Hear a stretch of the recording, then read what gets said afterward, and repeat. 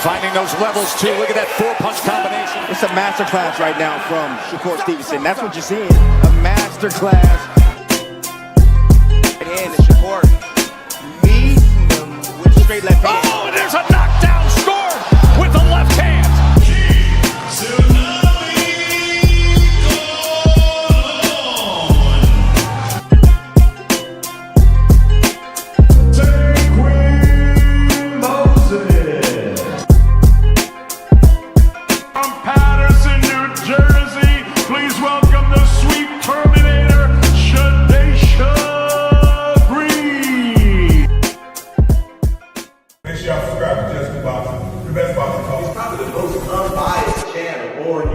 Right now, we're going to give him his just due. Shout out to my brother, Just Due.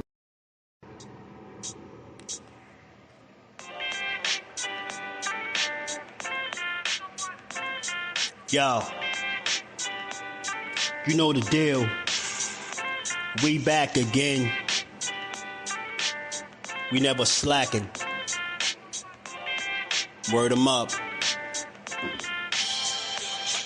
Ladies and guys, whether if you drunk or you high, it's time to pay respects to the illest man alive. If you think you got a point, he'll shrink you down to size. And from there it's downhill like a slinky or a slide. Open your eyes, got a deep connection with the rise, so you might see them jump in whenever they go live. Peep it, this channel blowing up now, it's not a secret. With tons of exclusive interviews to listen to. Them other channels I hate, but yo, they missing clues. They start narratives, sip the goose and twist the truth. It don't take a rocket scientist to get the proof. Just click the live at 4 p.m. Eastern time. But when you chime in, make sure you keep it kind. But if cowards want to debate, then it's feasting time. My man Jusdu shine busy all the time. Grind 24/7, 365. Videos he might have 365. My rhyme sick, they make you do a 365. You get a rich if you think you fit to survive. It's Jusdueboxing, time to click the live. Ain't no beginners, if you soft, you ain't down to ride. I crush you, respect too, it's Jusdu. He got the illest boxing show on the internet. The boy been a threat and he ain't even had dinner yet. Word 'em up. Yeah. You know what time it is.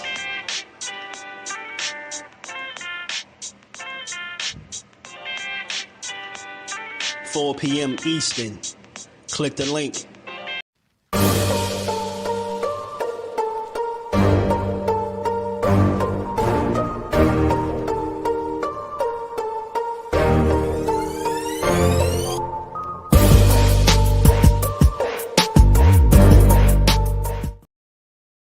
What's good? What's good? Salute to the family. How y'all feeling on this good Tuesday? We back there. We back to build on this boxing and give it its just due, man. Y'all crazy. Yo.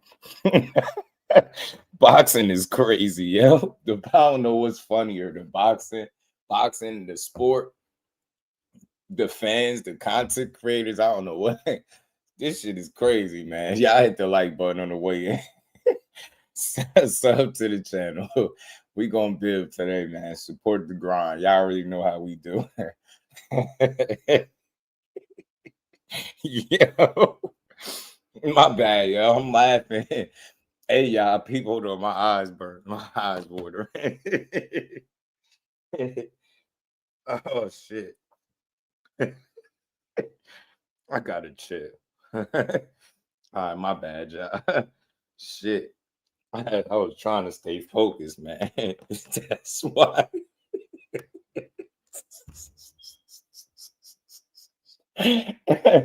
Hold on, man. My bad, y'all.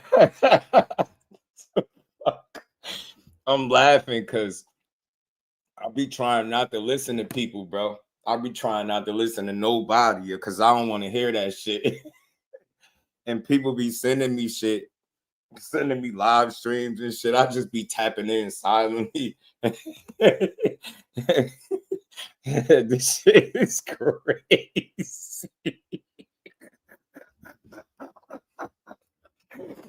Yo, bro, y'all don't get it, man. Oh, hold on, man. Oh my God, yeah. My bad, y'all. This shit is crazy, man. Oh my God. All right, I think I'm good. I think we good now. I think we good. That was a good laugh, bro. The fuck.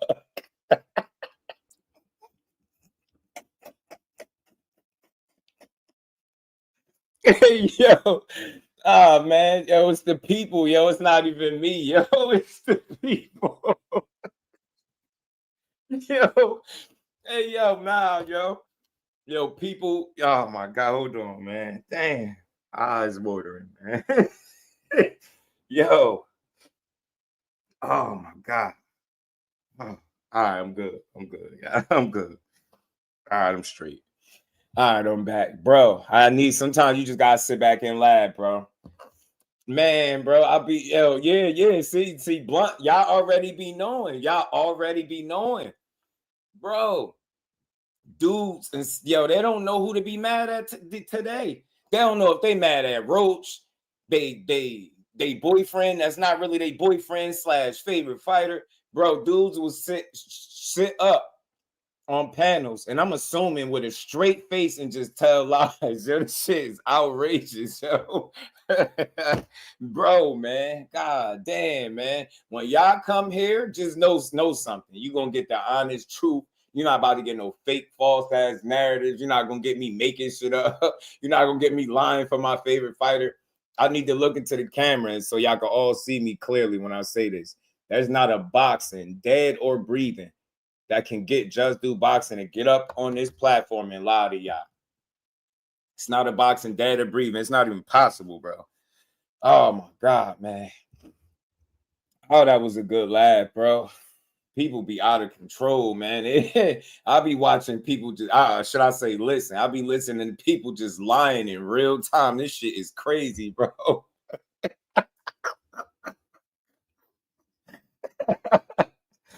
Yeah, they really was mad at Lamont Roach because he said he was going like he was talking about arbitration. You know what I'm saying? So we're gonna talk about that. I seen a little clip earlier from Lamont Roach, and he said he spoke on something that he said he never spoke on publicly. So we was gonna talk about it. And despite the Tank maniacs, the hell with y'all, I'm still gonna give Tank his just due because they're attacking the man personal choices. I really don't care for that. I just like it when people keep it boxing. Like, I get it. If you don't feel like he gonna fight the right people, cool, go in. Say his resume ain't shit. He need to fight somebody. They sold this strap season shit. And he, when it was time to show and prove, he tucked tail, fought Jake Paul and went running. All right. Well, however you want to put it. I'm just throwing it out there. But to be mad at the fighter that he did dirty, to be mad at the fans that he essentially would be lying to, y'all wild. Y'all was wrong with boxing because y'all only see everything wrong with what every other fighter do. But your boyfriend go do something, even if it's opposite of what he told you he was going to do, y'all still get up on y'all panels and argue. The man, I got a clip. The man was asked if he lose to Jake Paul, like, would that affect his legacy? He said he don't even care. He not even thinking about that right now. And then you know what his fans will do? At least they think they fans. They'll get up on their platforms and argue that he about to fight all of these people. Y'all idiots, man. I'm not playing with y'all no more. Y'all idiots. He not fighting all them damn people. Knock it off. Knock it off. That was never in the plan. You can see how he moved, how his career was, structured. It's no knock on nothing he did. He a dog, and I'm going to always respect him. He going to always get his just due. But kill that shit that he was about to just go on this, historical fucking run and fight, Teofimo, Shakur, hold on, my bad. The Lamont Roach rematch, Shakur, Teofimo, Devin Haney. Kill that shit. He not fighting none of them. You know who he about to fight? The guy that y'all said was clout chasing. It's funny how y'all more mad at the fighters that should be calling his name out than the guys that he shouldn't even be in the ring with. Y'all mad every single time Shakur, Claressa, any contemporary mention this man's name is boxing, y'all. They supposed to call his ass out. You don't want the crown, take that shit off. Don't call yourself the face of boxing. Don't accept nothing that come with that. But you can't run around here and be one of the faces and think nobody want to fight you. It's a myth out there that you're everybody's highest payday, but nobody want to fight you. Make it make sense, bro. Y'all crazy, man. The fact of the matter is these fighters are always going to do what's best for them. And contrary to popular belief, a guy with one foot in and the other foot out, you better not go nowhere near Shakur Stevenson. You better not go nowhere near Shakur. The hell with the rest of them. The hell with them. This ain't no Roach shit. Shout out to Roach here. He a beast. Much respect. But this ain't that shit. You go stepping in there with that Brick City native, bro, and your mind is halfway gone, and you talking about how you told Al you gonna retire, you telling Hitchers you gonna retire, you telling the public you gonna retire, you telling everybody that's gonna listen, you gonna retire. Nah, it's not a good idea. That not only that you don't fight Shakur, but you don't fight none of those guys. So y'all stop directing the energy towards Lamont Roach. Y'all was calling them Lamont Roach. Y'all was saying he a fed, he a cop. Oh, he's suing. He should just be thankful. He gave him an opportunity. He should just accept the payday. He put him on. He made him a star. Bullshit. I'm tired of y'all. Bullshit. Tank Davis ain't make Lamont Roach a star. You know what? He gave him the opportunity for sure. For shit sure he did. He gave him that opportunity. But you know what's getting Lamont Roach the notoriety that he's getting today? Because he stood toe-to-toe with the man. He stood toe-to-toe and did what Pitbull couldn't. He didn't lose. He didn't win, but he didn't lose either. He did what none of these other dudes could do. And that's why we respect Lamont Roach today. Every now and then you get an unsung hero, and he's looking like one of them. But that's how I know y'all really don't like boxing, because low-key, Tank could have really birthed the emergence of, I don't want to say a star, but him shining the light and giving an opportunity could be the reason people look at Lamont Roach today and say, man, that's a damn good fighter. That's how boxing should work. You get a great dance partner, you make a great fight, everybody get their recognition. If you walked away from March 1st, shitting on Roach or Tank, you're not a real boxing fan. You're not, I'm the key word, not criticizing, shitting on them. You're not a real boxing fan. When two guys go out there and give you a damn good fight, we should applaud it and want to see more of that shit. But nah, we out here, Lamont talked himself out of a rematch. Kill that shit. It's a bullshit narrative. If all he had to do was talk to get out of the rematch, he never had this shit to begin with. Do you know how bad and how soft you make your favorite fighter look when you do that? Do you know how soft you make him look? You don't talk your way out of a rematch. Tank Davis is doing what he's supposed to be doing, what he want to be doing. Instead of people accepting it for what it is, y'all got to make it everything else. Oh, well, Lamont Roach did this. He talked himself out of this, and he was talking shit, and y'all sound crazy. I'll be hearing all type of wild shit. Y'all telling me, man, because this is what they telling you, boy. This is what they, and I'm going to say what's up to the people. Just give me this. I had to get this out. My Just Do rant of the day. Y'all telling me one of the coldest fighters in the game, a straight fucking dog that Tank Davis is. You telling me that all you got to do is go in the media and say that, yeah, I don't think he'll fight me.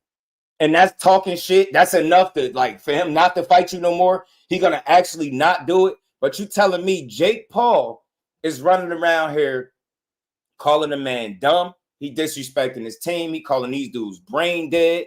You get what I'm saying? His dad doubling down, calling them effing tards. You get what I'm saying? You got Jake emasculating them, making AI videos of them kissing. And look, I'm so thorough because I'm a real boxing fan. Tank Davis will get his just due today. But all that over analyzing his personal life and calling him this and that, all because you didn't get the fights you want, y'all bogus, man. Y'all bogus. So I'm gonna play the videos, but gotta give Tank more credit than that. Yeah, I think guys be sensitive, but he ain't that sensitive to the point where all you got to do is talk about what actually happened in the fight, and now the rematch is off. Y'all sound crazy, man. He told y'all asses from the gate what he said his next opponent was going to make y'all mad. Why nobody listen to this dude? I'm starting to think people not really supporters of Tank. Y'all listen to what y'all want to hear. Said the next fight was going to make people mad. The next opponent was going to make people mad. Said he was in your locker room. They said Shakur. He said he wasn't in my locker room. Said Jake Paul, and he just sat there. He ain't say nothing else. It's obvious, bro. Y'all need to stop trying to justify what you don't need to justify. Let $40 million be up on the table for me, or 100 million, 150 million, or anybody for that. You better go get it with no explanation needed. Y'all out here trying to explain shit that you don't need to explain. They're prize fighters. If y'all just accept that and you understand they supposed to fight for the biggest prize, and when Tank weigh his options, he see pesky ass Lamont Roach that just fought him to a draw, and then he see goofy ass Jake Paul that ain't gonna go on his record. And how much money I can make? He a businessman. No fighter should get slandered for securing his future, bro. No fighter should be slandered because zesty and you digging into his personal life, all that weird stuff. It's boxing, bro. Let's just keep it boxing. Then you wonder why the man talking about leaving and shit like that. So I'm gonna speak on both sides. I'm gonna speak on them super fake ass fans. Y'all not real. Y'all out here telling me the way to get a Tank Davis fight is don't talk shit. Don't go in the media and say anything about him. Don't call him out. And Jake Paul did all the opposite. He did the opposite. So tell me what's special about this dude. And you guess what? Guess what these super fans told me? Well, yeah, it's $50 million. Yeah, you know, Shakur fight don't make $50 million. So you justifying disrespect. You know, your disrespect comes with a price tag. So you get paid a certain amount of money, you could disrespect me. You hear? This is his fans saying this shit. The man is making AI videos kissing them and shit. And y'all, that's far more getting called tards, brain dead, dumb, woman beaters, all that shit. Shakur don't do none of that. Y'all soft and y'all never wanted that fight. I'm telling you, you don't want that fight. Y'all don't want to see that shit. Talking about he talk. How you gonna talk yourself out of a fight, bro? You don't talk yourself out of a fight. If you really wanted to fight, you fight. If a guy going into the media running his mouth talking shit about him, not fighting him, I'm gonna fight him and shut his mouth. Not do exactly what he said I won't do and not fight him. Y'all mad at Shakur for speaking what he felt like is his truth. He told you idiots that he don't feel like he'll fight him. Fast forward to today in 2025, guess what? Talking about retirement, not fighting him and getting out of here. Now y'all still mad at Shakur, or are you mad at your favorite fighter? Y'all don't know who y'all be mad at. Shout out to Tank, man. Get your money, do you. Your real fans gonna rock with you. These weirdos are gonna always be weird. I'm here to support boxing. All of them do. Every single fight that I've ever watched of his, I supported. Any pay-per-view I watched, we bought it. You get what I'm saying? He gonna always have my support. My support with him is not, you know, based upon if he giving me exactly what I want. I know boxing don't work like that. And I'm not gonna trick myself because some stupid ass content creator made you think that fighters move according to what you say on your live stream or in a chat somewhere or on Instagram, Facebook. Nah, it's business, and it's always gonna be that. It's business. Y'all not learning. Tank ain't showing y'all shit yet. Businessman. He said how much money I can make with this dude, and he ain't boxing for real. I'm about to go get that. Y'all crazy if I'm gonna disrespect a man going to secure his future. That's the whole fucking point you do this shit. Sacrifice your whole life to get to a point, just not to reap the benefits because some broke ass fan on the sideline telling you who you should fight next based on what they want to see and what money they got. Man, I ain't trying to hear that. Tank Dave, get that money, G. Let me say what's up to the people. 12 threes, what it do, man? CJ in the building, my guy, Cash Sports. Rolly, what it do, man? Mad as hell, PBC had to cancel the event. PBC runs boxing, let's be honest. I love PBC, bro. I don't got nothing bad to say about the PBC. Jordan, my dog, Blunt Sports in the building. DP Rocket, what's good, fam? Somebody fill me in. I want to laugh. Oh, nah. I just laughing, bro. Look, I don't use names because I don't make shit personal, but if you think shit's sweet over here, just try me. That's for anybody. That's for anybody, but nah, people be sending me shit, and I dial back the content that I listen to because I don't want nobody, no whole ass content creator thinking I listen to you and my show is based off what you say on yours. So that's why I kind of dialed it back. And plus, I put in a lot of work anyway. I ain't got the time.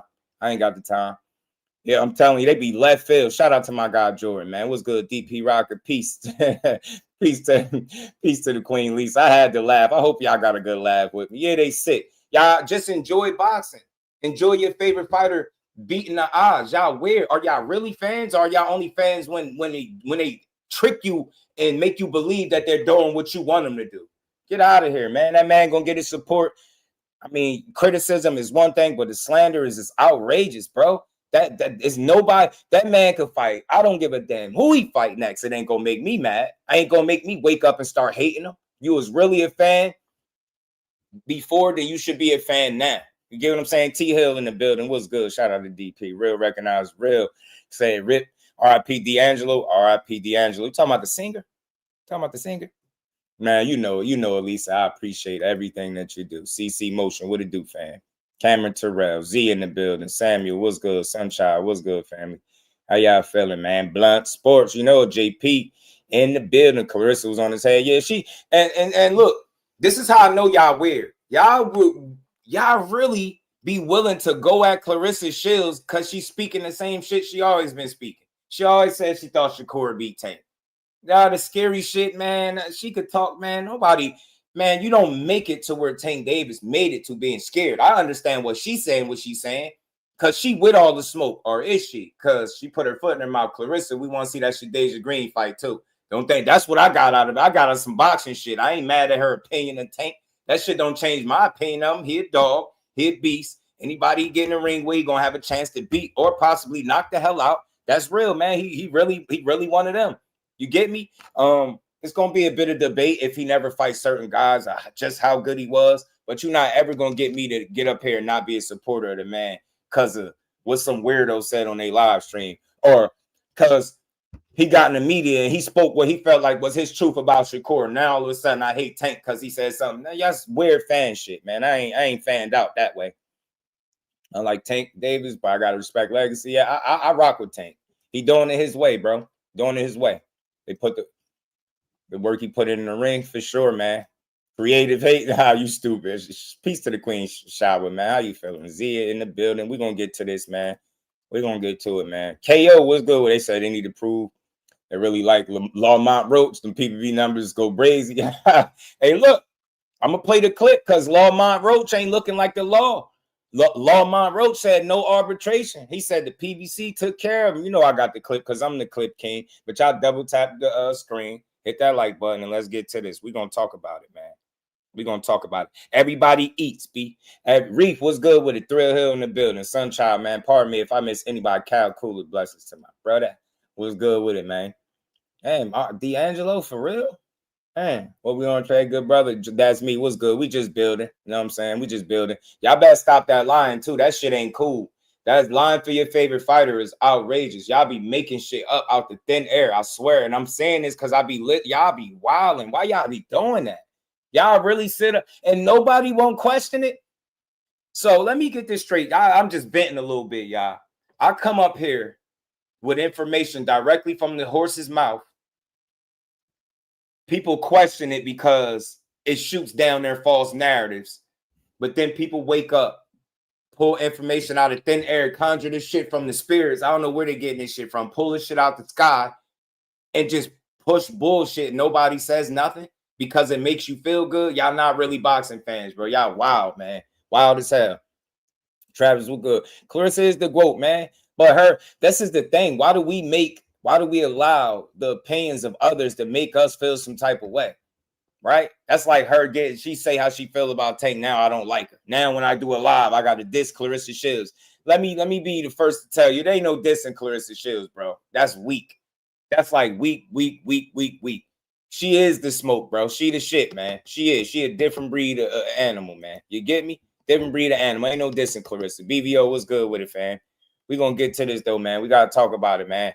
Got to talk about it, man. Let's build boxing up and give it his just due. Lamont Roach gonna get his. I like the stuff that he said, man. I like what he said there, bro. I like what he said. What's this? Pound for pound, I'm gonna beat the man at 140, getting a magazine belt. I'm live. Who diving no tune-up fights and fights to get comfortable at the weight. Just big balls and big dreams. yeah. You know what I'm saying? Nah. I'm gonna put this up on the screen too, because they gonna cry, punch the air. Trey Styles ass dudes. Didn't I tell y'all when that smoke clear?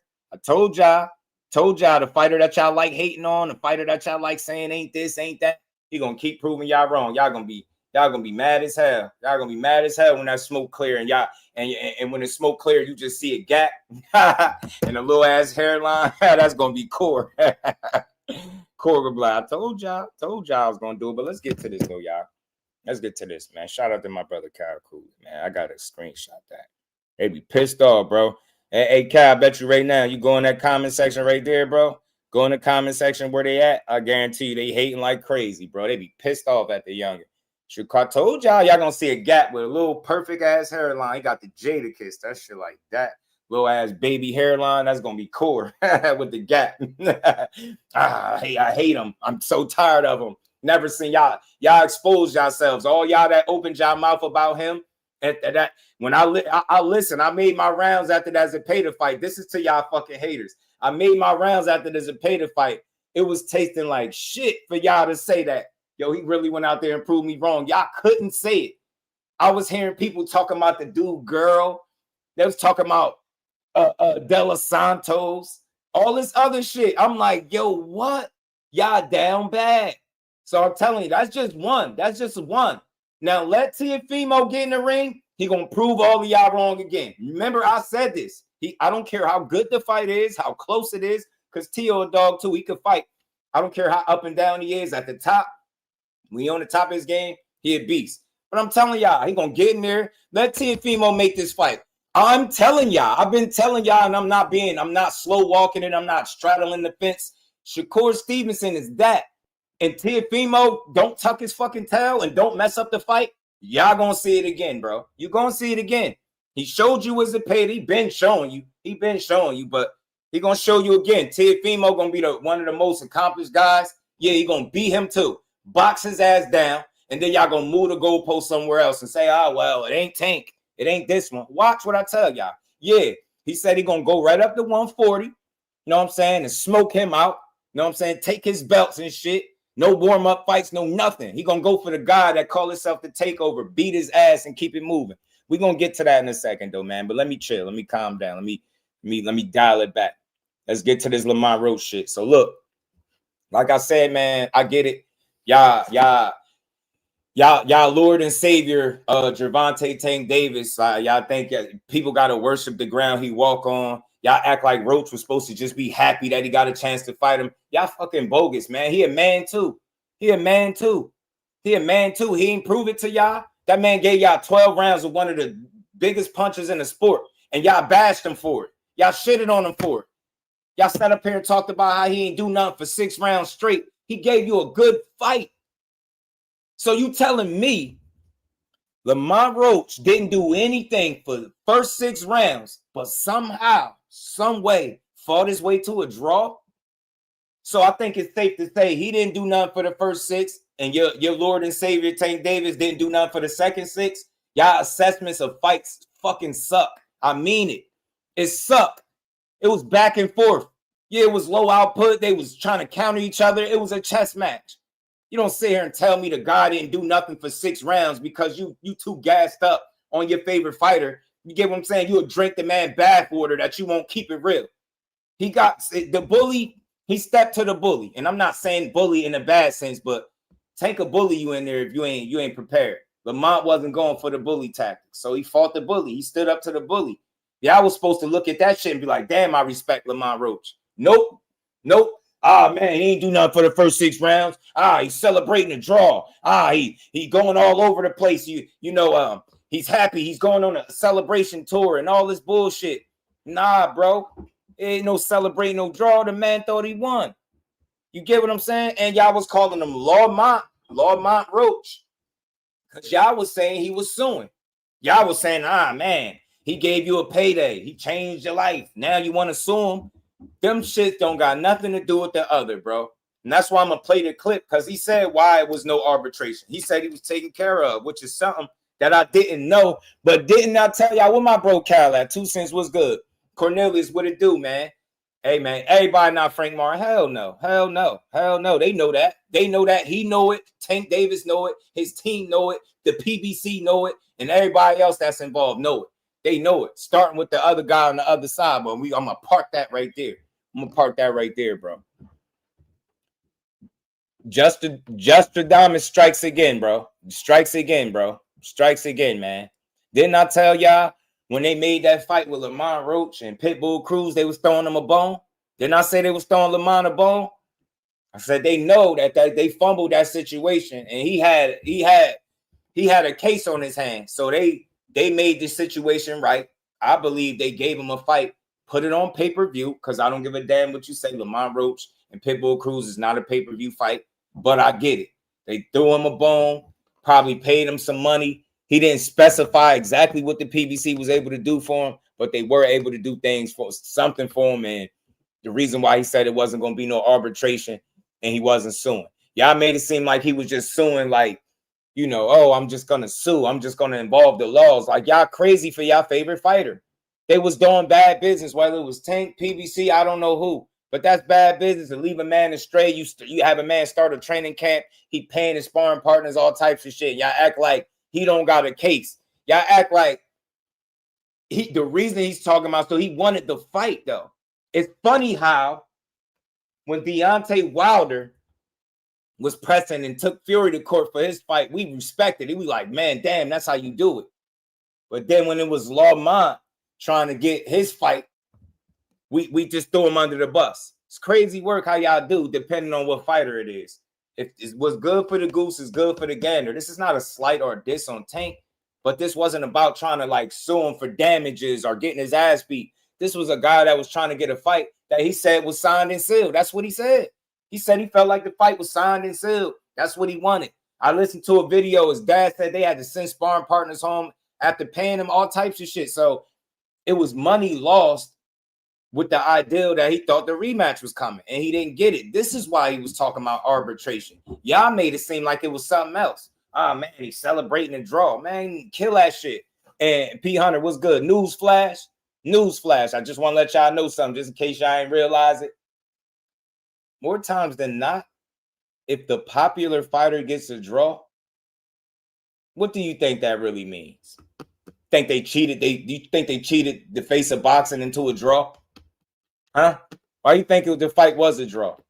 Because they know they fucked up. The knee, they fucked up. He started counting, he stopped. He turned his back, they didn't penalize him, they fucked up. He went and got help from the corner, he messed up right there too. You get what I'm saying? I'm not mad at him, but they know they fucked up. Lamont Roach got a raw deal, and because y'all so super fanned out with your favorite fighter that you can't keep it a buck. So let's play hypotheticals real quick. Let's say Lamont Roach was the A side and it was Tank Davis the B side.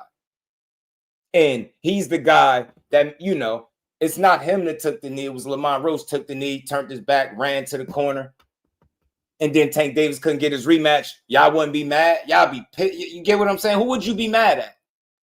You get what I'm saying? There's no reason to be mad at either of these fighters is what I'm saying. Definitely not the guy that fought your favorite fighter to a draw. He did some shit that nobody else was able to do. He didn't just survive Tank Davis. He fought back. He fought his ass off. He fought his ass off and makes a hell of a case for winning the fight. But you're so fanned out that you can't keep it real, and you make it seem like Lamont Roach should just shut up and box. Just move on. I'm hearing people say this to me. Just move on. He just need to move on. Shut up. Because if the roles was a reverse, the shoe was on the other foot, and it was Lamont taking a knee, turning his back, running to the corner, and then so-called pressing for the rematch just to go do something else, y'all would all have a problem. Y'all would be able to call that shit out. And calling it out doesn't mean shit on Tank. Let's be grown-ups and adults. Nah, it don't mean shit on him, but it means call a spade a spade. Bro, you owed the man a rematch. You owed it to him. Oh, if you ain't owed it to him, then you owed it to your fans because you told him you was giving it to him. Now, had Lamont Roach been the one doing that and then went somewhere else, y'all will all hate him. Get what I'm saying? If he was the favorite guy and he got a draw, you know what you would be saying? And after him taking a knee, running to the corner, getting help, you would be saying that he lost. I know you would. You would be making the same argument and the same case that Lamont Roach been making since the fight ended, man. That's all I'm trying to say. Y'all, wow. Man, it don't cost you nothing to be real with self, bro. With self. It wasn't nothing. Look, all I'm saying is nothing. Tank ain't do shit wrong. No need to be mad at him. He did what he was, you know, what he was within his right to do, right? He had the power to go do some shit like Jake Paul, and that's what he did. So go cry and be mad. But the same token what Lamont Roach did or what he was complaining about, he had every right to feel how he felt, frustrated and all. Y'all talking about move on. You people never seen a fight where a guy took a knee and they started to count and then stopped and gave him an explanation, let him turn his back, run to the corner. If that was Lamont doing, y'all would be losing your minds. I know you would. You will be losing your minds, and you will be screaming that they cheated Tank Davis because they didn't count the knockdown. But when Lamont Roach said, you like, nah, he changed your life. He changed your future. He gave you life-changing money. He did all of this, man. I kill that shit. Kill that shit. Yeah, he gave him the opportunity, but at the end of the day, Lamont Roach stood tall.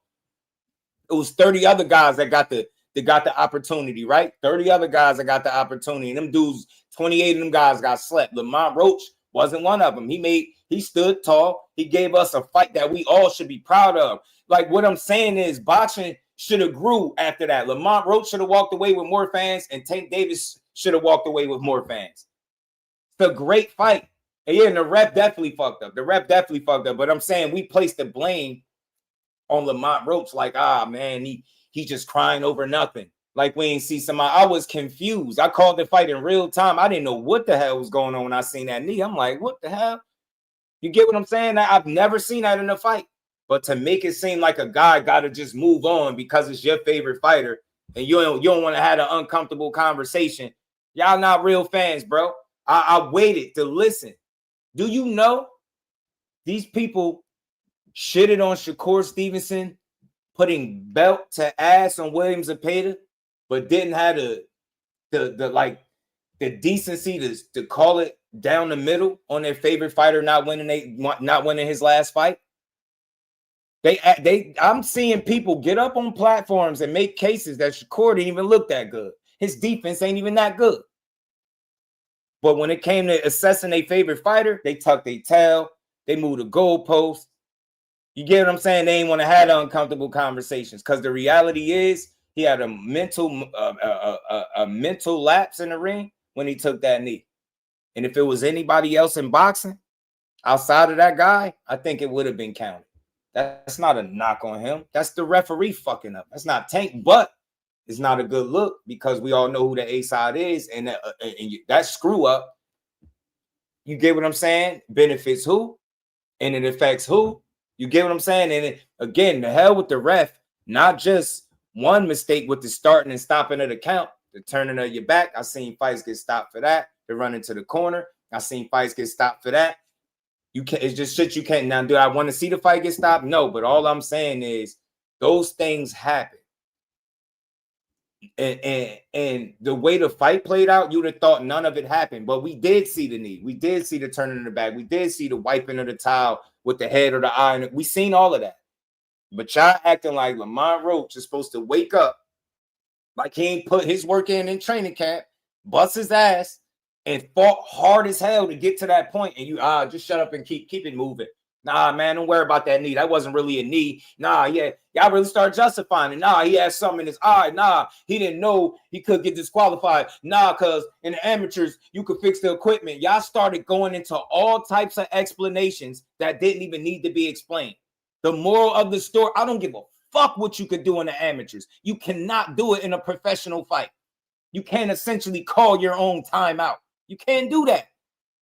That's the conversation that y'all real fake Tank Davis fans was having. Y'all didn't want to have that conversation. There ain't no timeouts in boxing, right? They say it all the time. You can't play boxing.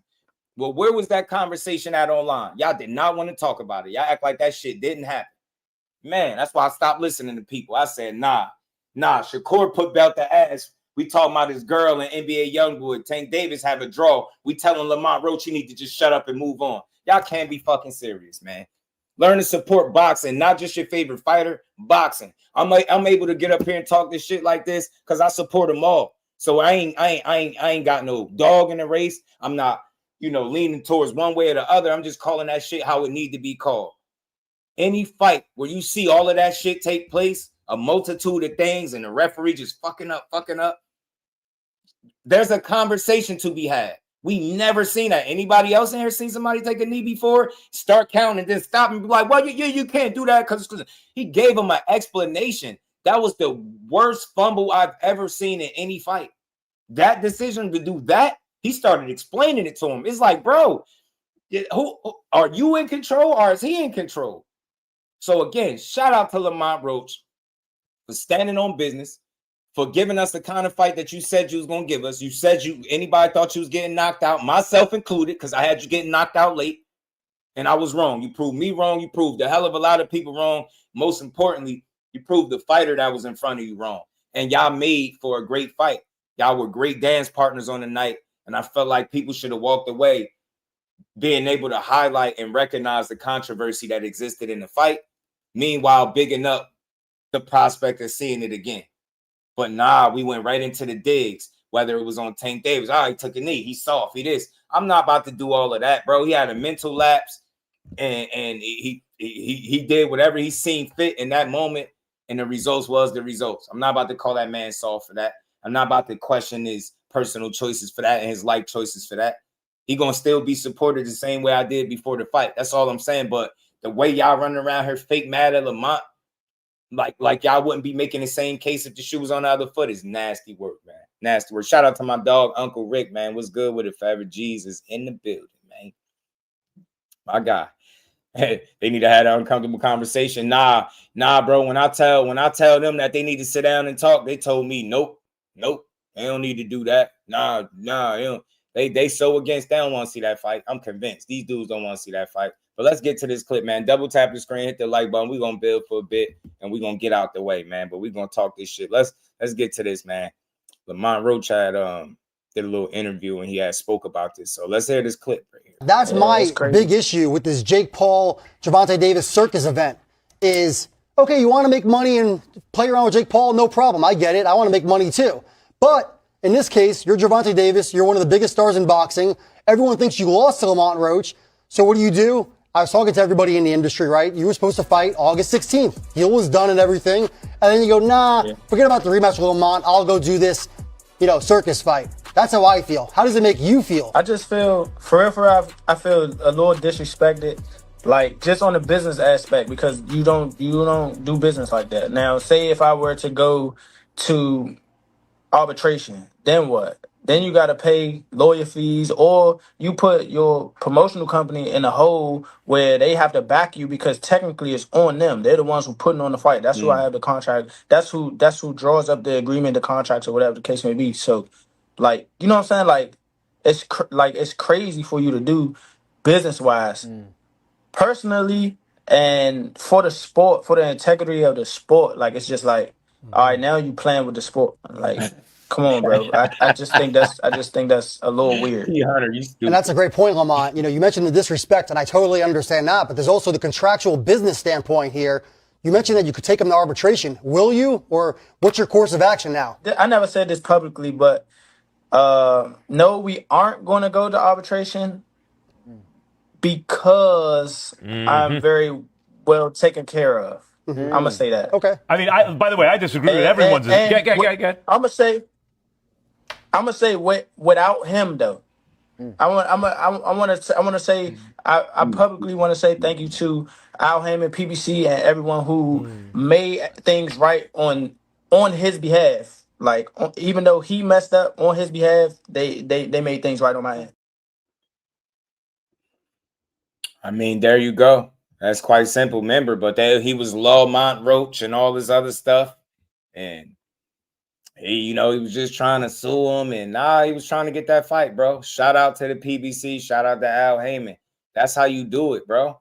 Like, all the slander, that's all I'm saying, is unnecessary on either side, whether it's coming from Tank or towards Lamont. Y'all weird. Slandering the guy for doing what he's supposed to do. Like I said, if it was good for Wilder, if you respected it when it was Wilder, then you should have respected it when it was Lamont. And you should have understood that it wasn't like, not to bring him into the situation. It wasn't a Devin Haney and Ryan Garcia situation where you're trying to sue for damages and shit like that. That wasn't that. That man was trying to get that smoke with one of the best fighters in the world, with the guy that most people, myself included, I ain't want to say a lot of people had you get knocked out. He was a 15-1 underdog, right? That's all. He just wanted that smoke, and I don't think he should have got slandered to get it. Now, it's good to see or to hear that, he thanked Al Haymon and the PBC and everybody that was involved in getting that situation right. But before this clip came out, I said it to y'all when I first heard about the Pitbull Cruz announcement. Then I'm looking at it and I'm like, pay-per-view. I'm like, somebody threw him a bone. It just looked that way. It just looked like somebody threw him a bone. So I'm assuming, because he didn't specify how they got it right, but one could only guess maybe Maybe they paid him. Maybe it's some money that they, you know, maybe it's a check that he got, or maybe it's just the opportunity. Maybe that's how they got it right. You get what I'm saying? Where they like, you know what? Because dig it. If he'd have fought Tank again, it would have been another pay-per-view event. Tank decided to go do what he doing. They like, damn, that kind of do leave him in the win. You get what I'm saying? They was promoting. They gave a date for the rematch, right? And then he just go left. I think they like, man, the way we make this right is we still give him a date, get him a bag, get him paid, and then you put it on pay-per-view. You get what I'm saying? So that's what I feel like happened in this situation. Maybe it was money that he was given as well. Now, that's just me guessing, but it seemed like it lined up, because how else did they make it right? And then it's not no coincidence that your very next fight is not only on pay-per-view, but a former Tank Davis opponent and somebody that went the distance. So I don't know. It's tricky, man. It's tricky, but I think that's what it was. I think PBC threw him a bone. I think they looked out for him. I think they made sure that, you know, despite what happened or the fight that didn't happen, he still was able to, you know, stay active, stay busy, make some money, shit like that. And that's what you want to see. We always talk about how Tank Davis fight you make you stars. Well, let Lamont Roach eat. You get what I'm saying? It's crazy how they'll argue you down about how everybody he fight he makes a star, but then they did everything in their power to shit on Lamont Roach and told him he just need to shut up and fight. It's crazy to me, man. Crazy. Step aside COE Films. What's good with it? I don't know if it'd be called step aside money though, because he ain't stepping aside. You know, Tank decided to do what he was doing, and I think maybe they paid him money, possibly for Dank was good with it for the time and shit and the money that he spent in the camp, possibly. But then again, the opportunity in and of itself, you get what I'm saying? The opportunity was I think meaningful. You know what I'm saying? Think about it. His only other fight on pay-per-view will be with Tank, and now they're giving him another pay-per-view opportunity. They know he earned this shit. They know Lamont Roach earned this shit. Lamont Roach earned this shit. He earned it. He earned the rematch. And if he ain't get that, it's cool. Because I ain't turning down no 40, 50, 100, 150, however many millions it is. I ain't turning it down either, Tank. So I ain't mad at you. I ain't got shit bad to say. But we need to build. The more of what I'm saying is we need to build Lamont Roach up and stop tearing him down. The man ain't no villain. He ain't in the interviews everywhere he go kicking Tank back in, but he's speaking his piece. Say he think he's scared. He don't want to fight. That's what he said. I don't think he's scared because he fought you already when he didn't have to. So he ain't scared. I just don't think he would rather deal with you at the time, at this particular time. I think he's somewhere mentally like checked out. That's what I think. I think he ready to sit it down for a while. And even if he don't walk away forever, I think he gonna walk away for a while. Shout out to 7 Grams, man. Yeah, y'all double tap the screen, hit that like button, man. Let's get the likes up. Support the grind. We're gonna build for a bit. We're gonna talk about it, man. We're gonna talk about it, but we're gonna make it make sense. Yeah, that's what I'm thinking. But he decided not to do that and not to go that route. And I think before he can go that route, they was able to fix it. You see, he thanked Al Haymon and PBC personally. I respect that. I respect that because think about it. We was quick to like, you know, oh, tank this, tank that, PBC this, PBC that. But at the end of the day, they made an attempt to make this situation right, to right this situation, right, to right the wrong. And that's all you can ask for sometimes, bro. Like, boxing continues on. Ain't that what we want to see anyway? Yeah, we would have loved to see the rematch, but what's done is done. We're going to see Jake and Tank if you're going to watch it. And then we get to see Lamont Roach fight Pitbull Cruz. We get to watch two guys that both took Tank Davis the distance, get to duke it out on pay-per-view, see who come out on top, right? Boxing continues. The next man up. Give him an opportunity to grow his name, grow his profile, right? And to keep leveling up. That's what boxing should be about. It shouldn't be a personal attack on Lamont Roach for standing on business the same way you would want your fighter to stand on business. If he was fighting somebody and they ended up taking knees, turning their back, all that shit, you would want him to stand on business the same way, bro. And that's all he did.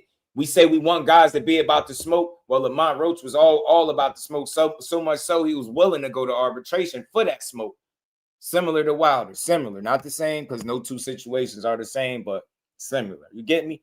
And I just like at the end of the day, that didn't need to happen. That didn't need to happen, and they was able to, you know, real Lamont Roach in and work out a deal that will work in his favor. That's what it's all about, doing good business, bro. And I'm pretty sure if what they was doing wasn't considered bad business, then they don't throw him a bone. They don't make it right for him. They just let it be what it is. So it goes to show you that they got more integrity than what people was, speaking on. You know what I'm saying? They actually gave a damn about Lamont Roach, as they should, because he's a damn good fighter. So I like the fact that the PBC attempted to get it right. And now we get another card that's going to lead to multiple good fights on that card, as well as the main event. I like it, man. I like it.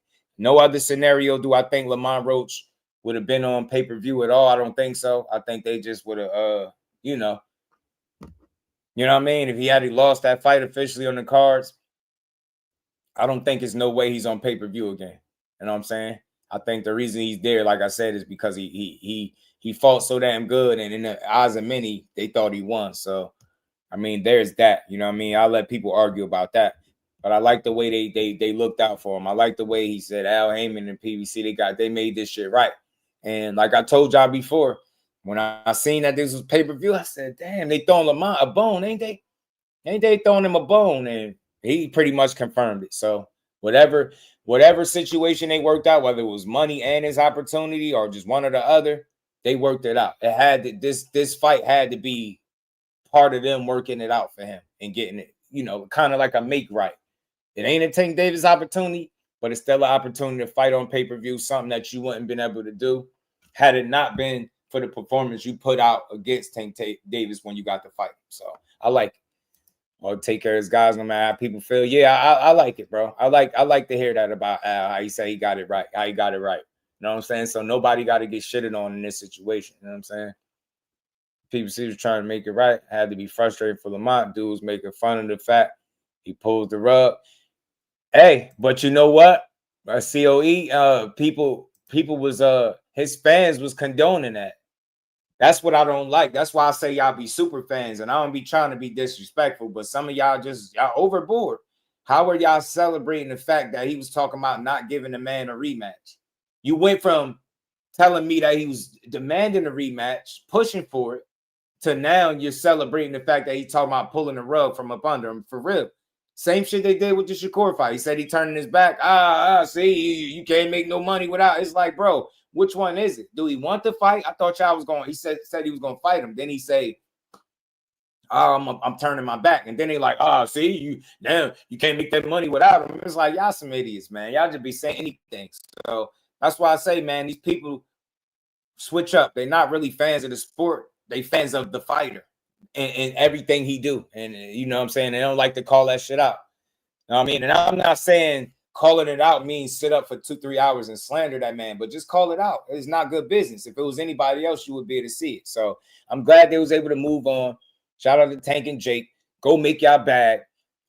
Jake slipped his way in the back door, and people just got to accept it. You know what I mean? Lamont Roach spoke about, them getting it right, so we could sit back and wait and enjoy it December 6th. I think that'll be a fun fight for him and Pitbull. May the best man win. I don't know who the best man is, but I think I got Lamont Roach beating Pitbull Cruz.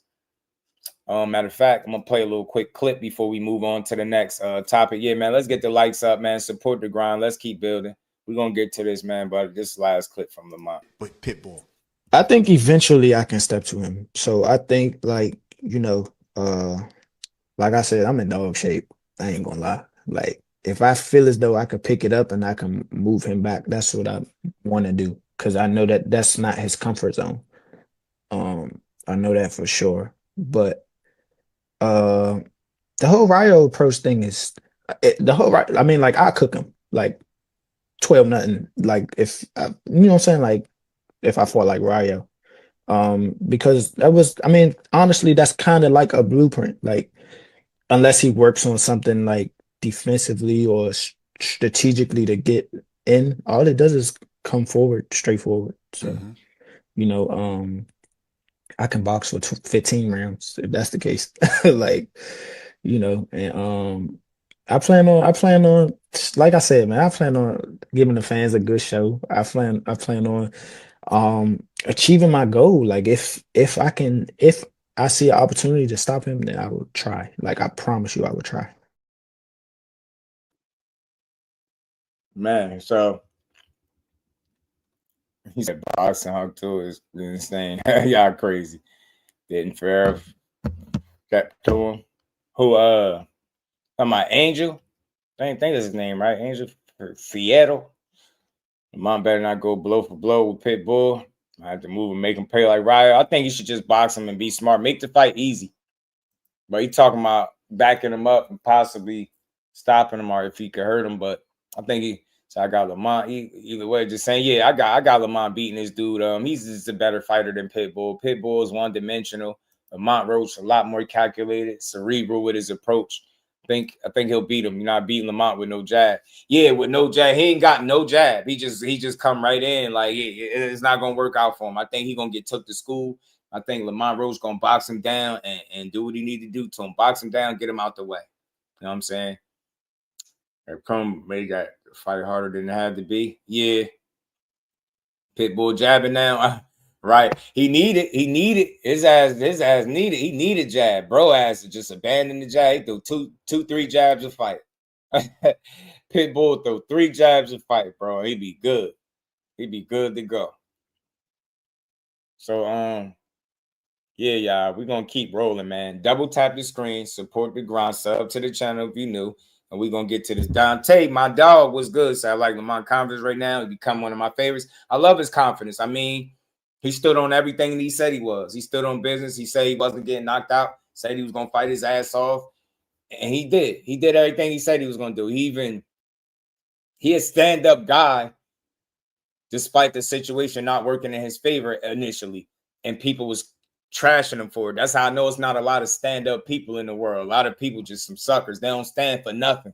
You know what I mean? Lamont was standing on business to act like he was on some clout chasing, just celebrating a draw. And it was crazy, man. It was crazy. Weird energy. Rolly being your Western, yeah. He got a baby jab now. Dude, a shower, he gonna need it. He's gonna need it. But now that I'm done holding people accountable, and I'll just tell y'all to keep it a buck. You know what I mean? Your favorite fighter don't be moving right, call this shit out. It's not that big a deal. You don't gotta slander him to do it. At the bare minimum, you could say the rematch was something that was necessary. But now that we passed it, I think both fighters are cool with their current situations, and that's all that matters. If none of the parties involved are complaining, why should I? Tank Davis happy with what he doing, and Lamont happy with what he doing. So we're gonna talk about this, man. We gotta get to not beating him with baby. No, yeah. He getting his ass beat. I think so. I think he getting his ass beat. But let's keep going, man. Let's pull up this. I gotta pull up this this video because now it's time for me to give Tank Davis his just due. Even though I was giving boxing his just due, Tank Davis is just due because y'all wild. Y'all wild, and I'm about to show y'all how y'all wild. It be your own people. It be your own folks. Man, Lamont celebrating the draw. He didn't win the fight.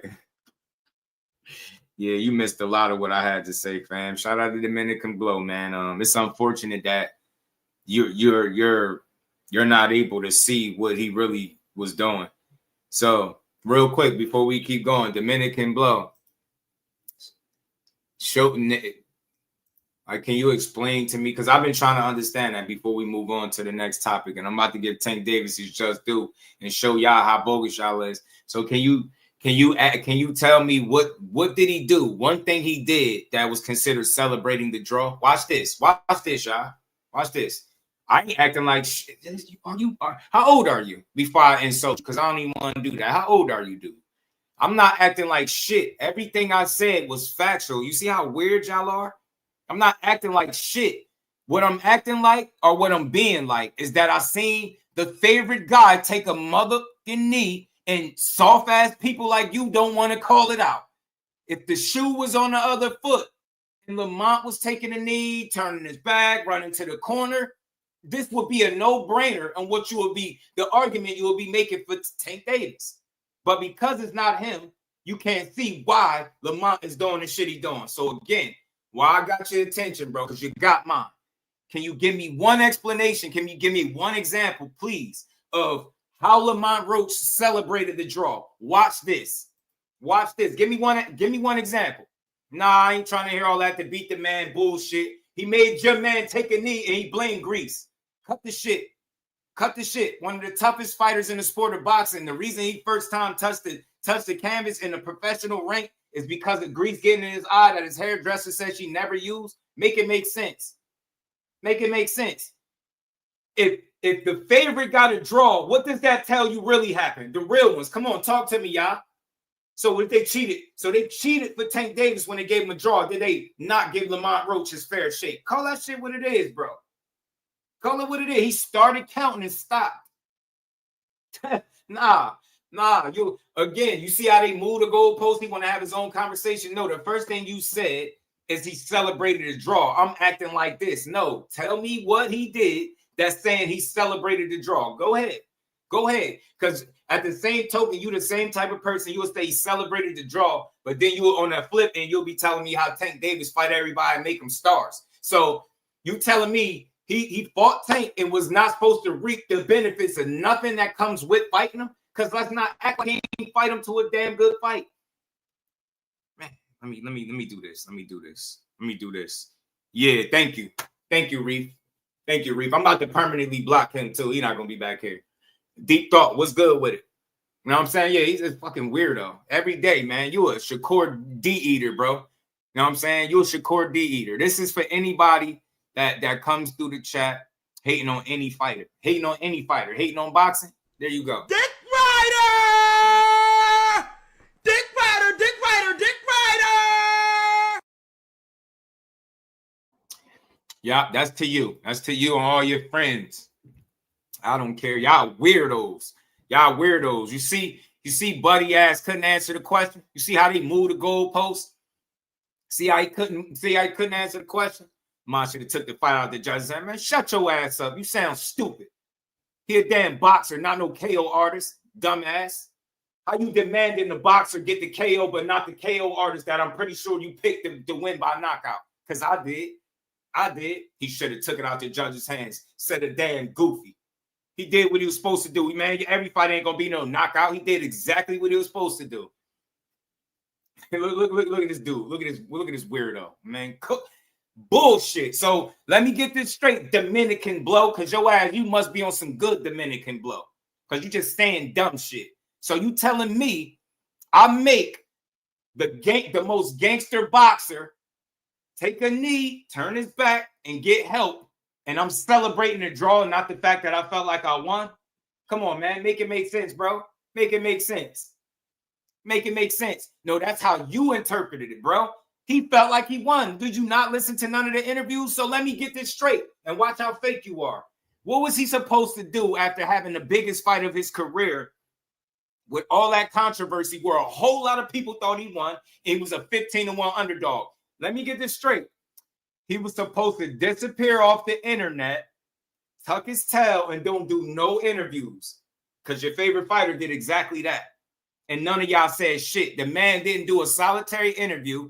The whole build up to the fight, he didn't let no boxing analyst, no boxing media interview him. It was all little yachties, Ben the Dons, and all this other shit. You ain't seen that. You don't see a problem with none of that. But you got a problem with Lamont Roach going on interviews that for speaking to guys that want to speak to him because he had the biggest fight of his career, in which a lot of these people thought he won. No, your way of thinking won't allow you to see the fact that Lamont Roach wasn't never celebrating a draw. He was pissed off the whole time that he didn't get credit for the knockdown that they started counting, for turning his back that'll get you disqualified, for getting help from the corner that'll also get you disqualified. That's 3 things, and they didn't count none of it. And you mad at Lamont? You's a fanboy. That makes you a fanboy of the other guy. He ain't celebrating going the distance. He ain't celebrating going the distance. He knew what was up. He told y'all what he was going to do. He proved me wrong. Shout out to man. You get what I'm saying? He said, what draw? Oh, he said draw. Yeah, he's a weird guy, bro. Weird guy. Celebrating the draw. You can't tell me one thing he did that means he was celebrating. So let me get it straight. He's supposed to tuck his tail, don't do no interviews, and don't speak to nobody, right? Right? Look at this. Look at this. Look at this. Look at it. Look at this. I need that clip. Look at this shit. Look at this shit here. So Dominican blow. You must be off that shit because you still ain't explained to me how he celebrated the draw. I just knew you was another guy talking. He was supposed to shut up and accept his draw. Man, because you said so. Because you said so. A guy that can't fight. A guy that can't go around. You ain't the one that went 12 rounds. Accept his draw is crazy when he made a guy take a fucking knee. I don't care if it was a punch, grease, a braid, sweat. It don't matter. It happened. And they didn't even, they started the count and stopped it. Accept his draw is crazy. Accept his draw because you said so? Nah, bro. He fought his ass off, bro. He fought his ass off. He was supposed to do exactly what he did, bro. Shout out to the queen. Miss Just Do is in the building. Yeah, he just be talking. Levi, what's good with it, fam? Yeah, he on that stuff, man. He on that stuff, man. He on that stuff. He said he was supposed to just accept his draw. Hey, y'all, Lamont Roach is supposed to just accept his draw. Move on. Yeah, don't open your mouth. You fall to a draw. You were supposed to knock him out.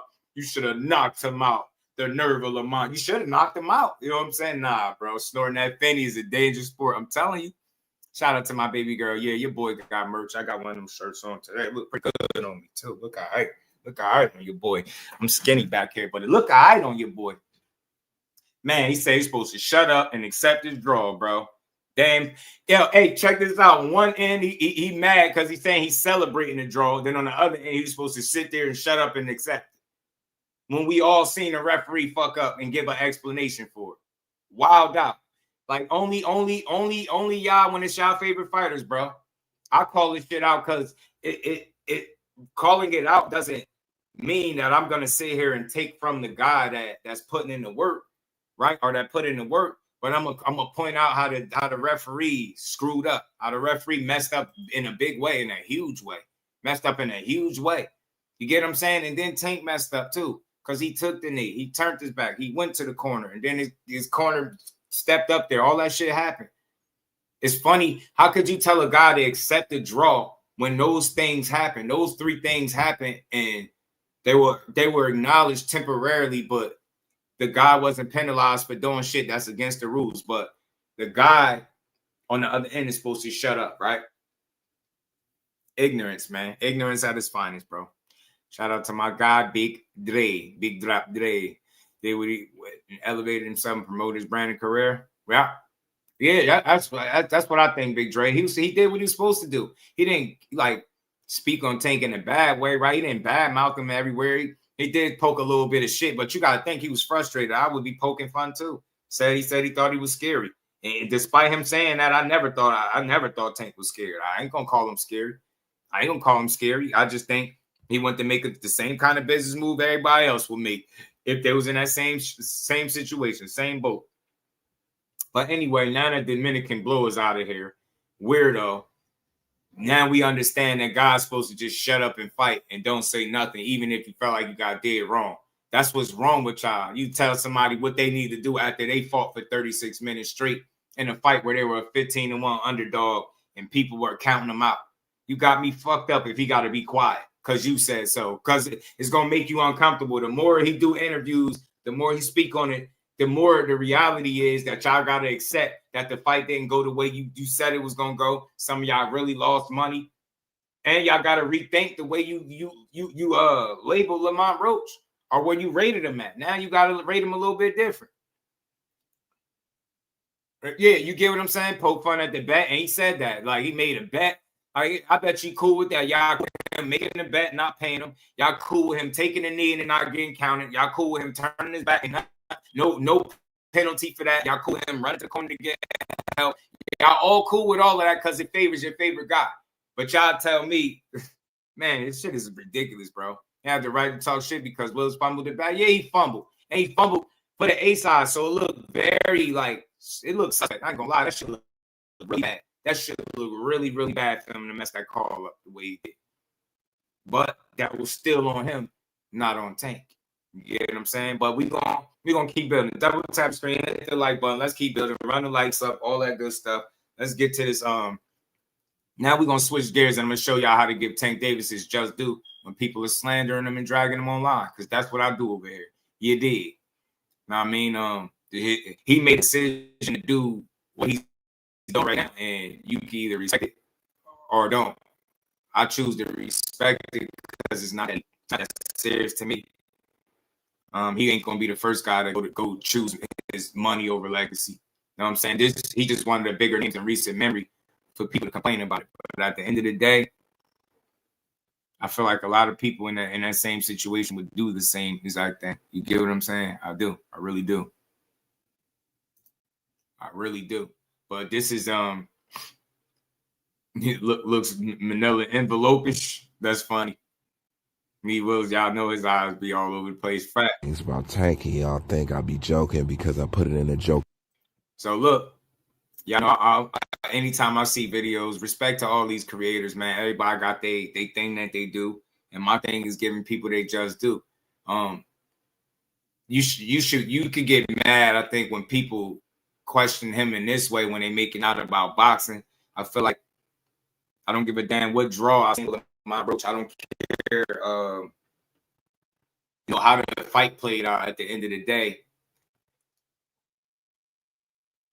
It still ain't gonna make me color outside the lines and start talking about the man's personal life, if he's zesty this or zesty that.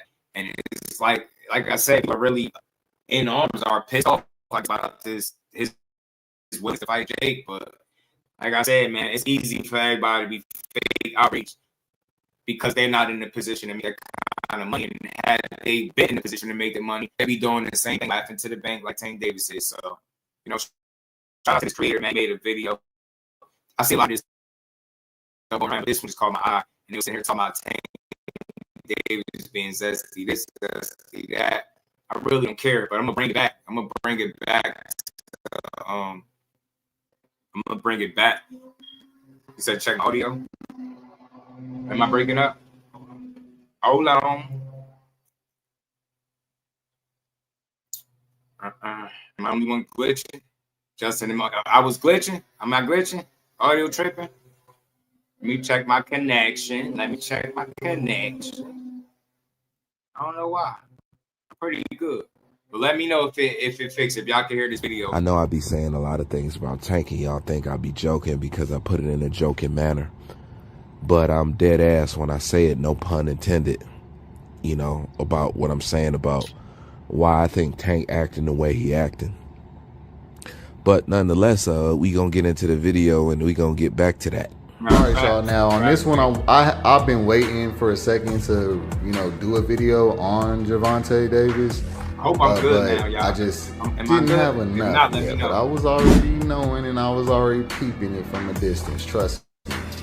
Now there hasn't been many gay rumors about him, but I'm calling a spade from what I see. Now this is alleged, but to be 100 with y'all, like all of his mannerisms and shit when he be in front of these boxers and how he be looking at them before he get ready to fight them and all this other shit, especially this last one, I just want y'all to listen to this. I'm trying to play it through. Thank you. Appreciate y'all. Sorry about the audio. If it ever goes bad, just let me know. And we'll address it, try to fix it. And Cal, you stupid. But look, I'm gonna let this play through. This is somebody questioning, mind you. This is the shit y'all supposed to be mad at when they don't make it boxing. They overanalyzing. How dare you play an AI video where they play with this man? You get me? That's why I ain't play that shit on my channel. I was like, bro, they going too far. But guess what? They not going to do. They're not going to question the guy that's actively right now putting on all types of makeup, wearing dresses. Watch, I got the clips. I'm going to play this through, and we're going to let it rock. I'm showing y'all. It definitely feels like, he's gay or bisexual, but he know he's not to be fucked with. And I'm going to give that to him. I feel that. And I see it. It's take one to know one because I'm just like that. You know what I'm saying? The only difference is he ain't came out yet. And I can just tell, it, in my opinion, all right, he had went to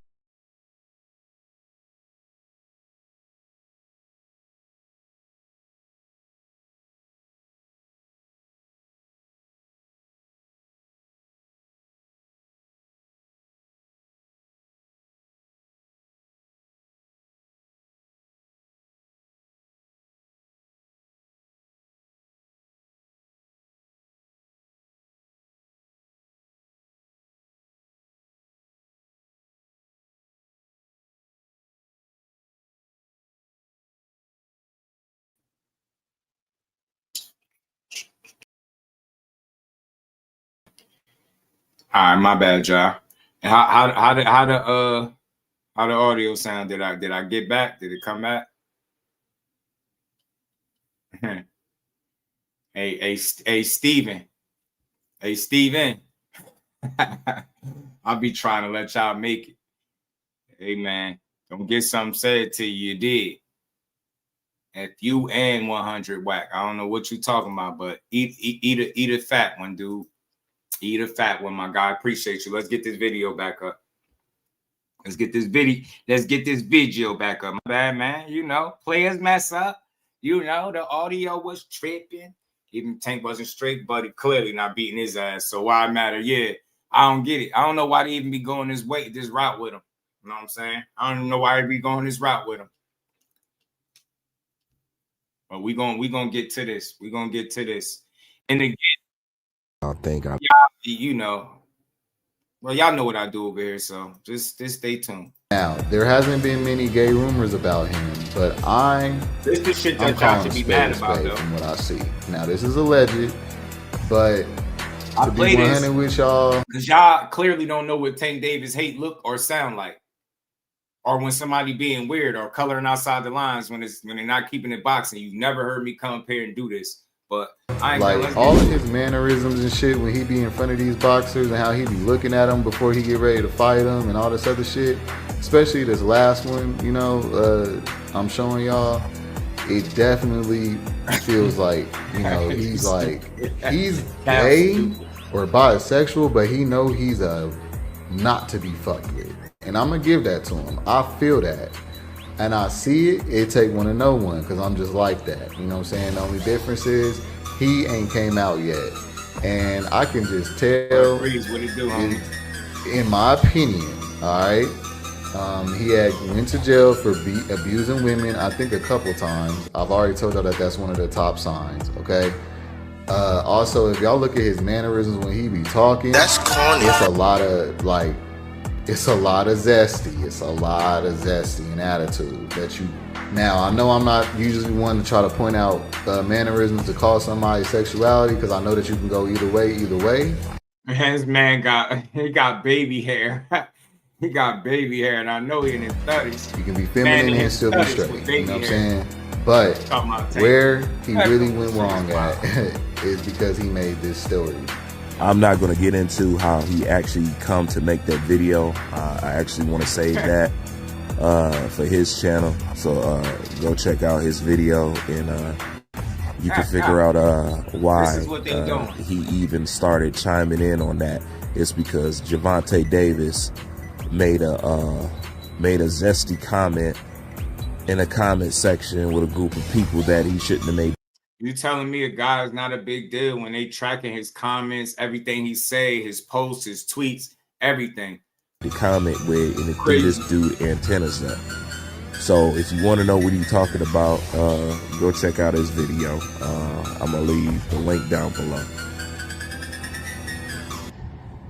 Now that is you heard what he said. It take one to know one.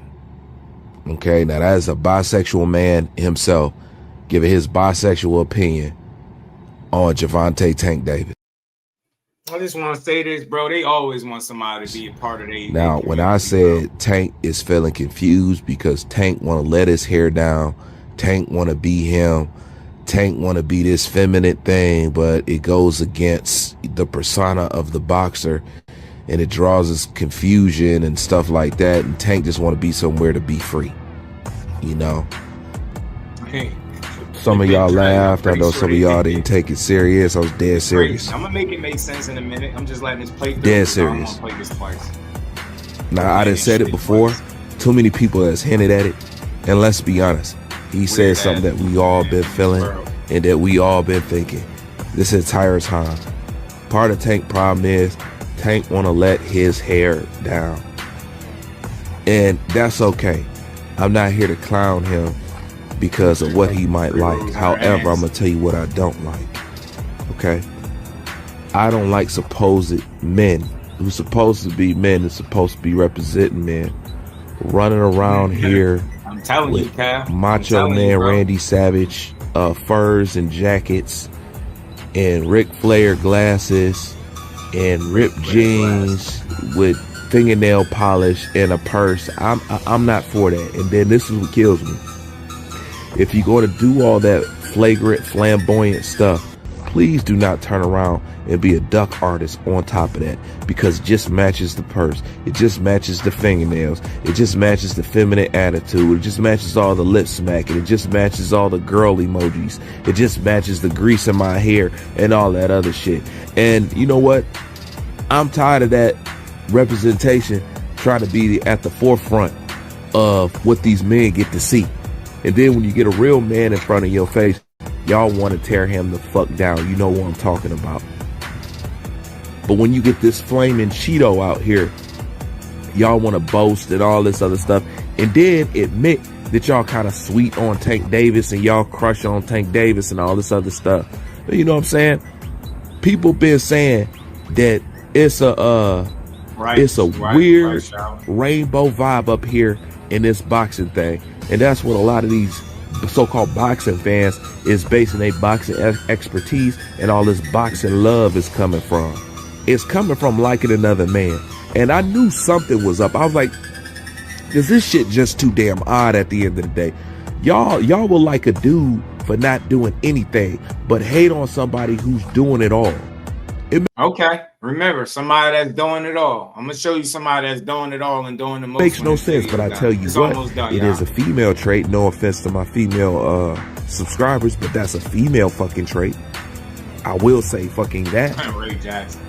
And then it makes sense. Y'all arguing big ear and y'all take up for these boxers like they your fucking man. Like we watching fucking tabloids. Like this is some Real Housewives of Atlanta shit. Y'all got the same attitude as the women on there who want to bust out and break out and fight. As soon as you say something about this guy, as soon as you say something about that guy, y'all want to nails start flying, weave start going every fucking where. And that's the type of energy y'all give off. And I knew I wasn't mistaken, but to have somebody from that world come out and already confirm what I've been feeling, it's just not only that, it's a vindication for something that people said I was trying to accuse Tank of, when it's obviously Tank got sugar in the fucking tank. And it's been like that the whole time, but ain't nothing wrong. I mean, respect to everybody that do content, but like I show y'all the difference between me and anybody else. It's nothing personal, but I would never spend my time talking about if he's zesty or not, and if he got it in. I don't care. I don't care, because you know why I know about him? Because he can fight. His personal life is his personal life. I only want to know about the boxing. I don't want to know about nothing else. I want to know about his personal life, his women. I don't care. With being sweet, it's just a problem with being sweet and think you can carry that attitude in boxing. And smack your lips, snap your fingers, and twirl your wrists and snap your head about who you not gonna fight, how you so much better. And I'm gonna tell you another indication. Anytime you got a man talk about another man, how broke they are, I'm sorry, that's female language. Men don't cap on other men about money. Because I ain't gonna lie, that's a damn lie. One of the first things that come out of somebody's mouth, if you get into an argument with them and they think they got more than you, they're gonna say you broke. That's one of the absolute first things somebody say. Because whatever money you have in your pocket don't make or break me. It don't make me less of a man. It don't make me more of a man. It don't make me nothing. That's just your fucking money. I'm not going to base anything off money when it comes to you, because that money don't trickle down to me. You're not spending it on me, and I can't spend it. So what am I worried about if you broke as a man or not? That comeback for men to use, oh, motherfucker, you broke. You got that from your mammy. You got that from your sister. You got that from your babysitter. You got that from a woman. It ain't no real, oh, man, man, you broke. Why? You want him to take you to Cedar Point or something? Starbucks? What? You know what I'm saying? Y'all want to go to the Cheesecake Factory off his money or something like that? I don't care what these dudes make, but that's what always broke. That's female shit, bro.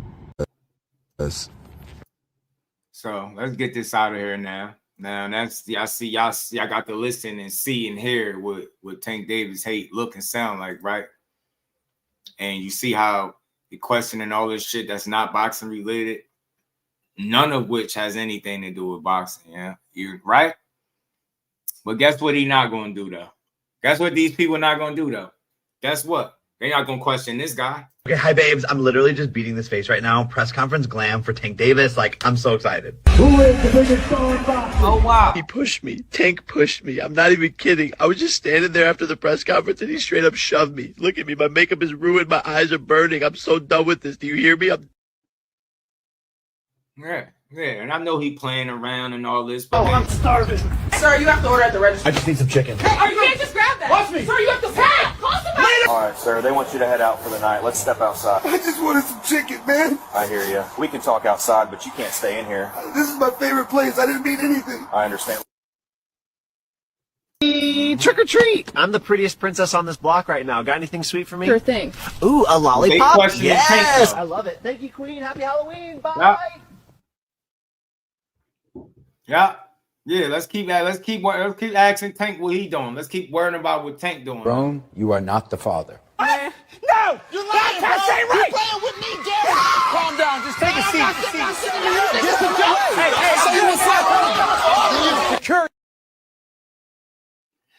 It's so many fucking undertones to this shit. I'm just gonna play the clips once and let it rock.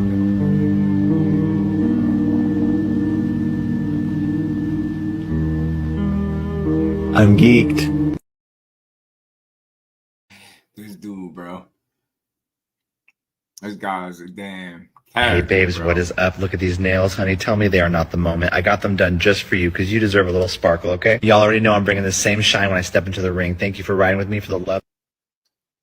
Hey yo, let me make this clear for y'all that's keep, y'all saying it's AI. That's not my point. If it's AI or not, with him and Tank kissing is AI. That's not the point. He's reposting and sharing this shit with him with dresses, all this makeup. Like, this is him doing this. Shh, I'm the tooth fairy. It's AI. We know it. But again, we just played a whole video where Tank is getting dragged. You don't see him doing this kind of shit. They ain't gonna question Jake Paul because you know what the fuck they gonna do?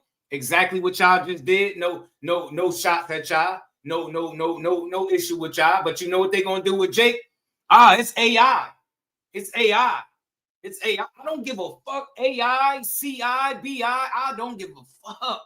He is sharing this stuff. He reposted them kissing. He did that. That's wild. I'm not playing them type of games. Tank ain't the one doing that shit. He ain't running around with pink dresses, putting on 3, 4, 5 different types of makeup. But where the videos at asking is Jake Paul zesty. Not saying I want to see it, but I'm just pointing out the double standards. We attack our own people, but we won't go at Jake Paul, who's clearly showing you he just having his way, huh? He's just having his way. Come on, man. Come on, G. Come on, G. You know what I'm saying? Everywhere he go, he running around here acting a whole fool. Jack Paul. What do they call him? Jack Paul. Shit is bogus, bro. Nope. Shower. Nope. They won't dare. They don't, you know what I'm saying?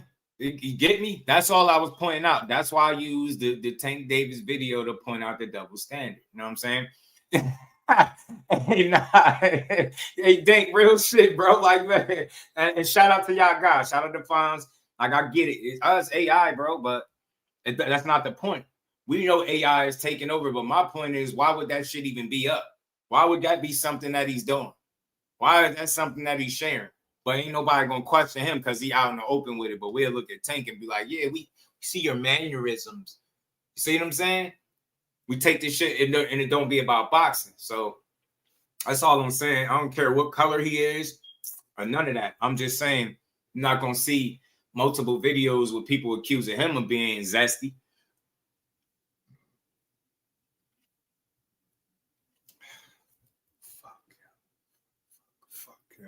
I really think some of y'all be stupid. Yo. Like, seriously, yo. Like, I be trying to be respectful, but some of y'all just like to, like, I don't know if you're trying to argue this shit or what, but this is annoying to me.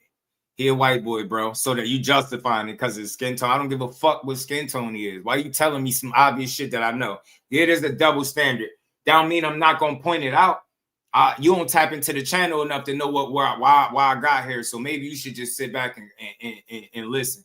But don't ever tell me I'm acting crazy. I ain't acting crazy. I'm being real. I made a fucking point. Maybe you couldn't see it. Maybe you just wasn't listening the right way.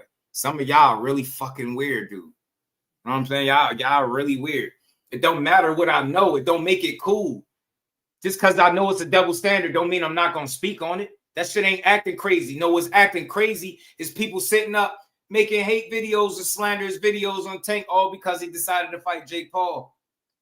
They willing to question the man's sexuality all because he fighting Jake Paul. Because he was standing there looking at him, but they're not going to question the guy that's putting on fucking makeup, dresses, fake boobs, and the whole 9 yards. That's what I'm on. I'm not all about giving people they just do. When you sit here and make these long, drawn-out videos about everything but his fighting skills, that's the problem with the boxing public. And it be us doing it to our own people. So that's the fucking point I'm making. Sometimes you got to sit back, read the room, and try to understand how I got here instead of thinking you just know why I'm here. No, I don't give a fuck what we know. If they weird, I'm not justifying it.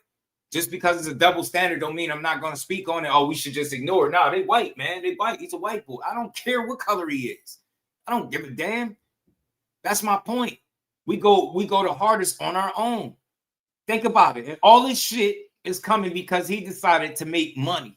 Same shit that everybody else been trying to do with whatever profession that they in. Shit ain't gonna be no different, bro. I'm gonna stand on business over here. I'm gonna continue to be just do. You just gotta sit back and watch me do me, because I'm going to do me. I mean, fake boobs is not a you get me? Fake joints, like he wilding out. I'm pointing it out. Y'all you need people like me. Let me start talking this kind of shit, because everybody else talk like that. You need people like me to talk that shit. You need people like me to point out the double standards, to call our people out on our own shit. You know what I'm saying? We'll trash the guy for going out there doing exactly what he's supposed to do, but then we'll give another one a pass because of their skin tone, or maybe they got some money. Nah, you gonna question Tank, question Jake that's around her wilding, spreading AI, kissing video. Like, that shit is weird. Weird energy, bro. Weird energy. Yeah, yes, you heard what my baby girl said. Support the channel. Hit that like button, double tap the screen, subscribe to the channel. We're going to keep building, y'all. Let's get the likes up. Let's see if we can get 100 likes in the building. Let's get 100 likes, and we got some more shit we're going to talk about. We're going to keep building, y'all. Y'all know how we do. Y'all know how we do. I got another video for y'all that I got to pull up, though. I just want to show y'all how Just Do is about the boxing. I don't make it personal. I know everybody got their content to do, but when you put out videos like that has nothing to do with boxing, it sounds like you got hate in your heart for a guy that you've never met before. I can't understand for the life of me. It's not that deep, bro. It's just boxing. That man is a cold fight. He's a beast when it comes to fighting, bro. This is why we've been going to see them fights and shit like that. But people spend hours on end and so much content out there just discrediting and taking away from what this man has accomplished thus far. It's nasty, really. And I'm going to keep saying it. That's why I level with fighters when they start talking about retiring, walking away, all those different things like that. I level with the fighters. This is exactly why. This is exactly why I level with the fighters, bro, because we're trash them the first time they do something we don't agree with. And Tank David, you lose to that guy too. Now you're set back. I got another video for you. Excuse me. I got another video for y'all.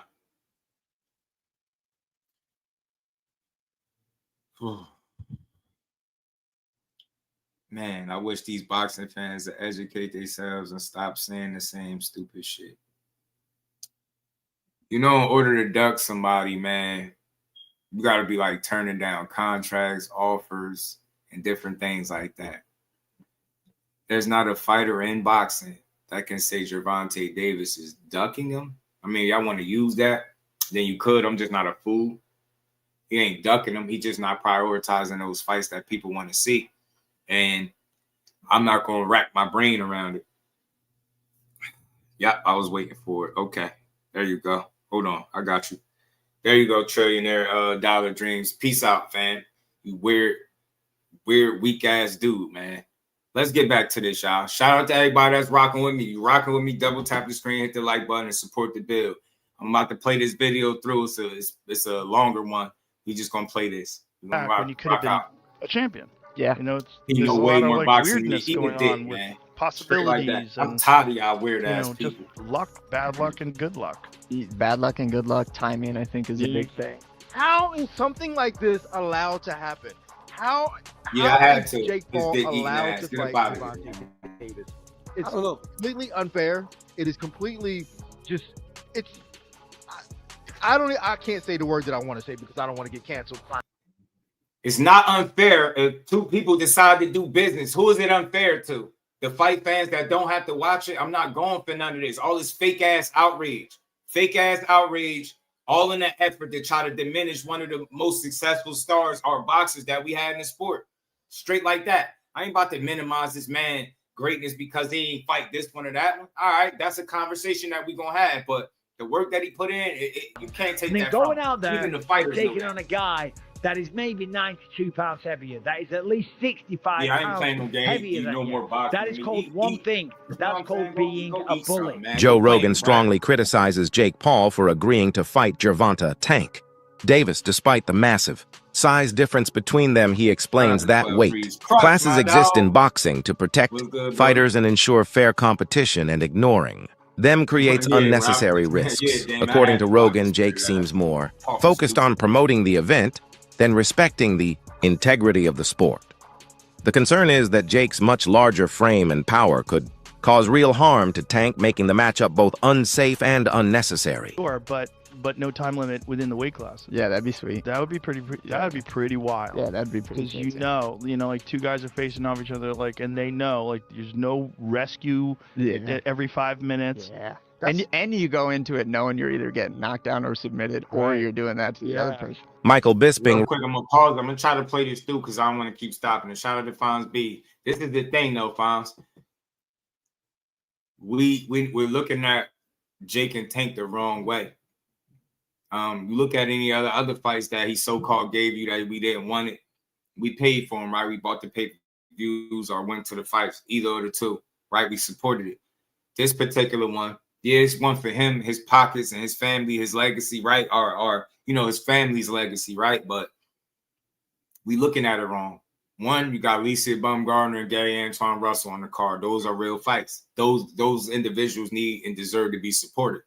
Then on top of that, if you've been an avid supporter of Tank Davis, somebody that's always spending the money when it's time to watch him fight, then this one is on the house. So yeah, it's a bit of a spectacle, a carnival, whatever you want to call it. But at the end of the day, it's free. People thinking about it all wrong.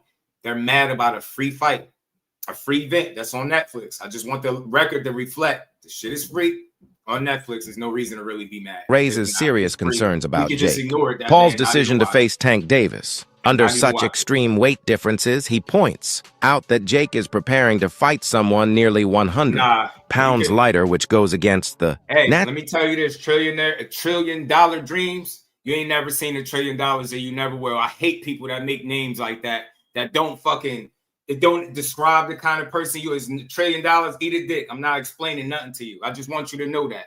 I don't care about your children that box. I didn't ask you nothing about your family. I'm not trying to be cool with you. I don't want to talk to you. You came here. So go exit stage left and go find something safe to do.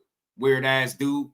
Not explaining nothing to you. I don't care about nothing your kids do. You're goofy. $1 trillion dreams. Eat a dick, man. Natural balance of boxing. Bisping recalls that Jake's fight with Mike Tyson was already controversial given Tyson's age and retirement status. Now this matchup with Tank only deepens the debate because it appears less about sporting fairness and more about Jake seeking an advantage. Bisping stresses that boxing thrives on equal contests. Yet this fight is so heavily tilted in Jake's favor that it looks more like a financial ploy than a genuine challenge that also risks Tank's safety. That's called being a bully. It was bad enough when he fought Mike Tyson, a man that was 58 years old, and he was walking around like, I just beat the baddest man on the planet. I just destroyed Mike Tyson and went out there and I beat him, and him and his brother are all celebrating and shit like that. It's like, what are you doing? What don't you understand about this? If you want respect from your peers, if you want everyone on the planet to look at you and take you seriously, give you credit as a boxer, you have to take on challenges that are real. You have to go up against. Max 7 was good. Well, everything ain't hate. Some shit is, but everything ain't hate. Some stuff is justified. Get someone that keeps you up at night. I get someone that gets you out of bed in the morning to go for a run because the fear of them beating you down is real. Not going up against someone that is so small. If you were to go up to this guy in a bar and try and start a fight with them, people would look at you and say one word: whoa, whoa, whoa, stop being such a bully. Leave him alone. You are way bigger than this guy. And that's clearly what we have here. It is ridiculous. When you look at the tail of the tape, Gervonta Tank Davis, granted, a very, very skilled boxer, a world champion. He's had some great wins. He's had a tremendous career. He's got 28 knockouts on his record. I'm just looking at the tail of the tape here. 30 years old, Jake Paul, 28. Gervonta Davis is 5'5" tall, whereas Jake Paul is 6'1". I would never dream on picking on a guy that is 5'5" tall. Granted, there's some tough guys out there that are 5'5", okay? Smaller guys, you know, but for See, I think people looking at this shit all wrong too. Jake clearly on his money shit. Y'all talking like from a legacy standpoint. Them dudes said, fuck that legacy, bro. We could get paid. Y'all all sitting here trying to play crazy like y'all don't know what this is. That's the part that annoys me. You ain't got to celebrate the fight or even watch it. You'll be a fool not to, especially if you've been supporting Tank Davis up until this point. You might as well go catch you a free fight on him. Give him, saying him and Jake on Netflix for free. People think about it wrong. They just want something to be mad at. Oh, you see? He doesn't want to be great. He don't care. Like, he's already great. If you comparing him to a layman, a regular average person, he already great. A regular ass person can't walk up to him and talk about you ain't great because you ain't fight Shakur or Tio or Haney. Ain't nobody trying to hear that. I will flip I'll flip you off. You walk up to me talking that weird shit. Paul's fighting Zordo? Nah, not yet, Chris. He was gonna fight Canelo though. Like a good punch. Typically, they're mixed martial artists or boxers. Yeah. Teddy Atlas reacts to the face-off between Jake Paul and Gervonta Davis, highlighting the extreme size difference. He jokes that Tank is so much smaller than Jake that he would practically need a ladder to reach Jake's chin, while Atlas accepts that differences in skills and styles are natural in boxing. He emphasizes that the size gap here is simply too vast. In his view, Tank is physically too undersized to reach Jake effectively, which makes the fight appear mismatched before it even begins. Things right. They should also have like the size of the ring, the size of the glove, all that stuff. Particulars should be in the contract. But I would probably look for one thing that is not the common thing to have in a contract if I'm Tank. A ladder.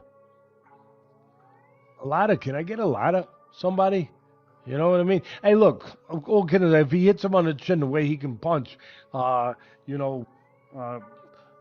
Jake might be doing a dance. You know what I mean? Not voluntarily either.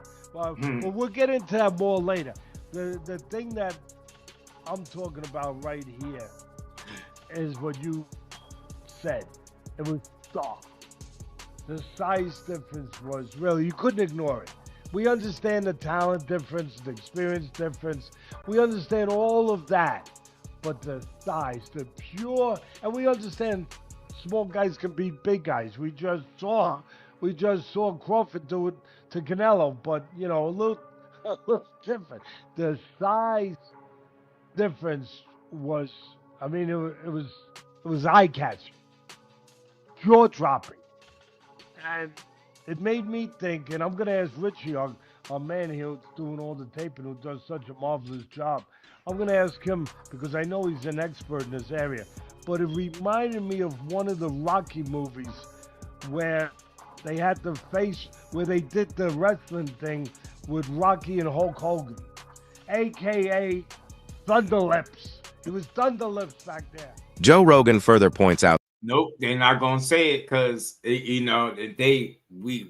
conditioned our brains to just complain selectively about shit that we've seen more times than we want to acknowledge. So now they ain't gonna complain about that, but they gonna sure complain about a free ass fight. That's the part though that has got me tripping. We complaining about nothing. that Jake Paul's actions are more about promotion than real competition. He explains that these types of fights are designed to attract casual viewers and stir curiosity through unusual matchups. According to Rogan, the talk of betting and the hype Surrounding such bouts are less about sporting merit and more about generating headlines. He believes Jake understands how to keep his name in the spotlight and deliberately uses boxing as a platform for self-promotion. Even if the matchups lack credibility, That makes it a problem. My opinion is, I just want to say, in case someone calls me into court, I'm a fucking idiot and I don't know nothing. And don't take my advice. I love the Saudis. Don't take my opinion. I love the Israeli government. I love That everybody. had nothing to do with them. That was Jake Paul promoting it. You know, just like, but doesn't bother me. There's compromising the sport, and that's like bad. It's just like if I bet on it, watching it is hard. Watching it with people who are so in on it, and then also man, the sports betting apps, they introduced like chat apps in them in Australia, so it's like they're trying to take the place of social media companies where you go together and you meet your friends. Like betting should be exciting enough without having a weird. They're just trying to draw you in. They're just trying to make money, right? So they're trying to draw you in any way they can. Leonard Ellerby explains that Tank Davis was not in the right mental state to face Lamont Roach. He says Tank has been through many personal challenges, did not want to take on a... Real quick, the only thing that confused me about the people that's pushing that the draw was a result of Tank not being in the right mental state, those same people was highlighting how much he weighed and talking about, you know, how he was all on point and his weight was already down. And then they waited till after the fight and they changed that to, oh, he wasn't focused. They went from telling you he was focused, that's why his weight was so low, to after the end result and then saying, he wasn't focused. That's why it was like that, which is bullshit. Additional stress at the time. This lack of motivation is why the fight never happened, even though fans expect. Ellerby suggests that Tank... Yeah, and I say this, and the people that's in the chat that rock with me, they know when I say these things, it's just I'm highlighting what actually is going on, not like me not liking him. Yeah, he was locked in, he was focused. I just think, you know, the familiarity with each other is the reason why the fight could have played out that way. You get what I'm saying? That's all that is. It's nothing negative. I just think they couldn't really surprise each other. They both really prepared very well. And we got a great fight. I don't really see what the big deal is. You get me? Sometimes you're gonna get a pick wrong. You're gonna see some shit that you don't expect to see. And I think people are missing it. We got to see a really good fight that could lead to Lamont Roach getting other big, meaningful fights in the sport, which is a good thing. Was focusing more on managing his personal life than proving himself in the ring. Hey, absolutely. And that stepping away from Roach was a way to avoid unnecessary I agree pressure. 1,000,000%. Leonard Ellerby said, to tell you the truth, Gervonta Davis couldn't get up for Lamont Roach. And what does that mean? That's a terrible excuse. And I look, they level with Tank. They on his side. So people got to take into account. Their job ain't to tell you the quote unquote what you think is true. They're supposed to hold that guy in a positive light no matter what. They're supposed to come out and say some of these things about him because they represent him. They're not gonna say anything else. That you get what I'm saying? So it is what it is. One thing I can say about his people, they're very loyal to him. Very loyal. And Coach said that was not the same, not the Tank he knows. Yeah, but I ain't trying to hear that shit. I ain't gonna lie, Mag 7. I ain't trying to hear it. Because everybody was bragging about how much on point he was with his weight being down. And then they waited till the result to try to say something different. You get what I'm saying? The fact of the matter is, hey, Mag 7, we don't need no excuses for why he looked that way. He fought a good fight. Ain't like he looked like some shit, right? Ain't like he looked like some shit. And it's easy to say ain't the Tank that you know because he didn't get the stoppage. You get what I'm saying? Had he knocked him out, we would have never heard about, oh, he wasn't focusing. That ain't the same Tank. But it's easier to say that once you see the result. And you like, yeah, because it ain't the same result that you typically used to getting in a Tank fight. So I get it. I understand where Coach is coming from. He knows his guy more than anybody else, more than a damn stranger like me. So shout out to Coach Calvin. But the thing is, you really don't need no explanations to why a guy fought to a draw. You don't win every fight, and sometimes a guy stand on business. That's what Lamont did. Blue Hustle Man was good with it. It's like, it's crazy because some people, not all, some people are not willing to acknowledge anything outside of Tank. Tank wasn't focused. What about Lamont being focused? You know what I'm saying? Like, I think that dude was locked in. I just think he just ran into somebody that had his number. You know what I mean? Blue Hustle Man, what it do? Roach even said, I heard he wasn't training. But again, why was they some of these same people saying his weight was down? You know what I'm saying? His weight was down. Why would your weight be so low? Like, you get me? It's just too many excuses for him. Tank landed the same thunder he always land. Just ain't knock him out. Facts, he did. To me, I didn't see a different fighter. It means that he could not get inspired. That's that me, he but was I not hear you, bro. motivated I to can't fight tell, you know what I'm Lamont saying? Roach. That his mind was not in a place where it was like, yeah, okay, let's get it, and he was going to war with Lamont Roach. And he again, was going through the motions with Lamont Roach during the training camp and could never really get himself motivated. All right, shout out to the OG. I knew that voice. That's for now. To really give the best of himself even know his against voice Lamont was in Roach. this. And that probably affected him during training and during fight. And that is something that can happen, especially if you really look back on what happened with the Lamont Roach fight and all of the ups and downs about that fight being made.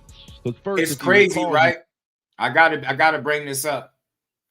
When Shakur said his hand was hurt, when he said he was sick, they downplayed it and they say he's just making excuses. They trashed him even all the way up into 2025 about the De Los Santos fight. And he won it. It ain't like he lost the fight or had a draw and then made excuses. He won the fight and told you what was wrong. They still said he lied. Then it's like Tank have a draw. He say he ain't focused, or his team said, then they telling the truth. For Shakur, he was a liar. He just ain't that good. It's crazy how boxing fans, what they choose to believe depending on what fighter is coming from. He wasn't supposed to be fighting Lamont Roach. The person he was supposed to be fighting was Vasily Lomachenko. You know, the guy that everybody says that he doesn't want to fight, that he didn't want to fight. Gervonta Davis was up and prepared to fight Vasily Lomachenko.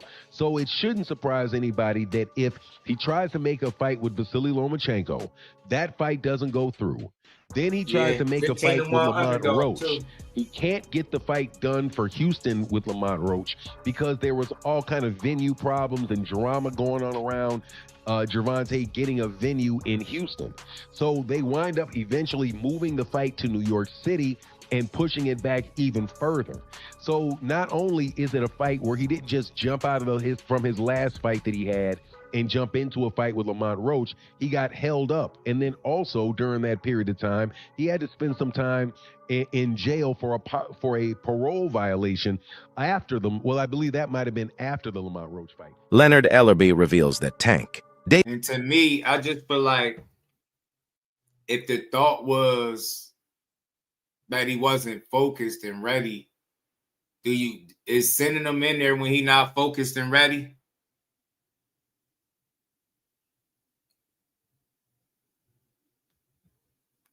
You know what I'm saying? If that's not him, is it the best idea to send him in there if he's not ready? You get what I'm saying?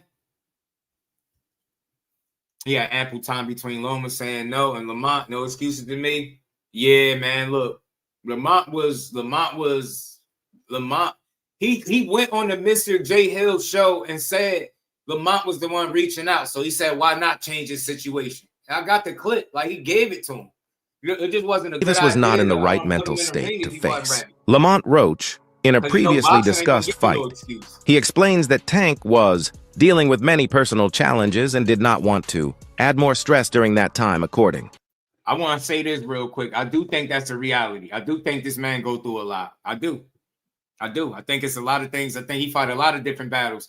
I mean, shout out to my brother Ed McQueen. He mentioned it when he said, you know, sometimes his people would be driving and he'd be in the back of the car and he'd break down and cry. She got to wipe his face. And like, that's somebody that's dealing with shit. That's why I say you never know when enough is enough for any of these guys. You never know when these guys are you know, going ready to, you know what I mean? Hang up. To Ellerby, Tank's lack of motivation was the main reason the fight never happened. Even though fans had expected it, instead of proving himself in the ring, Tank focused on managing his personal life, and avoiding Roach was a way of steering clear of unnecessary pressure. What you make? Like, let's go band for band on what you make. Again, there's nothing wrong with Tank going to get his money, but let's all be clear, that's all the fight is for Tank. He's telling you without telling you that he's fighting Jake just because he's getting $40 million. So when we talk about boxing being dead, Tank has to line up at the front of the line. I can't blame him, but don't throw around, oh, boxing's dead and people switch sides and all of that. You chose not to be great. That's it. You chose not to be great. Stuff like that, choices like that will kill boxing. For sure. On a competitive level, it won't kill it on a business level. On a business level, until people run out of interest in these kind of matchups, it'll do well. On a competitive level, choosing not to fight best will kill the sport. So maybe it's better if people like Tank aren't in the sport. And I don't even say that because I want that to be the case. I think Tank is ridiculously talented, but you can't want a fighter to fight more than what they want to. You can't. Tank fans or Tank people that like Tank and think he's one of the best, you can't want it for him. And then Shakur came back with, "That's how I know you soft. I can't even go back and forth with you, soft ass. You'd rather pop to me on social media than get in that fire and get embarrassed. I get it. Peace and blessings upon you, cuz." He says, "People got you chest out so bad. You talking like you a killer, forgetting that you the one that runs, bitch. I'll be bring the fight to you. This dude, a made-up character. Quote, blessings upon you. Clown-ass dude, wanna be..." Oh, my goodness. I mean, here's the thing, though. You can't...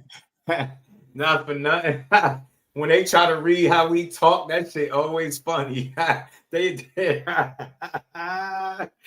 cannot do it, bro. You can't say that stuff about Shakur if you're not willing to fight him. This is the point I think that we're going to come to today, is that Tank can say all this stuff he wants, but if you're not willing to fight Shakur, then none of it means anything anymore. Even if you believe that Tank is going to knock him out, even if you believe that Shakur's a runner, or that he's not in the trenches, or he's not a boxer that's willing to bring the fight, or whatever, none of it matters. You're talking from the side. Reports now indicate that Gervonta Davis is planning to retire following his upcoming fight, with Jake Paul sources suggest that this decision is motivated less by legacy or titles and more by the opportunity to secure long-term financial stability. Observers note that Tank's acceptance of the bout seems driven primarily by the guaranteed purse rather than by competitive ambition. Analysts point out that Tank has faced significant personal and professional pressures recently, which may also influence his decision. In this light, the fight with Jake Paul is seen less as a sporting milestone and more as a calculated business move designed to maximize earnings before stepping away from the sport. Jake Paul. Yesterday they had their first press conference. One of the most recognizable things is Jake Paul is huge compared to Gervonta Davis. And two, Gervonta Davis don't even know what weight they fighting, D. Maximum weight of 195 pounds for this exhibition. Yeah, I swear, 12 threes. The fight will be contested over 10 3-minute rounds. The fight is 195 pounds, Tank, as you know. DC, I watched this, and we have our priorities way misplaced when we're talking about boxing. Like, everybody's complaining about this Ali Act and all. Like, how is something like this allowed to happen? How is Jake Paul allowed to fight Gervonta Davis? It's completely unfair. Because it make money, man. They playing crazy up here. I can't say the word that I want to say because I don't want to get canceled. But this fight should not be happening. And the press conference was embarrassing. Gervonta Davis should not have a mic in front of him. It was absolutely embarrassing watching this thing. Hey, why? Why, D? Just the fact that, like, every time when Jake Paul would say something to Gervonta Davis, he didn't know how to answer it. He was comparing himself to, like, Pete Diddy at moments, and I was like, oh my God, get a mic away from this guy. This fight shouldn't be happening. And then he didn't even know what weight they were fighting. He's like, I thought it was 195. That was the craziest thing. That was the thing that stood out to me the most. Was that when they go, the rehydration limit or something is 195, and he goes, wait, thought it was 190. Dean, that's bad. Daniel Cormier expresses disbelief over how this fight between Jake Paul and Tank Davis was even organized. From his perspective, the setup was flawed from the start. He recalls the press conference, where Tank himself seemed uncertain about the weight class for the bout. For Cormier, this detail is not minor but a clear signal of how unusual and unstructured the arrangement is, especially in a sport where weight divisions exist to protect fighters. He emphasizes the sheer size gap, stressing that Jake is far too big for Tank. Cormier openly questions how a fight with such an imbalance received approval, calling it a mismatch that undermines boxing standards and creates real safety risks.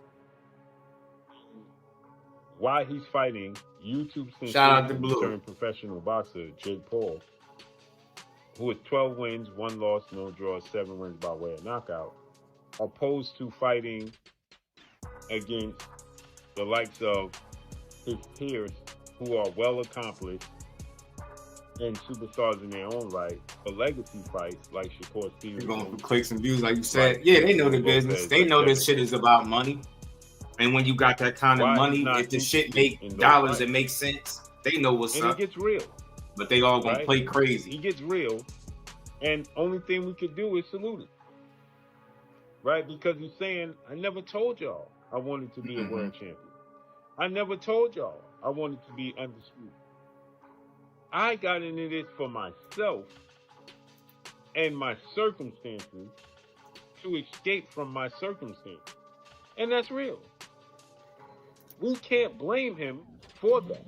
We hold him in high regard because the statements he's made misled people when he said he got a hit list that he wants to check off before he retires, and that hit list includes Shakur Stevenson, Devin Haney, Lomachenko, who turned down the fight because of a severe back injury.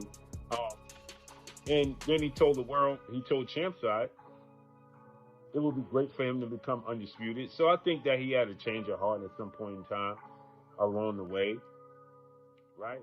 Gervonta Davis reflects on his career and admits that his original goal was never to become a boxing legend or chase championship glory. Instead, his focus was always on using boxing as a path to financial stability and a way out of hardship. Titles and recognition were never his main priority building. A secure future was.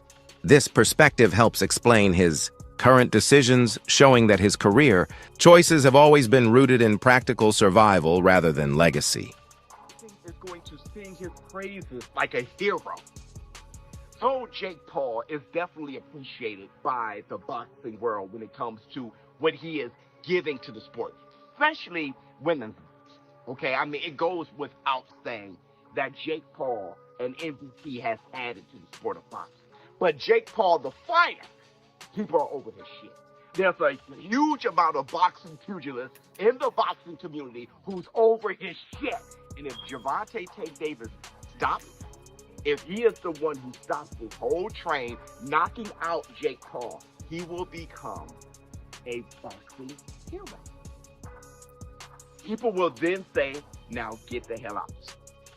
And I'm talking about from a fighter's perspective. That's what they're going to say. Now, it's not going to go on either one of their official records because it's next. Showbiz. The adult gives Jake Paul credit for using his platform to bring more attention to boxing. He notes that Jake has successfully engaged casual fans and expanded the sport's reach through bold promotion. His ability to attract viewers and spark discussion is undeniable, and many within boxing acknowledge the doors he has opened in terms of marketing. However, Showbiz also highlights the downside. Jake constantly faces criticism for how he manages his career. The main concern is that he repeatedly chooses opponents who are undersized, retired, or simply not competitive at his level, which fuels ongoing debate about his legitimacy as a boxer. This has led to frustration among those who value the sport's tradition of fair and balanced matchups. According to Showbiz, the ongoing criticism has fueled debate about whether Jake is ultimately helping or hurting boxing's image. He emphasizes that if Gervonta Davis dominantly defeats Jake Paul, it could bring an end to the trend of mismatched fights. In that case, Tank would not only secure a significant victory, but also be celebrated as a boxing hero for protecting the sport's integrity. Optically, visually, seeing that go viral, and I mean go viral, and Jake Paul will never hear the end of it.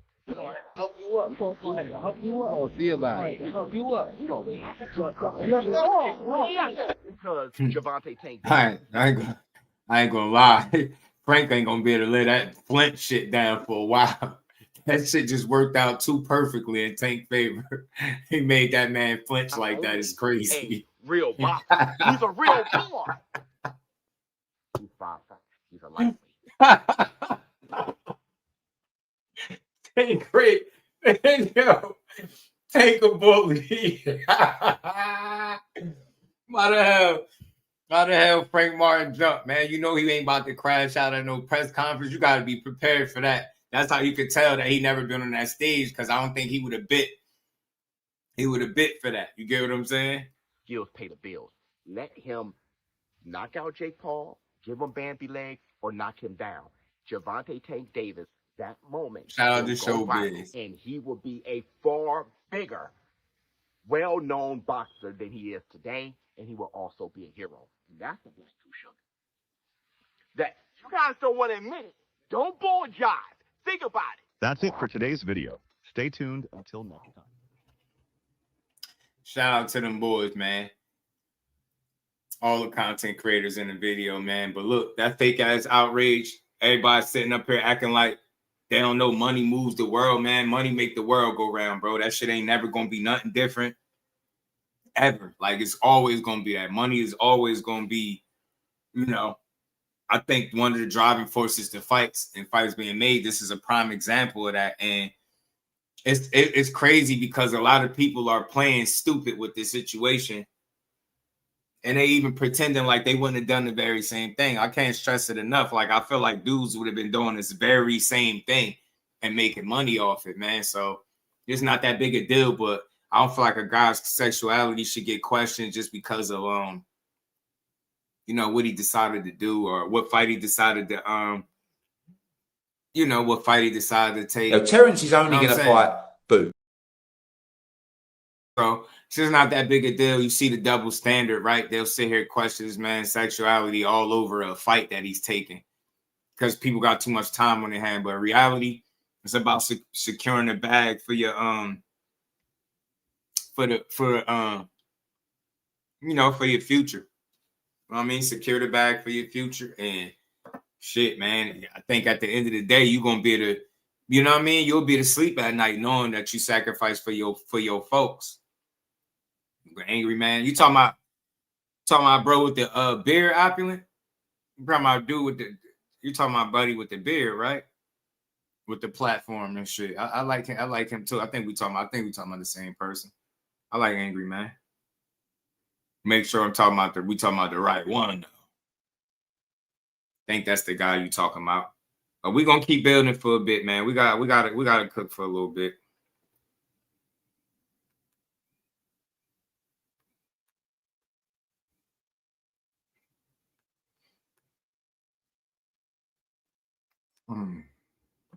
I think that's what you're talking about, though. I think that's what you're talking about. I reckon. Tony in the building. But something I meant to bring up and speak on, I didn't get a chance to talk about it. You know, I see Keith Thurman had gave his thoughts on Sebastian Fondura and his injury, man. And let me play the little short video. See what Keithy Pooh had to say.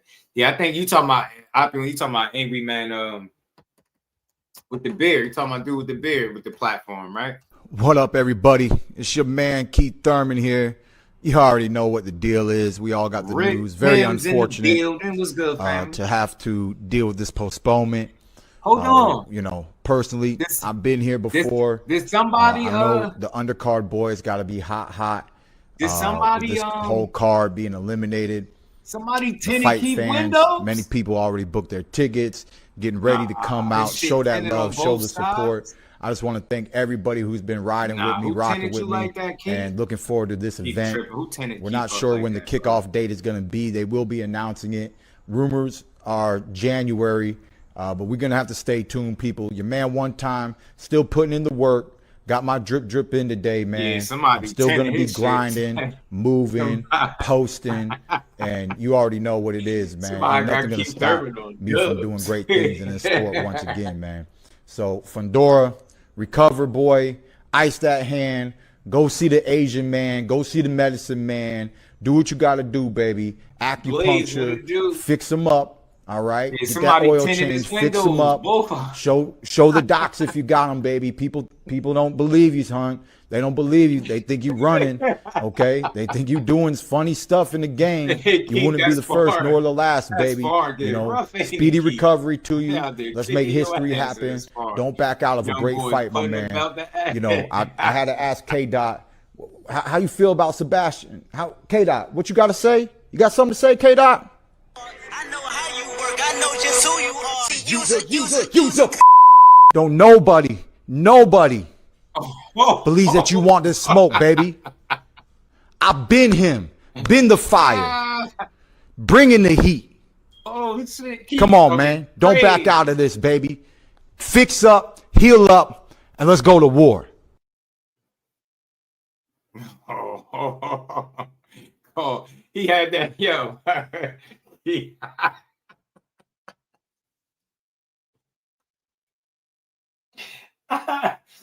That's why I love boxing, y'all. That's why I love boxing, bro.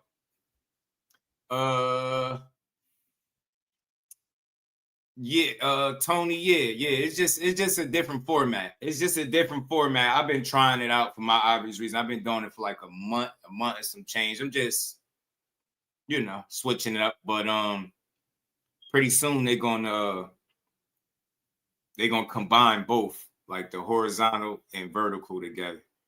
I mean, so we'll see. We'll see how that look, man. Like so somebody had the cut plan, but that's who you talking about, though, right? OP Allen, what's good with it, homie?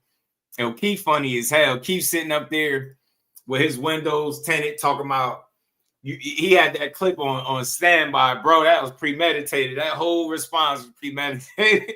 Keith had the K-Dot clip queued up, called that man a biatch. But he just having fun, man. That's just fighter shit. At the end of the day, Keith Thurman, I don't know. I guess he's just having fun with it, because you would think a guy like him would have a little more understanding to injuries, because he's been prone to injury for the last, more than last handful of years, bro. He's been prone to injuries and different things like that. So I don't question if Sebastian Fondura is actually hurt. I think if they say he hurt, he hurt. You get me? That dude ain't ducking no smoke, bro. Sebastian Fondura, he want to smoke. He want to smoke. He want to fight. You get what I'm saying? I don't think he running from nobody, but yeah, man, he bet. Hey, Damon, this might have been a blessing in disguise, G. You know what I'm saying? This might have been a blessing in disguise for Keith, bro. You know what I'm saying? Keith, man, your windows was tinted already. If your joints is already tinted, bro, nah, you probably need to get in there with Sebastian. No evidence was good, homie. Probably ain't need to be in the ring with Sebastian Fondura, bro. Probably ain't need to be in there with him. Get what I'm saying, fam? Maybe it's a blessing in disguise, bro. Maybe.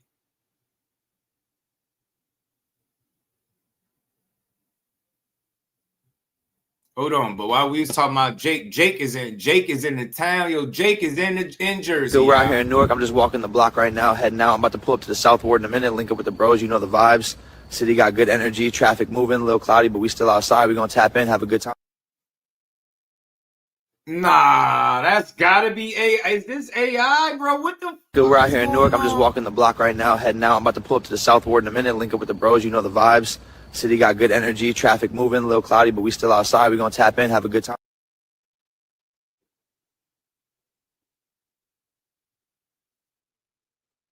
It was Jake doing. Is Jake out in the hood? He about to go link with Corey. They about to take that clip and run with it. They about to say, yeah. So that AI gotta be, bro. I guess that's what you telling me what Sora is. I don't know what that is. AI in Africa. I thought so. Bro, I say, bro. I like Keith Thurman. I do. Keith Thurman was one of the baddest fighters in the game. You know what I'm saying? Keith was one of the baddest. We're out here in Newark. I'm just walking the block right now, heading out. I'm about to pull up to the South Ward in a minute, link up with the bros. You know the vibes. City got good energy, traffic moving, a little cloudy, but we still outside. We're gonna tap in, have a good time. Yeah, that don't even sound like him, though. You can hear it. That sound a little off. That don't really sound like Jake right there. Everything he told Fondura he needs to do, ice them eyes. You know, don't duck him, son. Yeah, man, he need to put some ice on them joints. Somebody gave Keith a proper raccoon. Keith sitting up there with his shit on dubs, talking about some. If Fondura hurt, dude, you hurt. Your ass been hurt for the better part of what, 7 years? Fondura been hurt for about 7 joints, man. I mean, not Fondura, Keith Thurman for the better, about 7 years or so, on and off, just being hurt. All I'm saying is he should know what it's like to be injured and hurt. You get what I'm saying? He should know what it's like to be injured and hurt. You should know what it's like. You should know what it's like to be injured and hurt. Man, that was funny, bro. He sat up there, he came on and did a 2-minute video with 2 tinted windows, bro. That shit was Keith Thurman is amazing. He said he's not impressed. He's not impressed with what Boots did. You know, basically like Boots was supposed to do that. He talking a good one, man, but shit, he should challenge Boots then.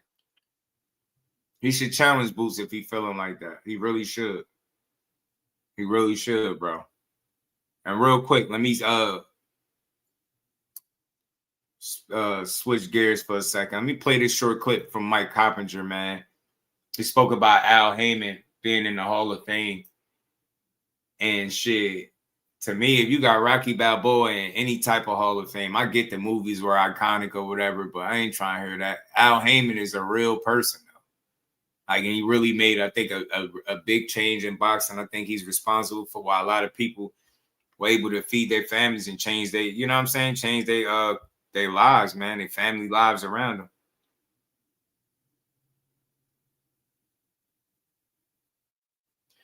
I always get emails while I'm up here. Well, let me play this. This is a short clip from Mike. Well, I want to talk about who should be in the Hall of Fame already, and he's not even on the ballot. Hall of Fame, get it together. Al Haymon needs to be in the Hall of Fame. Whether you love what he's done, hate what he's done, he's had a tremendous influence on boxing, very influential. Got boxing on many, many networks, free to air, Fox, CBS, NBC.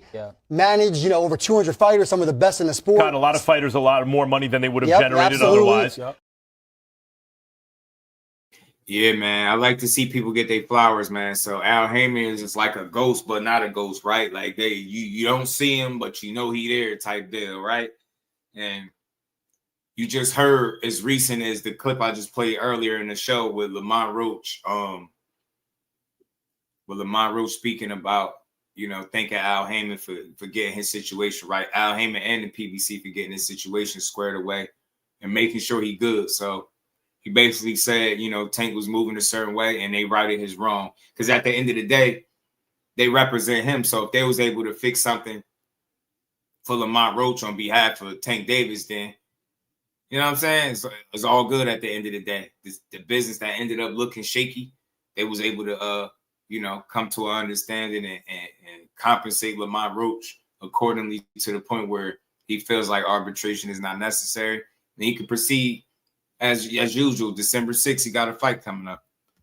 You know what I'm saying? Him versus Pitbull Cruz. Turned on K-Dot. Where you at? He called him a bitch. He crazy. T-House, I wonder how much that step away pays for Lamont. I wouldn't know. I wouldn't know. Your guess is good as mine. But what I could say, for me, I feel like I don't know if it's as simple as paying him the money, or did he get like a check and an opportunity too? That's what I wondered, because you kind of see that now with this pay-per-view. Like, I don't know what they do both, right? I just don't know, right? Was it step aside money and like the opportunity to fight on pay-per-view again, or was them making the situation right, just providing you with another opportunity on the big stage, right? Pay-per-view, right? To fight on, you know what I'm saying, a headline of pay-per-view again. So I kind of think that that's what it was, but there's no way for me to confirm exactly what Al Haymon and PBC was able to do for him. But whatever they did, he said they got it right. You know what I'm saying? And it won't be no arbitration. So that's good, because you don't want to see fighters having to deal with legal battles just to get a fight, right? You just want to see the fights. Jose was good with it. So it's a good thing that, that was able to happen and take shape, bro. It's a good thing. All right, let's go. And man, I did want to play this. See, these guys, man. All right, man. I had listened to some clips of Eddie Hearn, right? And look, he been promoting the hell out of Boots.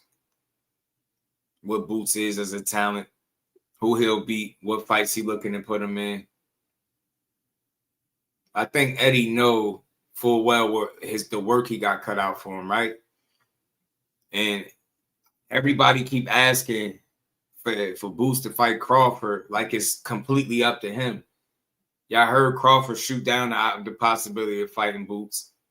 When you ask Boots about Crawford, excuse me, y'all. When you ask Boots about Crawford, he's focused on 54. It's like we've trying to force that fight to happen. And Eddie Hearn was talking about it, Max Kellerman and I think it was Shady McCoy and them asking about this fight. And, Max went on to say that if Crawford is going to fight this dude, then he need to fight him now. Fight him now and get it out the way, much how like Canelo, when Floyd fought Canelo, he didn't wait till he was super old. He fought, like, I hear it. So I'm going to play the clips and then we're going to react to him, man. He said, "You hungry, Josh Jonas?" Is that what that means? I am a little hungry, though. I am a little famished, 12. I am a little famished, man. But we still going to push through this live. Look, if you ain't hit the like button, make sure you do. We're going to keep building. We don't give a damn. We're going to keep doing what don't hit the like button, y'all. We 20 likes away from 100. You are 20 people in here and you ain't hit the like button? Nah, stop ducking the smoke. If I had to hit you with one of these, hit you with one of these. I taught Tank Davis everything he know. You name it, you name him, I taught him. I worked with him, man. Sparred every fighter you know. But let me get to these clips, y'all. I want to put this to bed a little bit. I want to talk about it. Talked about it before, but it's going to be a little different. Like, would I love to see them two fight? Yeah, but when I hear that both parties involved are focused on other shit, I know we got a chance at seeing something different. See, shout out to y'all. I just seen the likes jump up. Shout out to everybody that just hit that like button. Just do rocks with you, just letting you know, man. Shout out to anybody that's new in the building. Subscribe to the channel, and we just gonna keep rocking. So let's get through these clips, man, because we getting towards the end. But if he does all that stuff and eventually blows himself up into the position where it makes sense for Crawford to fight him, at that point, Crawford is 40 years old. I'm about to say that, and yes. Boots is in his prime. So Yeah. let me tell you something wild right now. I think Crawford should fight him right now if he's ever going to fight him. If he wants to, if Crawford has it in his mind to fight Boots, you might as well do it now. What did Floyd Mayweather do with Canelo Alvarez? Now Canelo was already an enormous draw, and that's the difference. Yeah. But he didn't wait till he got super old, and Canelo entered his prime. He got him. Good, my guy. Right then. But are we talking business right now? Because if you're Boots, right? And I guess the thing for Canelo is Floyd made some good money there. Canelo had a nice following. Is there a super big following for Boots outside of just the boxing world? That's what Max is saying. The market is not that I know, big. but what I'm saying is like, so the money was like, if I'm Crawford, would I jump out there and fight? Because Boots ain't no easy fight. Is the risk worth the reward? Right. You know what I'm saying? The answer right now is no. Right. I think Boots is probably a little bit bigger than we're giving him credit for commercially, especially after this performance. And I think if you fight Crawford, it would rise to a level. After Crawford's win over Canelo on Netflix, I think people do want to see this fight. Is it a mega fight? Maybe not, but I do think it's a very commercially viable fight. And of course, it's commercially viable. It's damn Terence Crawford and Boots Ennis. Anybody that watch boxing know that's a damn good fight. I think ultimately the problem is what you're saying. Y'all talking about it and almost wanting to sell it as if it's a big fight, right? And then you saying it's not. And then on the other end, you got Teach was good. You got people on the other side, y'all demanding and barking for this fight. But how could he?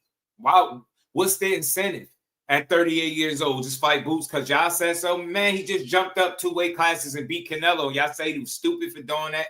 People were stupid for picking him. It was impossible. Then he do that. Now he got to go back down to 160 and fight Boots. Man, let me make this clear. If he didn't just get credit for beating Canelo, why the hell is he going to get credit for beating Boots, a guy that people said fought nobody?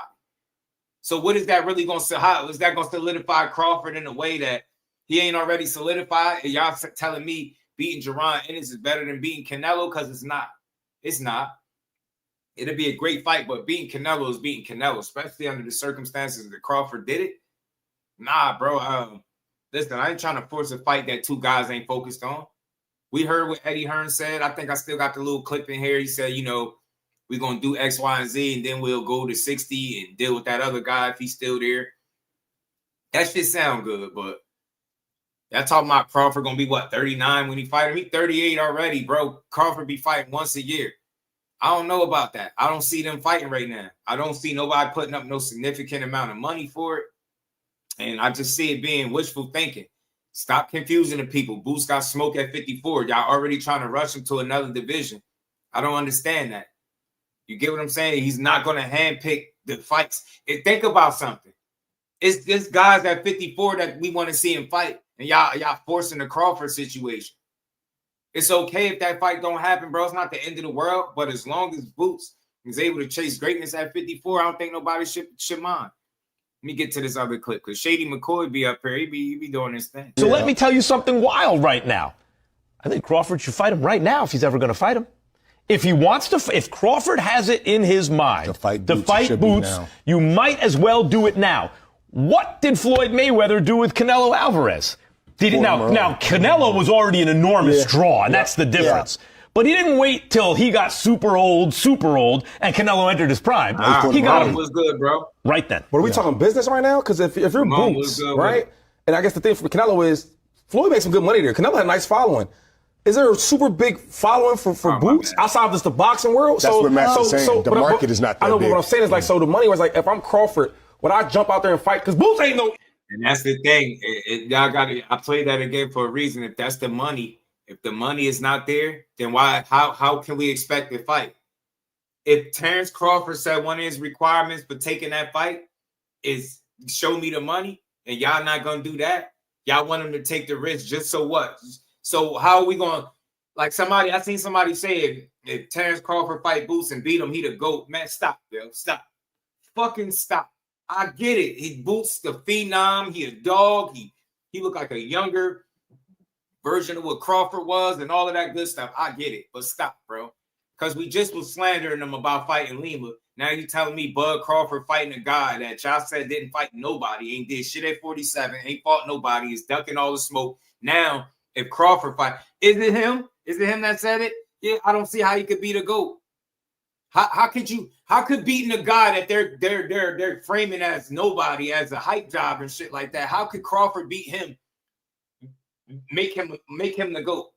But he beat Canelo Alvarez. That's not making him the GOAT. But yeah, you got to beat Crawford but you got to beat Boots at 160. Boots in at 160. Boots ain't said shit about 60 yet with no real intent. He had 54. And it's so much smoke there that we trying to skip past the smoke and put him in there with Crawford. And I'm telling you, it's deeper than just seeing a good fight because they're great fights at 154 pounds where we all want to, where we all want to see Boots in.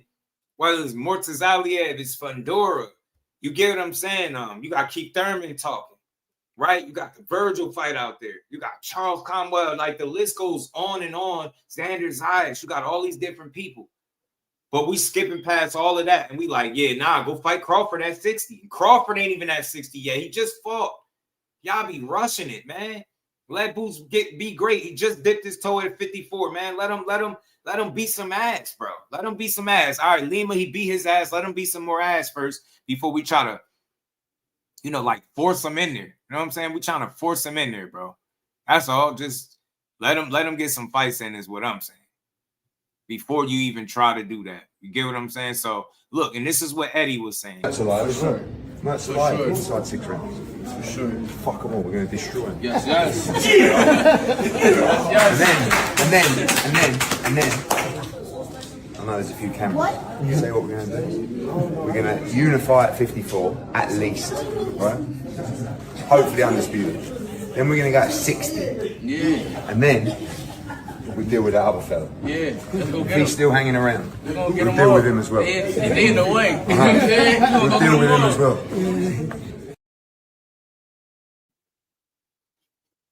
And look, he said if he's still hanging around, we'll deal with that other fellow at 60. He talking about Crawford, bro. I don't think you could put your marbles in that basket per se. I think Crawford is on something different. Crawford is on something totally different.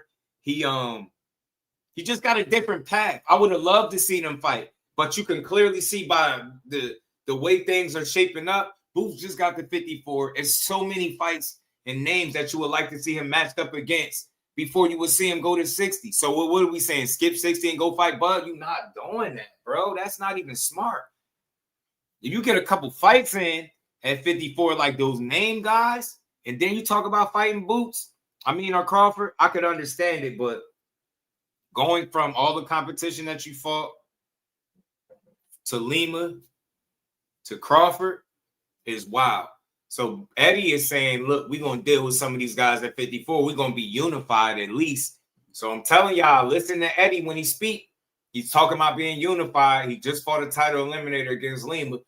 Bass Baru is out there with the belt that he won off Ennis Tellis. That's going to be the next fight for him. I think they're going to try to get Boots a title. And from there, maybe they try to go after one of those big names because it'll make more sense. It'll be a title on the line. Maybe that'll influence one of these guys that really get in there and fight him. You get what I'm saying? Maybe. Shout out to my guy Cornelius, man. He said, breaking Blue Bloods reporting that Ortiz has said that Turkey has made him an offer that he can't refuse to fight Boots. Oh, man. Shout out to Blue. Shout out to Blue. I got to check it out. I haven't heard it on. Shout out to the fam. Hit the like button. Hit that like button. Sub to the chat. And we're gonna keep betting on. Let me see if I can find something. I see the notification now with Blue. Shout out to Blue. He be on it. I don't know if Virgil put anything on Twitter, because where is he saying this fight not happening? They got fight better promotion. It's super lazy. What fight? What you talking about, QT? Where Eddie speaking, that means only names moving forward. It sound good, but I know better than to fall for that shit.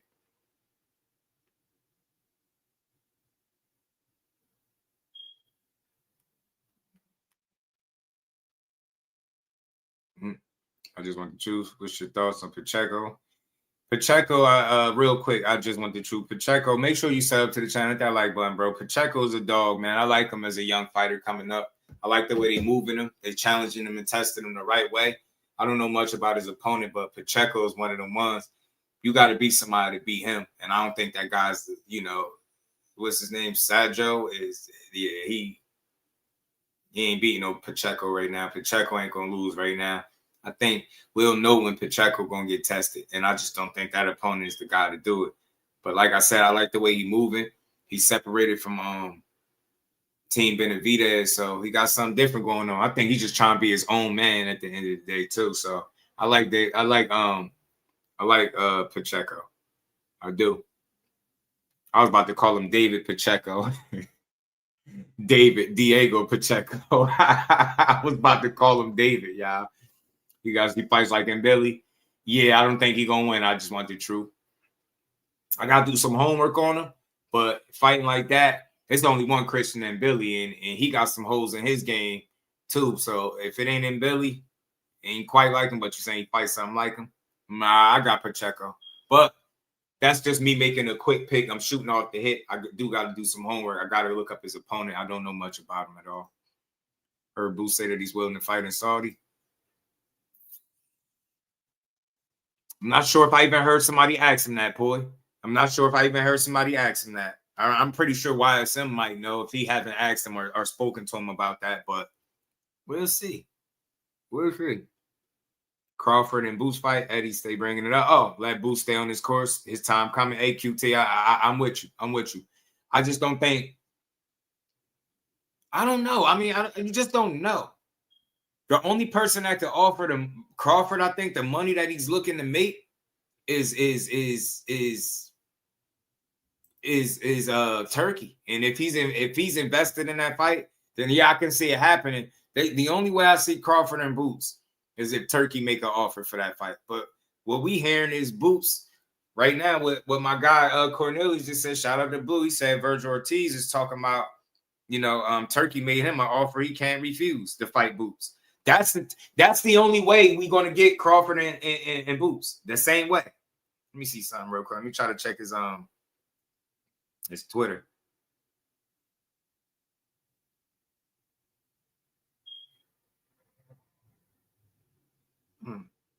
I don't see anything, but Blue be having his sources. Boots in 8. Ref will stop the fight.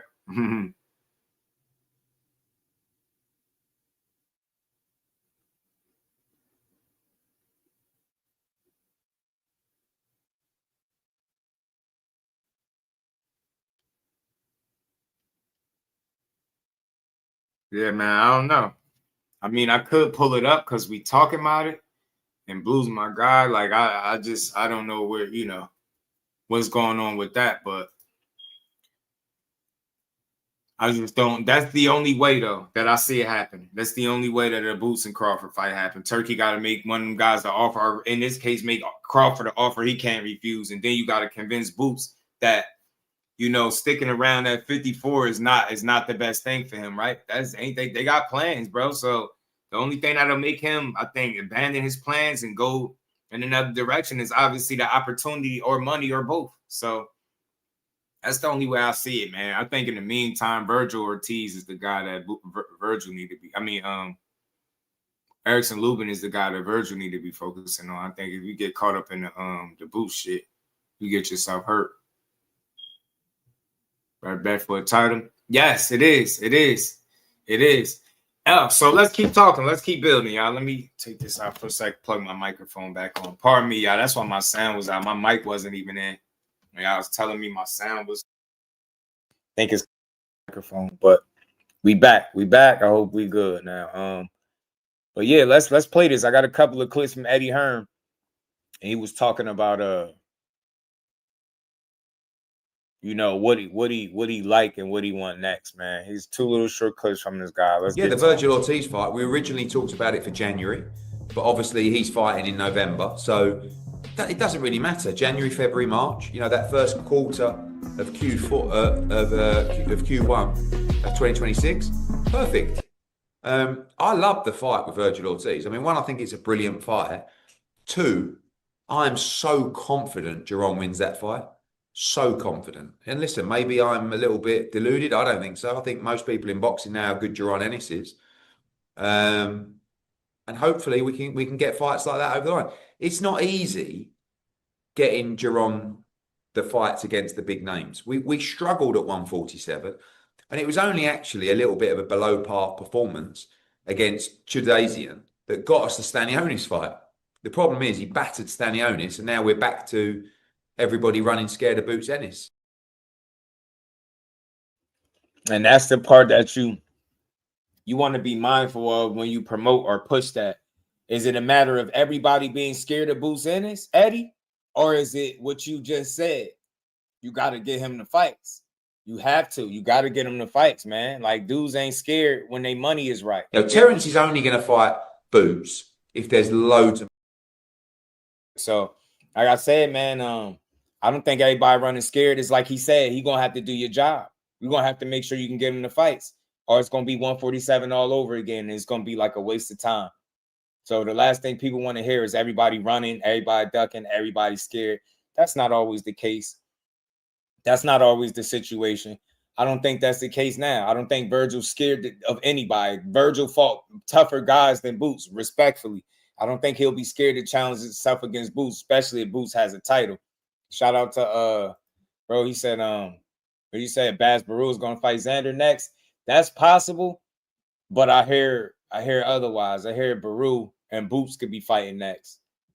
A lot of this stuff don't be etched in stone, so we gotta see. I heard him. Shout out to my guy, Dr. Boxing Talk. He interviewed a Baz Baru. I hope I'm saying his name right, but he interviewed him. He spoke about fighting Xander, a unification or something like that. I could see it. But at the same time, I could see Boots fighting too, because he just fought for an interim title. That him beating Lima was for an interim title, so that was supposed to kind of put him in line to fight Baz Baru. So I think if you Eddie and you get Boots a title, I think that fight is a little more appealing to somebody at 54 that want to call themselves a champion. And that division is a lot deeper than 47. So I think he shouldn't have the same issue getting the fights. Yeah, I like Virgil. I think he's a dog, but I think the more I look at it, Shawa, the more I think Boots is a bad style matchup for him, and it could get ugly in that fight. It really could. So we got to see what's next, man. Right now, 903. Man, that's my dog, man. Shout out to 903 Boxing, man. Where's my guy? I ain't seen him in a minute, man. Big shout out to 903 Boxing. And if y'all didn't hit that like button, make sure y'all do. We just pushing through. We grinding, man. What we got? Oh, yeah, let me get this. So, yeah, I don't see it, man. You just gotta wait and see. Right now, dudes is being prisoners of the moment. They just yelling things out there, throwing shit out there, saying what stick. I think a lot of these discussions and conversations are very premature, and they're just trying to give us something that we can go off. So basically, we can look forward to Boots chasing either a title or a name in his next fight. Don't be surprised if Abbas Baru end up with Buddy, like he said, right? Xander, because I think Xander, respect to him, I think he's the most inexperienced out of the champions at 54. So I think that kind of makes him a Monte. Let me say this, because somebody else mentioned that. I don't pay attention to it because I don't think nothing of it. The smoke detector, the batteries are changed. I think something wrong with it. I just heard it now because you mentioned it, but them batteries been changed, and then we ain't even been in this spot that long. So maybe I want to say a couple months, 2-3 months, possibly something like that. So we ain't been here that long. We changed the batteries. That shit still go off. I'm gonna take it down in a minute. I don't like it. But why y'all be worried about the smoke detector? You telling me you hear the smoke detector more than my voice? Dang, Monte. Shout out to you though. Appreciate you, man. But yeah, I can't do nothing about that. But take it down. Take it down. Xander thought Tellers was gonna win.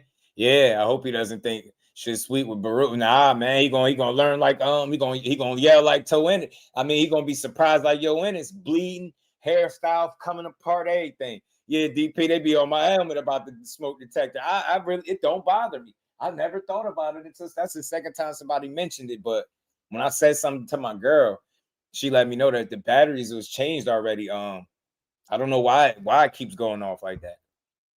I don't know why. I'm gonna try it again. I'm gonna go check it when I get off of here.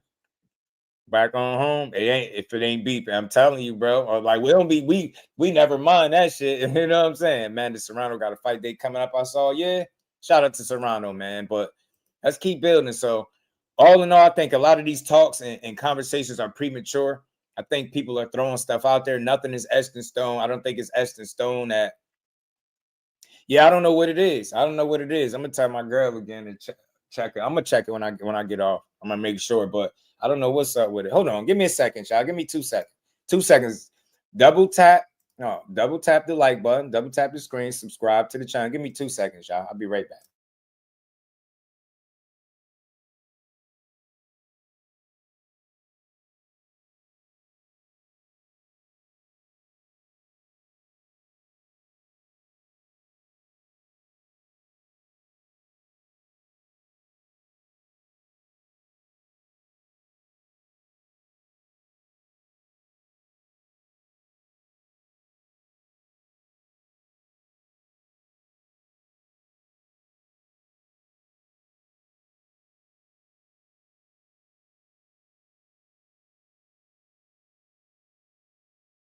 My bad, y'all. Y'all got me. Yeah. You know what I mean? When it stopped beeping. Yeah, right. We were when it stopped beeping. But yeah, they changed the batteries when we first got here. So I don't know why it's still going off. I don't know. We ain't been here that long and shit, it never go off. That shit just beeping.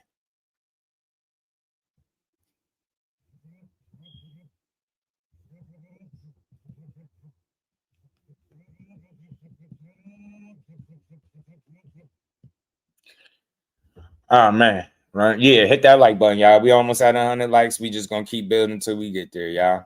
12 likes away. 12 people. Hit the like button, y'all. Let's get the likes to 100, and we gonna keep doing what we doing. So yeah, I want to play this other clip from Eddie Hearn, and this is the conversation. You know, Terence is only going to fight Boots if there's loads of money on the line because he knows how good Ennis is, and he's not going to fight anymore unless it's for a lot of money. So we have to do what we say. We have to prove the quality of Ennis, and he has to earn his shot against Crawford. But that is the fight that I look at in 9 to 12 months' time, 3 fights down the line. And I think US fight fans are going to be crying out for that fight. Like, you imagine if we beat Lima on Saturday, we beat Ortiz, you know, we beat Fondura or Mertzalayev or Zayas. Everyone will be calling for Ennis v. Crawford. I think a lot of fans are crying for that now. They have been for years. Yeah. But the reality is we still need to, you know, it's not, I think everyone who, like I said, everybody that knows boxing. Yeah, boxing fans. One that knows how good Ennis is go, me, what a fight. That is unbelievable. But still, you got to educate people that Ennis is as good as I say he is, right? And you do that by beating the champion. So we've got work to do. Hey, Teach, you might be right, bro. You got me checking now, Teach. You got me wondering. Is that harder?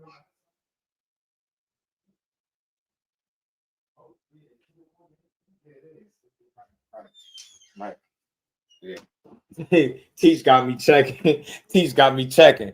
It's both, Teach. It's two. It's both. I think it's both. Shout out to Monte, man. He's on my heels. He like, man, smoke detector. You hear it?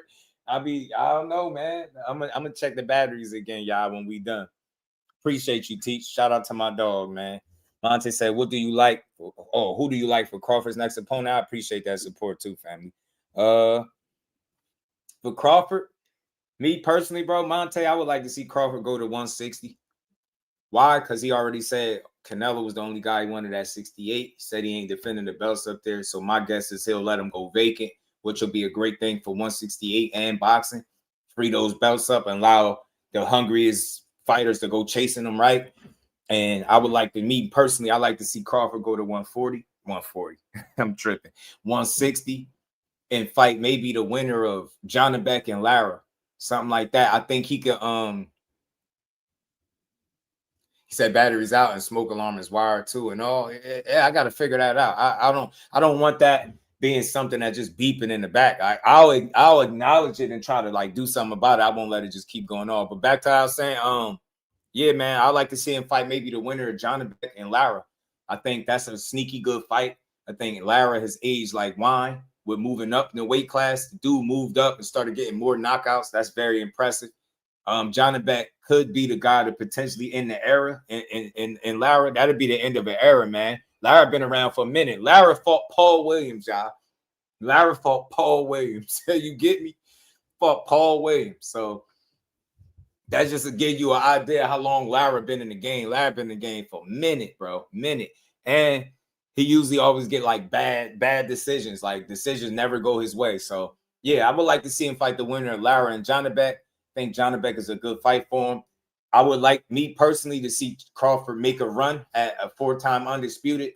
I think that shit will solidify him in a space where you can try to hate, but you can't. You know what I'm saying? So I would like to see that. You know what I mean? Maybe go down to 160, like he said, and fight some guys there and become undisputed there.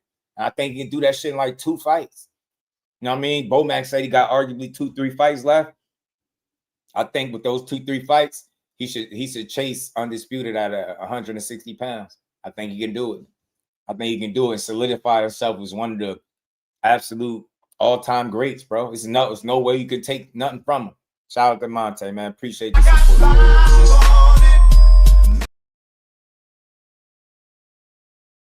Monte said he got 5 on it. Appreciate it, man. So yeah, that 160 run could be something special. Bud could start really solidifying and separating itself from everybody. You know what I'm saying? From everybody with that. Now, Terence is only going to fight Boots if there's loads of money on the line. And that he said that about the loads of money. And then you got one of the other guys, the journalists, talking about loads of money. They clearly know that Terence Crawford he don't mind chasing legacy. We see that, but the legacy got to make sense. And is Boots going to generate the kind of money that he's deemed worth the risk? That's what people don't get. We keep talking about how it makes him great, but beating a guy that outside of 47, I mean, he unified there, but he ain't got the names where beating Boots really solidifies Crawford. Like, I get it, but how could you solidify yourself with a guy that's not solidified himself? They question so much about Boots. Can we really give Terence Crawford the proper credit for beating him? Right? I would. I know we would in here, but they ain't gonna get that man the proper just due. How? They ain't even trying to give him credit for beating a younger Canelo, younger than him. I don't care how many fights he got. I've been trying to tell people that all along. They still told me that wasn't gonna matter. Now we see that it did, right? They taking credit from him beating Canelo. Like, this is the problem with the boxing world. We like, when we see somebody do some shit that we never seen, you know what we say? Well, show us that again if you're really bad. I hear people making the argument that Terence Crawford ain't a three division undisputed champion. You know, he's a three division undisputed title holder, and I'm just like, bro, we got a real like negative way that we look at boxing, bro. Like, he's 38. Who would have thought we'd have ever seen Crawford at 68 at any point in his career? At any point, let alone jumping from 54 straight to 68, no acclimation, no warm-up fight, and just beat Canelo ass. Nobody could have predicted Terence Crawford fighting at 168 pounds, super middleweight. That dude came from lightweight. And I remember they said he was too light in the ass when he got the welterweight, right? And this dude just showed you wrong, man. Hold my mouthpiece. You get me? You know, they can't, hey, D Brown, they can't keep him down, G. They can't. You get me? They can't. Crawford, one of them ones, man. He beat the odds, even though you thought he wasn't gonna beat him, bro. You bet against him, he proved you wrong. And he's doing the same thing. He's gonna continue to do this shit. He's gonna continue to do it. He's gonna continue to do it, bro. He's gonna continue to prove these dudes wrong. You know what I'm saying?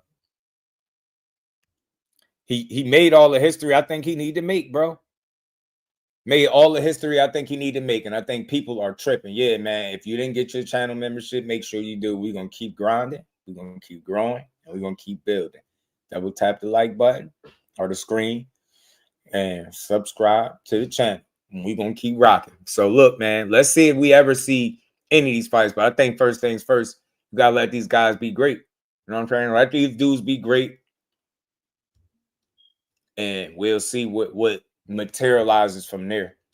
Turkey told him, come back and want to talk when you want to make big fights. Till then, just keep fighting your Karens and your Limas and all that. Jerron Ennis don't want to see no parts of Devin Haney. If he think Karen is his toughest fight to date, shit, Haney will put that fucking jab on his ass and start going to work and touching him up when he jumping up and down. Because all he do is jump up and off the ground and shit like he playing basketball. Ennis ain't fucking with no Devin. Devin jab and Devin ability to move, and he's struggling with Karen. We know Jerron struggles with cutting off the ring. Both Ennis and them need to go back to the drawing board when it comes down to mastering footwork. And that's the problem Mr. Jerron Boots Ennis has, is his feet. As athletic as he is, he's still quite flat-footed as well, too. He's going to get exposed like I keep telling you guys.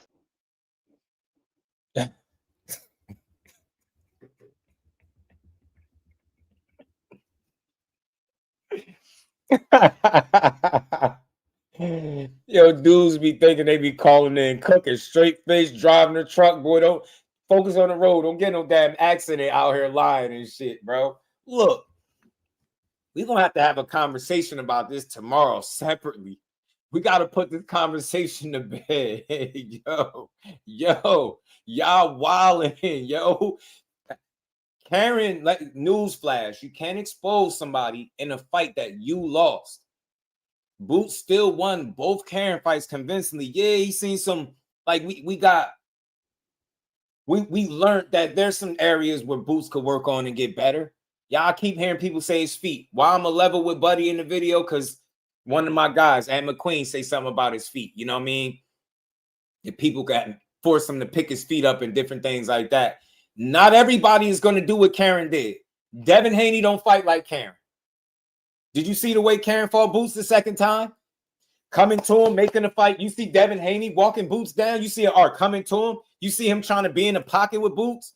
Man, that shit going to be bad. You can be the biggest Devin Haney supporter all you want. I rock with him too. Rock with him too, through and through.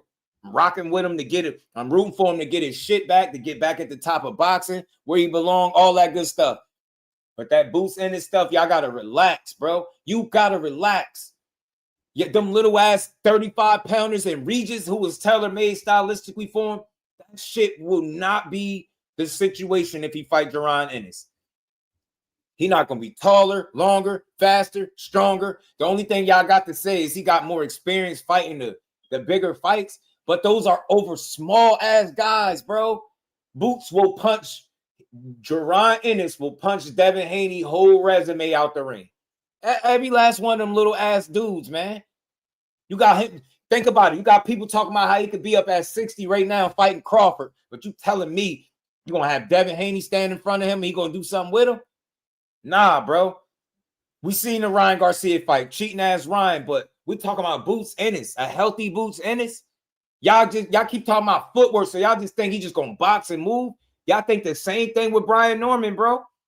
He better make it through Brian Norman. Y'all y'all going to get y'all favorite fighter beat up. Instead of appreciating the fight that Devin Haney is making with one of the dangerous punchers, the most dangerous puncher at 47, and Brian Norman Jr., we like, nah, go fight Boots too. He ain't doing that. I don't care if he said, who is Boots? Why would I fight at 52 and I never even fought at 47? I level with Devin. I think that made sense. But I'm going to look in the camera with a straight face and I'm going to say it, y'all. Jaron Ennis, or should I say Devin Haney, not fighting Jaron Ennis was one of the best things to happen for his career, in my opinion. In my opinion. Yeah, I could see Devin box and move. He don't box like Karen. He don't box like Karen. And he won't fight like him either. Can y'all tell me what weapon is going to keep Jaron Ennis at bay?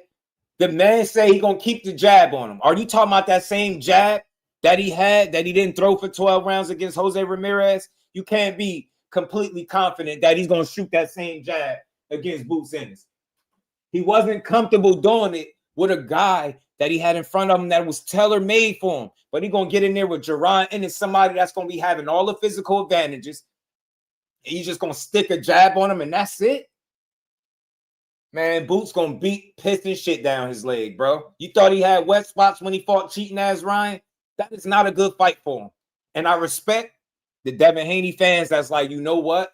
If he can make that fight, I'm with it. Because I ain't scared to see Devin fight nobody. I rock with that. But I'm being serious. The ones that's trying to like make it a thing, chill out, man. Chill out. He got to deal with Brian Norman. Now you trying to throw him in there with Boots? This is why fighters get ruined. He fought Ryan. That shit didn't go well. He fought Ramirez. He won, but it didn't look good. Now he got to fight Brian Norman coming off of that performance where this jab that y'all talk about him using, he ain't used that shit like that. So now you're asking him to get in a fight with a much younger, more athletic, stronger fighter. A lot fresher. Now a world champion. He fighting with a lot of confidence, and his dad feel like they got y'all numbered, bro. His dad feel like he know what's up. So we about to see the battle of Bill and Norman Sr. We're going to see who got the smarter, you know what I mean? Who got the better corner. That shit is not going to be easy. Y'all, I get being willing to see your guy fight any and everybody. I rock with that shit. I really do, y'all. But that's not a good fight. Jaron Ennis will make you quit on the stool, bro. We seen it with Stan Jonas. He beat fight out. Yo, he spammed the uppercut until this man was on the mat. That shit not even fair, bro. Nah, hell no. No, Devin Haney fans. No, Devin Haney fans. No. Jaron Ennis is not the fight to make. And I swear, I promise you, I respect Devin Haney for even thinking about fighting him. I'm not saying he don't have a chance, but I want to be real with y'all. Do you know how perfect of a fucking fight he gonna have to fight if he gonna beat Boots? Do you know what kind of perfect fight he gotta fight? I ain't never seen him fight a perfect fight. Never. He had a perfect guy in front of him and didn't even fight the perfect fight with Ramirez because he wasn't letting his offense flow. He had a dead man in front of him, so to speak. No, man. Boots is going to give you all the shit you don't want. You think your jab is something, his jab is longer. You're not faster than him. You're not stronger. You don't got more of a bag. You're not more versatile. You're not more creative. Your defense is not better. You're not punching hard. You're not going to even be able to get his respect like that. I'm so serious. If I'm wrong, if I ever see it, then I'll just be wrong. You're not going to beat Boots if he don't respect you. That's not going to happen, bro. I'm not trying to hear that shit. Man, you just see what he just went out there and did? The Lima big ass. He chopped him up and made him look like he didn't belong nowhere boxing. That dude looked like he should just probably go sit it down after that. Seriously. That shit was so one-sided. So imagine that being on the other end of Devin Haney. Y'all don't really love y'all fighter. That's what it is. All right, I get it. Y'all don't really love y'all fighter. I get it. Y'all don't really love that dude.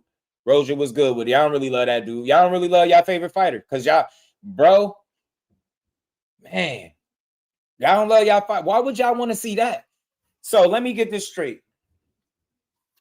You see him go in there, right? This is to the Devin Haney fans. I got to talk to y'all for a second. For the ones that, he'll beat Boots Ennis. Okay. I get it. Ryan had the Osterine. I promise you I get it. But we still seen 36 minutes of action. That wasn't all because of Osterine alone. Ryan Garcia is not even the kind of athlete Boots is. Ryan Garcia is athletic from the waist up.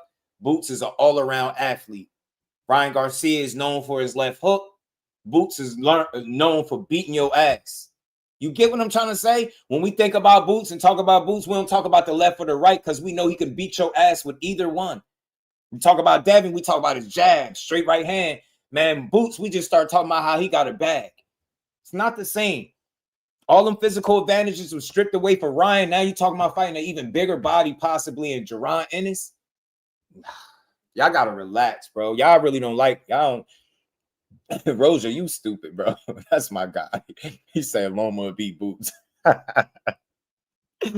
Man, he'll punch Loma little ass out there. He'll punch Loma little ass out the ring, bro. Check this out. Turkey told him, come back and want to talk when you want to make big fights. Till then. Oh, my bad.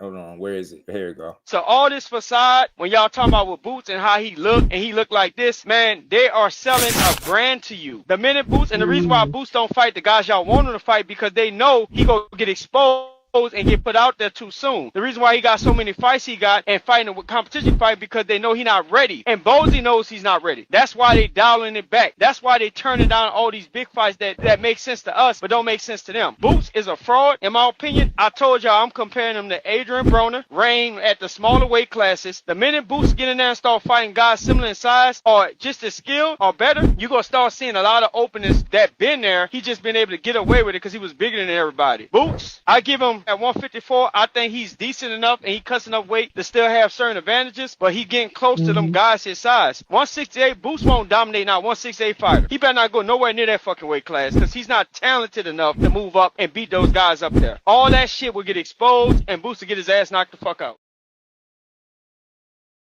What? He ain't talented enough is crazy, bro. Bro, you trying to see what we do? So we'll tell you the reason Devin Haney has been successful the whole time is because everybody he's fought has been smaller than him. That's not true. Now we doing it with Boots. So Stan Jonas wasn't his size. So Uthma Lima wasn't bigger than him Saturday night. What the fuck are we doing?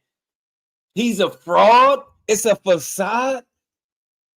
Are you fucking serious? I'm going to say this. Bold statement. Boots got more of a bag than all them dudes up there at 68. All of them. All of them. None of them got more of a bag than Boots. That man get in the ring and really proceed to disrespect the fuck out of you with his fists. The man is doing and one mixtape moves and having fun doing it. He beating guys into submission and having fun doing it. He beat piss and shit down Lima leg and gave him some cheesesteaks to go, bro. Nah, bro. Nah. He ain't talented enough? What the fuck? What box don't Boots check when you just like from the eye test? What do you mean he ain't talented enough? These dudes make it seem like anything that Boots is not the best at, he can't improve. So you feel like he need to work on his footwork and different things like that. You don't think he can get better? He's 28 years old. You don't think he can get better? You got to be shitting me. They said this about David Benavidez some fights ago. Now that shit calming down. You don't hear people keep talking about his feet because he constantly beating your ass. So how bad could his feet be if he keep beating your ass? This man said Boots is not talented enough. Is wild to me.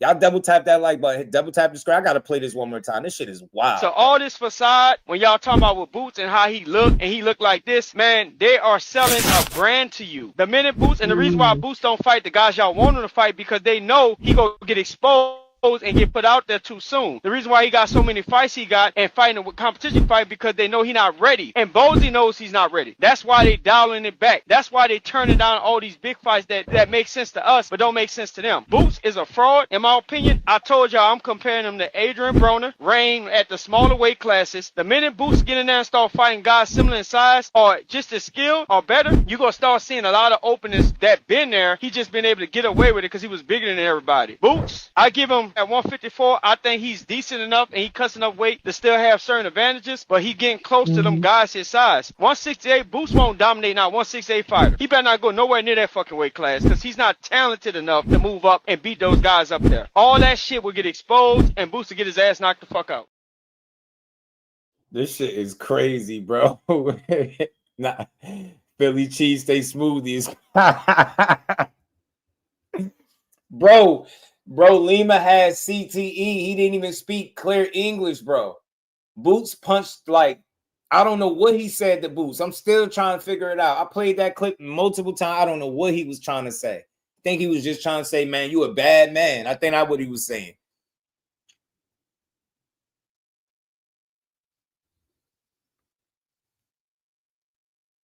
What big fights did Boots turn down? Hey, Cornelius, that's the thing. They've been pushing that shit for a while. He ain't turned down no Virgil. They still trying to fight, bro. Know what I'm saying? He ain't turned down no big fights. They think Tiafimo, Devin Haney, and what's his name? That he turned them down. He ain't turned none of them dudes down.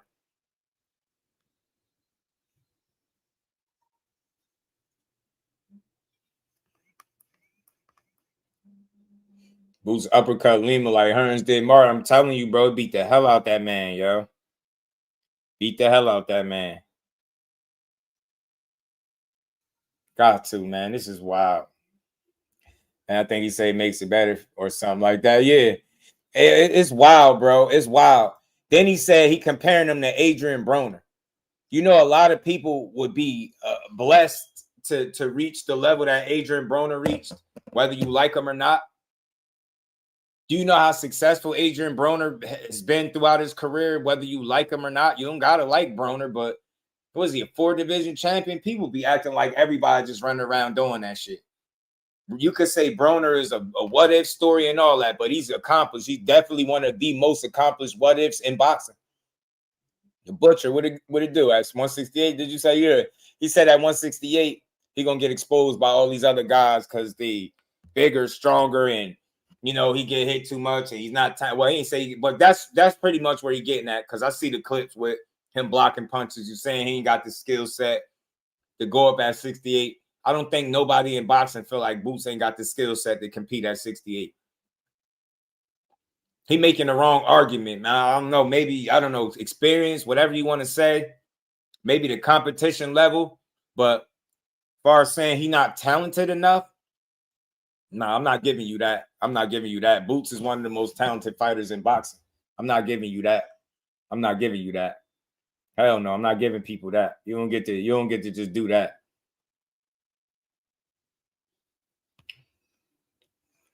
William Old School, what's good, brother? How you feeling? Shout out to my guy. Kellen Flower says, skills is the truth, but he needs to step with the competition, just bigger fights. Hey, Kellen, I'm right there with you, bro. I'm right there with you. I think it's a matter of time, though, with Boots, right? I went through this the other day. He was log jammed. He was log jammed up at 47. He couldn't get no big fight there. Earl and Bud had their business to take care of, and Virgil Ortiz got sick. That left him with the rest of 147. Still in awe before he left the division. He was able to unify before he left. So I think he made the most out of his time down there, right? And after the fact, he moved up. Now he beat up Lima. Now he got his feet wet. Now you're hearing his name being in the conversations with the Virgil Ortizes and Barus and Xander Zayas and Fonduras and all that. So I'm with you. Competition level, I think, needs to step up. I even think Eddie Hearn agrees with you when you say that, right? He knows that he got to be able to get Boots those opportunities to solidify him as the kind of fighter that he's selling him to us as, right? He's telling us how he's the best thing in boxing, one of the best fighters, a pound for pound guy. He's telling us how he think he can challenge and beat Crawford right now. Like, he's telling us that. He's telling us that regardless of Virgil Ortiz, they ain't got a shot at beating Boots. He told all of us, if you think Virgil Ortiz beats, Jerron Ennis, you don't know shit about boxing. If you think Fondura beats Boots Ennis, you don't know shit. If you think such and such beats Boots, you don't know shit. So Eddie Hearn has set the bar extremely high. He even said in the little clip and said, yo, we're going to fight these dudes at 60. become unified at least. And then we're going to go up to 60 and deal with that other fellow. That other fellow being Terence Crawford. But I think that's wishful thinking. Hey, Rozier, yo. That's why you laughing. I know why you. Hey, Rozier, I think he'd beat the shit out of Xander. I ain't going to hold you, bro. I think he'd beat that. I think he'd be pissing shit down Xander's leg. He going to be pissing shit down Xander's leg, yo. That shit's going to be all bad, yo. Xander don't got enough tools for Boots to me. He don't got enough tools. I think he'll run out of answers, and I think Ennis is the wrong guy to run out of answers with. And I think that's why he'll fight a Bass Baru before he go anywhere near Boots. I just don't think. I think they still growing Xander. I think he's young. I think he's in a really good position. He got the right kind of push behind him, and as a result, bro, you get me? Size just needs time. He only 23. Yeah, he's very young, John. And I think they JP, and I think they moving him a certain way because of it, right? It's not like they ain't testing him, but he got some work, bro. He got some work to do. He got some work, bro. He got some work to do. He got a belt, no excuse. Oh, no, he can get that work, shower. He can get that work, but I know they're not going to tell us what it is, but they ain't trying to put him in there with no boots. He going to get his ass handed to him. That belt coming up off him. He's just one of the more inexperienced champions. I just think his ass can be beat. I really do. Y'all double tap the screen, yo. We missing about 6 likes, man. Let's get 100 likes in the building, family. Shout out to everybody who rocked out to the end of the show. Appreciate y'all. Much love to the famo. My guy William was good with it, fam. Old school in the building. My guy old school in the building. So I want to see him fight Charlo Ortiz. He said it's his division. Fight Charlo and prove it. That's a big fight. I'm with you, Kellen. I think Charlo just got to get back in the mix. It was some talk about Charlo fighting a Bass Baru too. That now seem like not a bidding war, but I think they're gonna make the fight that's the most winnable for Baru. If it's up to them, I think that's what they'll do. So if your choices is Xander, Boots, or Charlo, who do you fight? If you Baru and your choices is Xander, you get me? Xander, Boots, and Charlo, right? Who do you fight? You get what I'm saying? So nobody want the Boogeyman 154. I think Bagram overrated. All the boxes running. Nah, the Butcher. They might be rating him, overrating him, because most people, the Butcher can't even name 3 Bakram wins. They can't name 3 wins. They can name the Tim Tszyu win. They can't really name 3 wins from Bakram. He not a boogeyman. It just appears that way, bro. Everybody not running from him. We seen that with Virgil. Not him and Virgil. Him and Lubin. Him and Lubin didn't happen because of the lack of backing. It seemed like that's what Lubin was explaining in that interview with Mill City. The lack of backing is the reason why him and Bakram didn't happen. And then you seen Bakram tweet that nobody's willing to pull, you know what I'm saying, pull for our fight. Nobody's willing to put up the money for our fight. You know what I'm saying? And you see this dude sitting on the sideline actively. And now he said maybe he'll return to the ring one day. So Bakram is I think, look, shout out to LWBoxing. He said it the other day, a couple days ago. Bakram team is trash. I don't like to say shit like that, but they ain't been putting him in the best positions.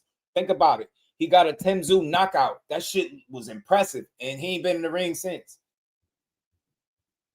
Even for a tune-up, something, get him back in the ring. So it looks like he's some type of boogeyman when in reality, his team need to do better by him. They're not doing right by him, bro. They kind of failing him. He beat the hell out of Tim Tszyu, punched Tim Tszyu into like, oh, man, Tim Tszyu was in a sunken place, man. We was getting beat up by Bakram, but he don't got good representation, bro. He don't got good representation. Turkey sponsor him because he's Muslim? Probably so, though. Bakram in a bad deal, I'm telling you.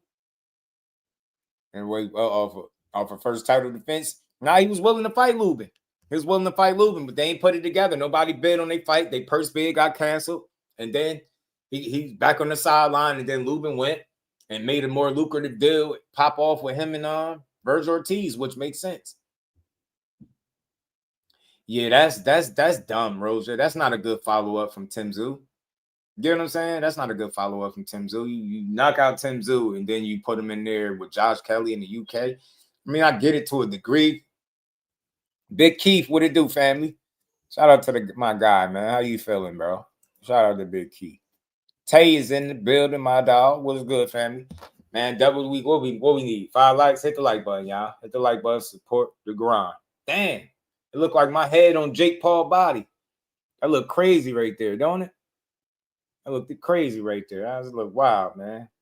Steroid body. Lubin took the short money. Smart business. Yeah, he did. Yeah, he did. And he said the deal was yeah, that's what I'm saying. You get what I'm saying? The deal was it was in place. They was more organized. They had their shit together, and Lubin said it was more lucrative to fight Ortiz than Bakram. And that's a part of boxing that we don't speak about a lot too. You got 2 dark alleys, right? They both dark alleys, but one of them just come with more money. Which way do you go? Do you go with the less money towards the perceived boogeyman, or do you go towards the undefeated knockout artist, right? With more money? Sound like a no-brainer to me. Get me? Lubin, if not Lubin, then number 4. Yeah, AI just is crazy, right? You know, Jamel is my guy, but he needs at least 2 or 3 tuners before fighting anyone legitimate. It all depends for me, Will. Like, how does he look after that first fight, right? The first fight back. I think he definitely need 1 or 2 fights for sure. I think he need 1 or 2, depending on how you look after the one. You know what I'm saying? Because he talking like he coming back too, but win. You know what I'm saying? Win. And who ass you beating? You know what I mean? Ortiz offered more money. Akron got the belt.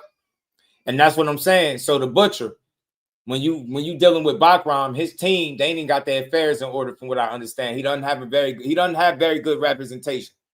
Yeah, he got that belt, but it's a lot of, Lubin said it out of his own words, it was a lot of negotiating and back and forth, and it's like it seemed like it really wasn't going nowhere. He said Ortiz and them had their shit laid out and they was on point and it was more lucrative. So if you Lubin, you like, man, fuck that belt. And that's and look, in this case, both of the alleys are dark.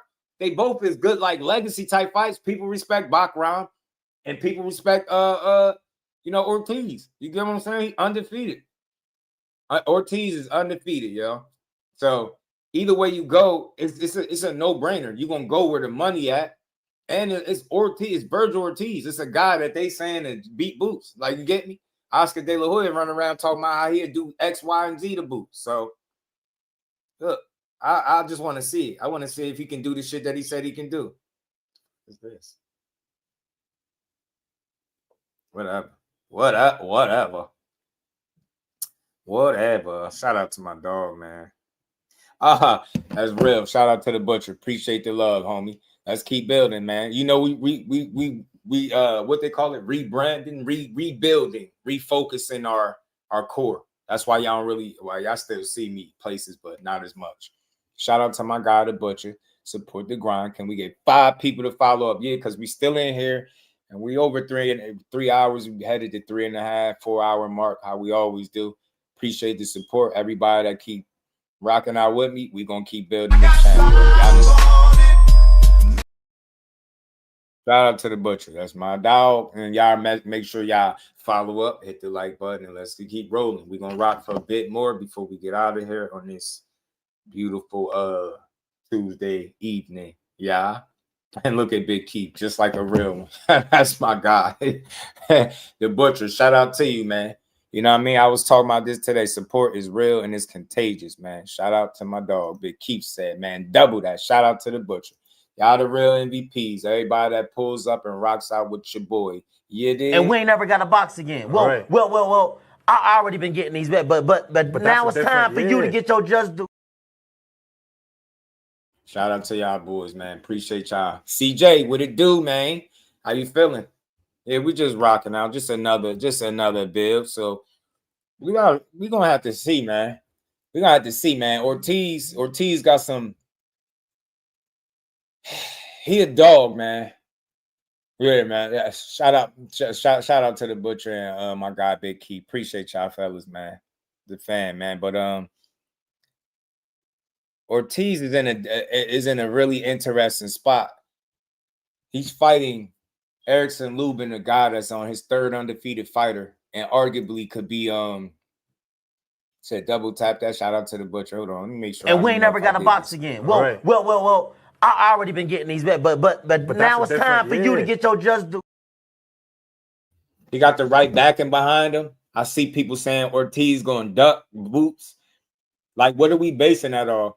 Virgil Ortiz respected Jerron Ennis, but Virgil Ortiz fought better named fighters than he do. He got a better resume for what it's worth. But Boots has got the accolades. Do you see how fighters need each other? You see how everybody needs a great dance partner? Yeah, Virgil got the names. He got some names on his resume, right? Like, think about it. Boachuk, Madrimov, Lubin, if he beats them. And that's just 3. They ain't even talking about the 47 run, right? He got some good names down there. But his run at 54 is impressive, right? But he don't got the accolades. Boots is missing the names, but has accolades. He was a unified champion at 47, right? He positioned himself to be a world champion at 54, being a 2-division champion. So they need each other. You put Boots and Virgil in there, you getting legacy, you getting belts, they getting money, you getting all that wrapped up in one. You getting all that shit wrapped up in one. Shout out to Cal Coolidge, man. He always, he be thinking just like me, bro. I seen this clip, Cal, and I meant to pull it up. And I had forgot. It like slipped my mind to pull this up and show people like what D Norman working on. But yeah, man, we gotta just wait and see. Ortiz has shown you the willingness to fight guys that are dangerous, right? Nobody that's fighting Boachuk and Madrimov back to back is ducking people. Like, we got to start making this make sense.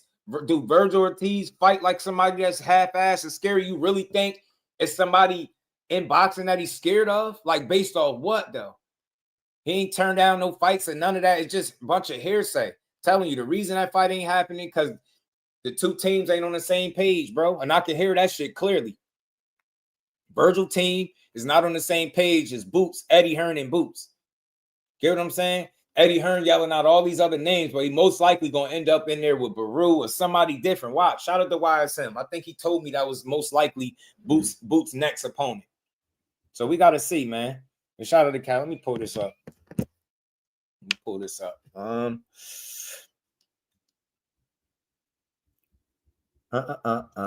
ain't even pull. He said, I believe Oscar is the reason. I think so too, bro. Just like it. Hey, William.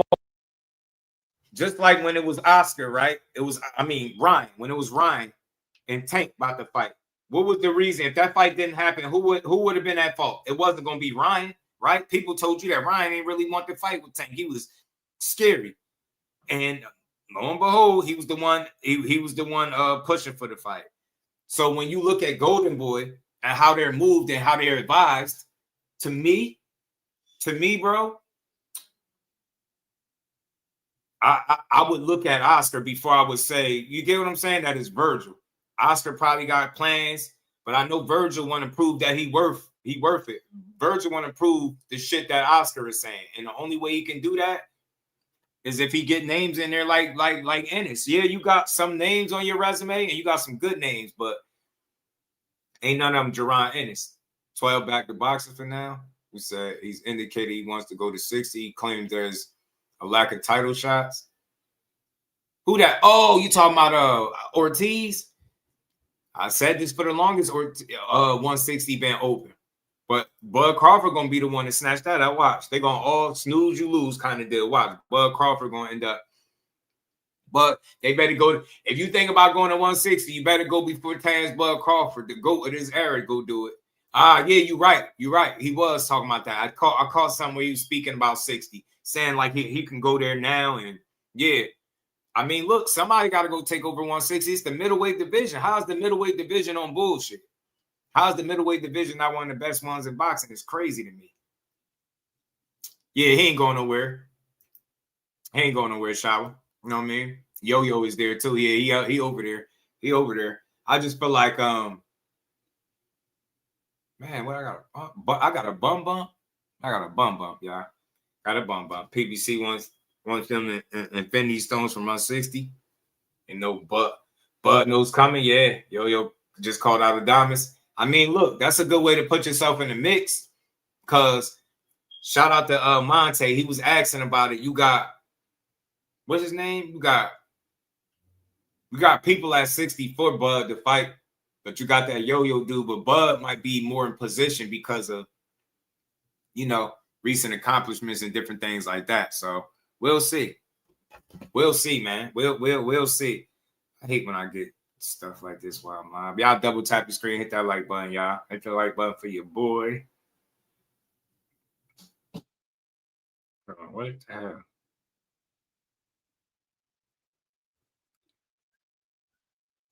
Let me fix something. My bad, y'all. All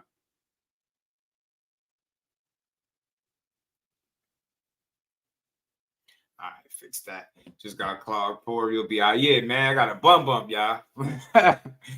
Now, yeah, Yo-Yo not getting the diamonds. I don't think so either. We should have been had 100 likes. Y'all, it's freeloading, man. Hit the like button. It's free. Double tap the screen, y'all. Double tap the screen. One time for the one time. One time for the one time. Somebody taking it like hell. Diamonds ain't even answered the Jonathan call, so he probably won't. Right. Jonathan gonna fight Lara. Bud Crawford probably gonna swoop in there if he don't get a fight first, like a Diamonds or something like that. He gonna end up fighting one of them. He gonna be a unified champion, and then he gonna be able to, you know, have like 2 more fights to possibly chase down an undisputed at 60. I swear that's what I would love to see Bud Crawford doing a perfect world, and then retire and piss the whole world off because they didn't get a chance to see you lose to nobody. You know what I'm saying? That's what I want to see with Bud Crawford. I got a bump, y'all. This is bogus. A bump in 2025 is wild. Yeah, man, hit the like button. I don't know what y'all be in here doing. Hit that like button. Let's get 100 likes, man. We almost at 3.5 hours, and we've been building with no slander, just building on boxing, talking our shit. How we talk it, man. Trying to make sure there's nothing that I'll be having to do this. I'll make sure there ain't nothing that I forget to bring up to y'all. You gotta blick up. Yeah, blick up. Yeah, I'm telling you, hey, yeah, man, bump. Oscar kept McGee away from real challenges. So why would Oscar change his ways with Virgil? I think he good point, Will. I think he definitely believes in Virgil, though. I do, but I think he want that shit to be right. You know what I'm saying? He ain't in a rush. He not in a rush to put Virgil in the fire with Boots. He not in a rush to do it, but he keep talking like that's what he want to do, and I just want to see it. He keeps saying like nobody beats Virgil. Boots ain't gonna beat Virgil. Boots ain't gonna beat Virgil. Well, we gotta see it, though. We gotta see it, G. We gotta see it. Yeah, man. Hit that like button if you haven't. But we gotta get to this. One last thing I'm gonna bring up. I got the clip loaded up. I'm gonna wait till after the show. You a fool. Hold on, let me pull something up. I almost forgot to pull this up. Y'all stupid. If you want to throw him in there with Boots, he should fight Fondura background. Yeah, he got to put him in there with somebody, though. You got to put him in there with somebody. I mean, the Lubin fight is great. Lubin fight is a great fight. The Lubin fight is a great fight. Nah,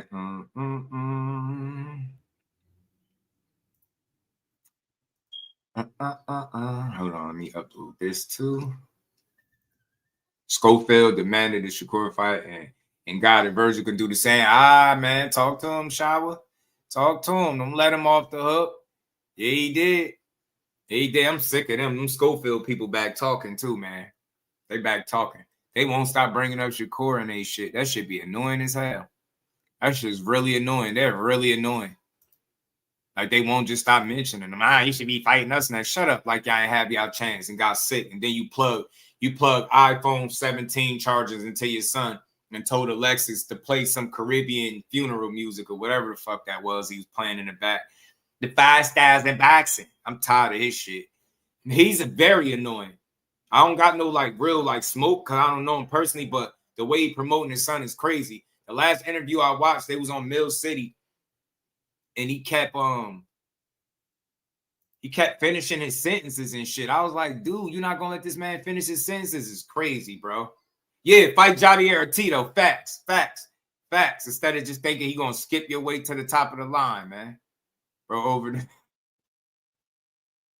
the he said he overdosed off Advils. It's crazy. Yeah, he got me blocked. Hey, Tay, this is the crazy part. This is the crazy part. I didn't even say nothing crazy to him. I just couldn't take it no more. He kept posting all that shit when he was about to fight Shakur. Then he said something about the like snack and PEDs, and I just couldn't take it no more. I was like, bro, why are you using your son, like profile to push BS? I was like, damn well that dude ain't using no steroids or nothing to that effect. Like, you making your son look crazy doing this shit from his account. Said something to that effect, but I was respectful about it. Next thing you know, I go to try to comment on something, I'm blocked. I go to look on Instagram, I'm blocked. I said, damn. He went from supposed to send me videos of his son so I could put together a video for him to blocking me. You can't make this shit up. I'm dead serious. Dead serious, bro. He went from telling me he's going to send me videos of his son so I could put it together.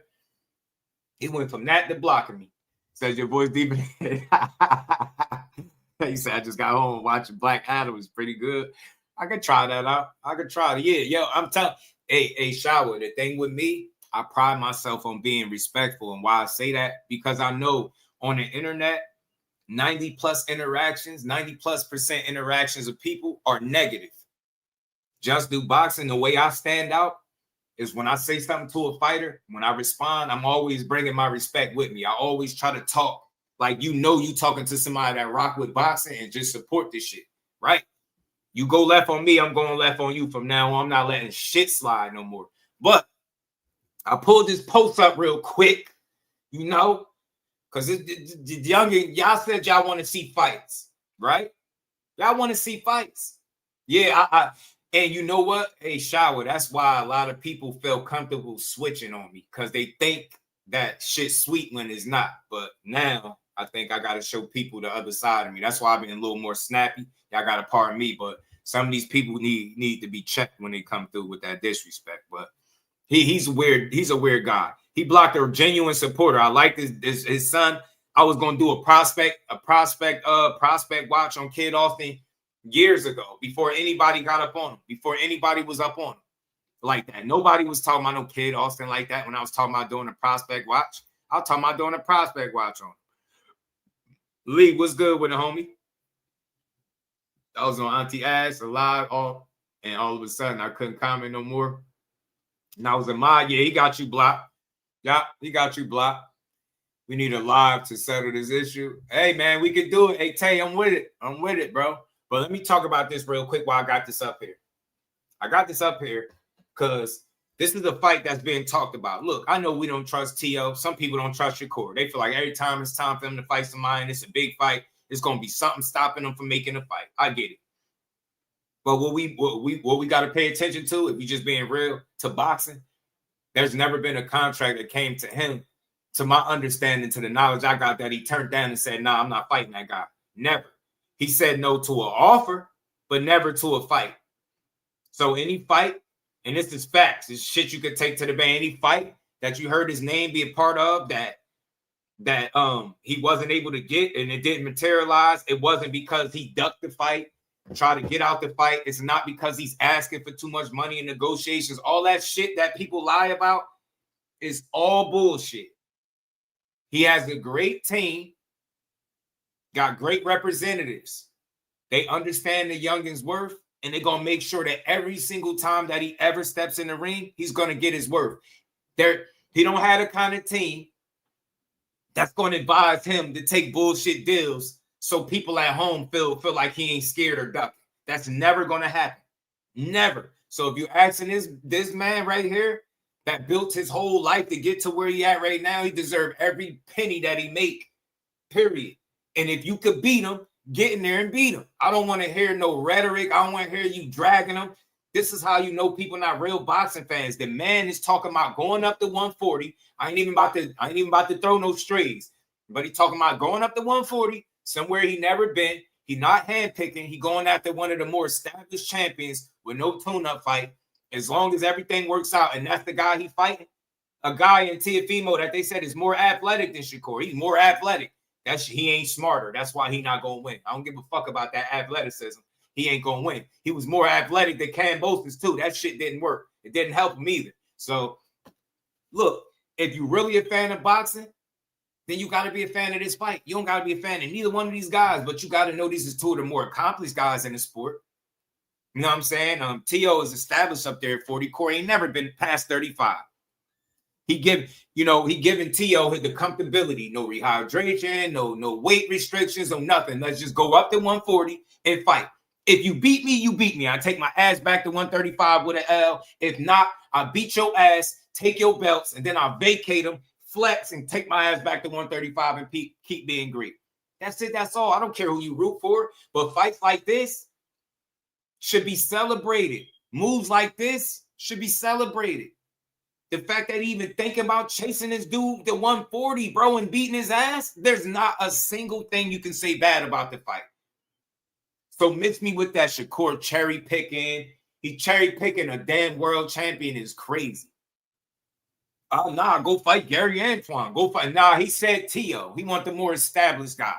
Teofimo. I want to hear this Gary Antoine shit. That shit could wait. He on Tio bumper. Tio been doing all this shit, running his mouth, talking crazy. You get what I'm saying? He said he gonna push Shakur to sleep. He been talking. Tio been talking reckless, y'all. Tio been talking reckless. So yes, I want to see the fight because they both has expressed their interest in it.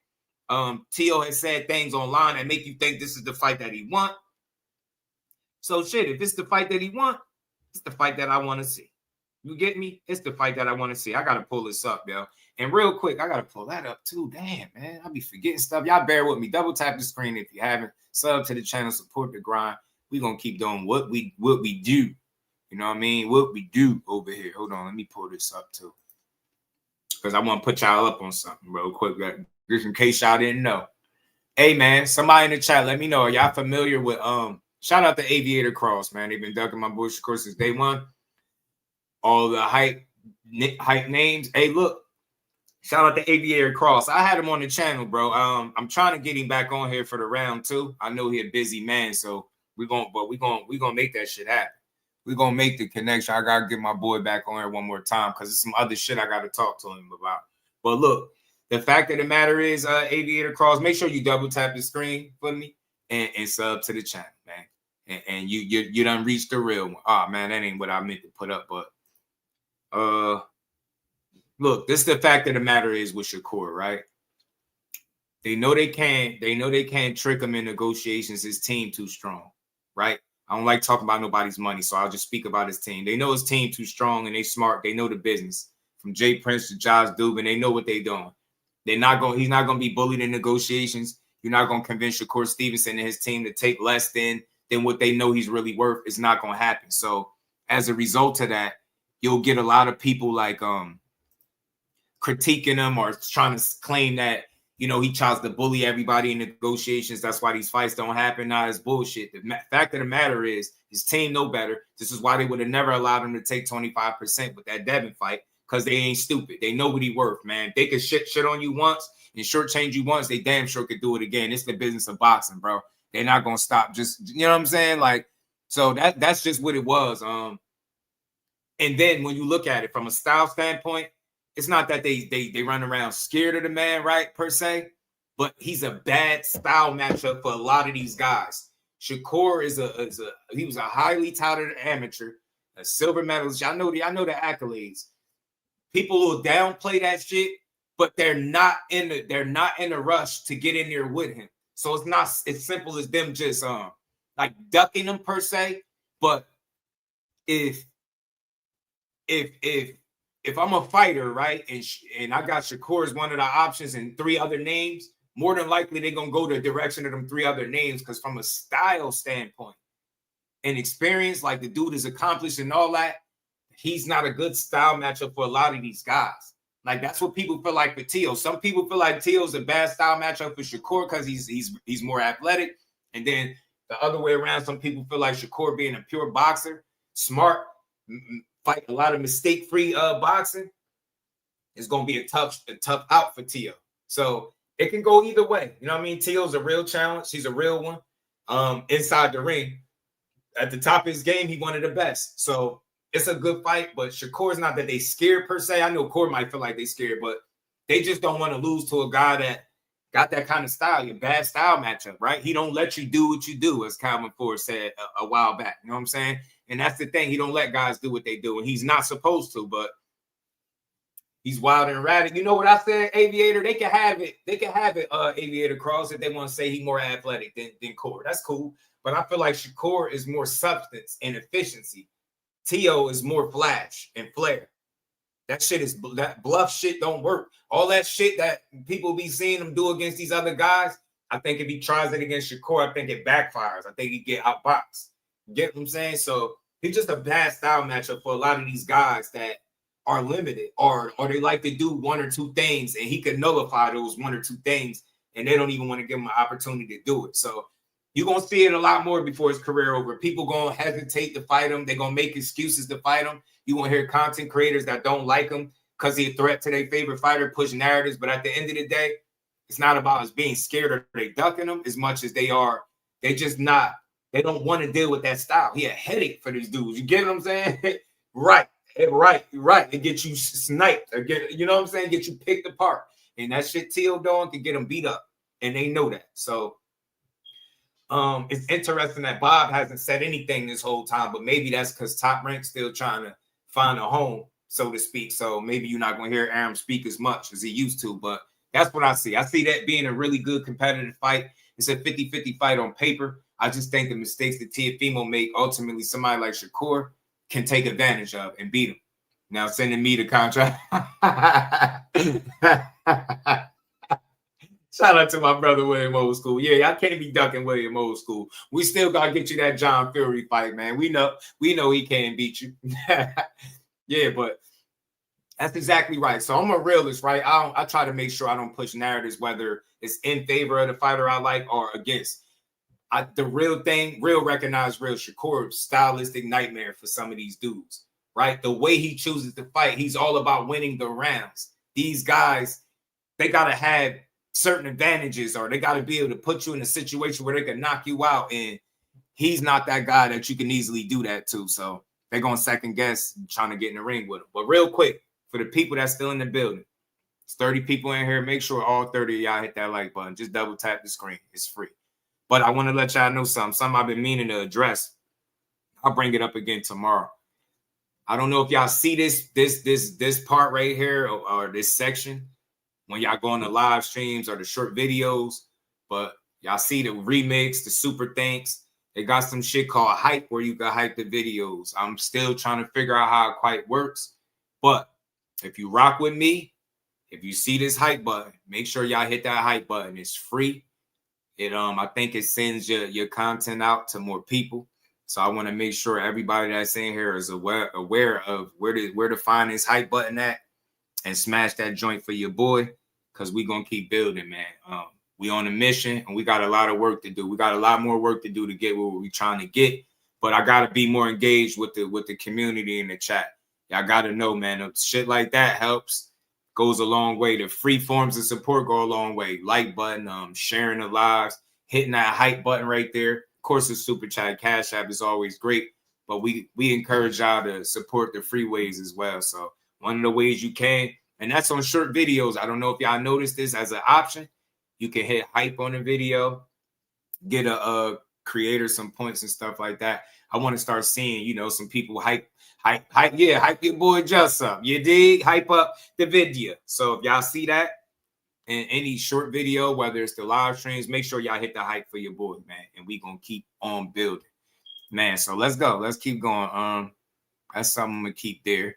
Yeah, man. Make sure y'all hit that hype button for your boy, man. What is this? Devin Haney. I wanted to speak on this briefly. They saying Top Rank, they still ain't found a home pretty much. They don't have a broadcasting deal. It's crazy. I know it seemed like that because they've been around for a long time. But I think anytime a change is made, and it's a big change, I think it's going to take some time to work out the details, iron out the details, and for them to figure out the best fit or the best course of action for them, being that they're no longer being represented by ESPN, right? So I think that's what it is. I think Top Rank has been successful for the longest. I think they'll continue to find ways to be successful. I think this is just a little hiccup in the road, and it's something that they're going to have to deal with. You know what I'm saying? Something they're going to have to deal with. My guy, Bodega Ty, what it do, homie? Shout out to my dog. Said, shout out to Mike Coppinger. This is what he had to say. Gervonta Davis has the most loyal fans in boxing. Respect him for building such a base. He was held to a draw, arguably lost, then ducked a rematch with Lamont Roach. He agreed in order to proceed with the carnival event with Jake Paul, and then the fans defend Davis. Man, look, that's facts on facts on facts. He ain't ducked no rematch. He made a decision. He made an OG call or whatever you want to call it. He flexed his A side. He showed you that, look, I ain't got to fight you. I could if I wanted to. I ain't have to. That's what Tank doing. It's not about defending him. He fought the man for 12 rounds. Yeah, he should have wanted the rematch, but we can't tell him what he should have wanted because we wanted it, right? I think his initial plans was to give it to us, but I think as he had time to think about it, you see how he feeling. He sounding like he ready to go. You're going to take that lofty payday on the way out. It's very simple. Man, shout out to Mike Coppinger, but yeah, he got a super loyal ass fan base to the point where they don't even question nothing he say or do. So it is what it is. When you got the people, you got them. And Tank got the people. He still got my support. He going to always have my support. Because mine's is not based on what he's doing for me. I don't need him to do anything for me. I just need him to go out there and fight. If it's a fight that I truly don't want to see that Tank Davis is giving me, guess what? I don't got to watch. I can not tune in that day. I can just ignore it or whatever the hell else. But in no way, shape, or form is any boxing slander going to ever come from this platform because I'm not like nobody else. So Tank, keep doing what you're doing. You built a super loyal ass fan base. Your people rock with you no matter who you fight. Keep doing it. If it make dollars, it makes sense. That saying has been around longer than I can remember. Before I was even born, I'm pretty sure. And the shit applies now. They know boxing is a business. And like I said, if it make dollars, it makes sense. All the money that y'all stand to make, the people that's going to be tuned in, all the different like reactions and stuff like that y'all been getting from this. Like, look at this shit. How Jake Paul and Sora broke the internet.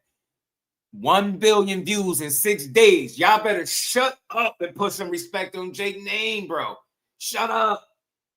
1 billion views is crazy. I don't give a how much AI they got going. People know it's AI and they still tuning in, bro. You got to get a man some kind of respect. You got to. They call him the face of AI with over 1 billion views in just 6 days.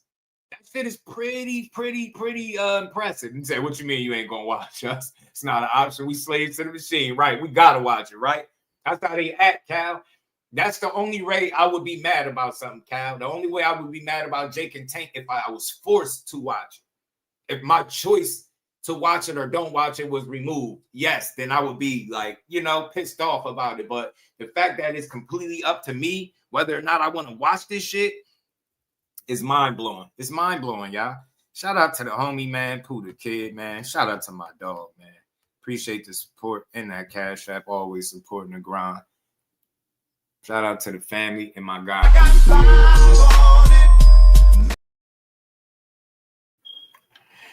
And again, when you can move the needle like this, 1 billion views in 6 days, I don't give a damn AI, CI, BI, bro, that shit is impressive. Don't hate the player, hate the game. He came in here and garnered a lot of attention with his shit, with his circus act, and so much he's the biggest show in town. I don't give a damn. You call it circus event, carnival event, cry all you want. Very successful event. Very successful, bro. Shout out to Pooh, man. For the cook while I make my drive, my G. Shout out to you. Safe travels on that road. But look, let's talk about it real quick, briefly, while we're wrapping up. We're going to be here for another 10 minutes. We're going to get to the 4-hour mark because y'all know how we do. So look, with all them views, y'all, all them views, it's no surprise that the powers that be probably like, hey man, Tank, you better go get that Jake bag, bro. You want to fight Jake and retire? Come on, man. Like bro said, like Aviator Cross just said, say he want dude to get his mental health right. Here's cries, the people looking over that fact before he gets, they don't hear it, bro. They don't hear it. They don't hear it. Tank Davis told y'all he sit in the back seat and break down sometimes. But when we hear, we're going to say, what, he's soft? Let me guess, he's soft, right? He ain't human for breaking down with all the pressure that could be on him. You never know what he go through, right? But then he got to get his shit together and make sure everybody else right. That shit could be mentally taxing on the brain or your mental, your emotional state, right? Dude told Al Haymon that he was going to retire. Didn't he tell y'all that? Sometimes you could want to walk away, man, when the sport don't appreciate you, when all you did was dedicate your life to something since you was 6, and you've been very clear as to what your why was. People just try to force what they wanted for you on you while you consistently told them what you wanted. And now that you're in a position to get exactly what you've always told people you wanted, the boxing world is switching on you. Not really the boxing world. It's just the same old weird ass people. Because you know what? When Gervonta Tank Davis step in that ring November 14th to fight Jake Paul, they're going to all be watching. Even some of them hating ass people that said they wasn't going to be watching, they're going to be watching. If message to Tank Davis and team, make your money. You don't owe me or nobody else in boxing nothing, despite what these silly ass fans is telling you. You didn't come into this game owing nobody shit. That it's a pound. They take a pound of flesh with you each and every time you fight. The fans don't got to deal with that. When you breaking down in the back seat and you got your people looking out for you, driving, making sure shit's straight, they not there. They not there to see that shit. When you's trying to be better for your daughters, want to be a better person, they not around for that. They not aware of that. People don't look at you as a regular person. They like, nah, man, make the money. You're a prize fighter. Do this, do that. You're a prize fighter, right? Well, you're going to get the biggest prize. Shut up with that complaining. I don't want to hear nobody else complaining about Jake Paul. Y'all just complaining because it's convenient to do it. You're not really mad because you don't have to watch the fight. How mad could you be if you don't care about who Tank Davis fighting? Make it make sense. Either you care or you don't. For me, I'm watching and I'm going to enjoy it. Tank, I get it. You giving us one on me. It's a bit of a carnival event, circus fight, whatever you want to call it. Cool. I'm still going to watch it. Anybody throwing gloves with no headgear on, with it's a real enough fight for me. I don't need a 0 or a 0 or a 1 by the record for it to be legit. You got a 200+ pound man throwing punches at you, knock his ass out, Tank. Hey, shit, Jake, if you got it in you, and you see the opportunity, go ahead and take it. I'm not rooting for you to beat Tank Davis, but do your thing. Y'all found a way to make money and do it together.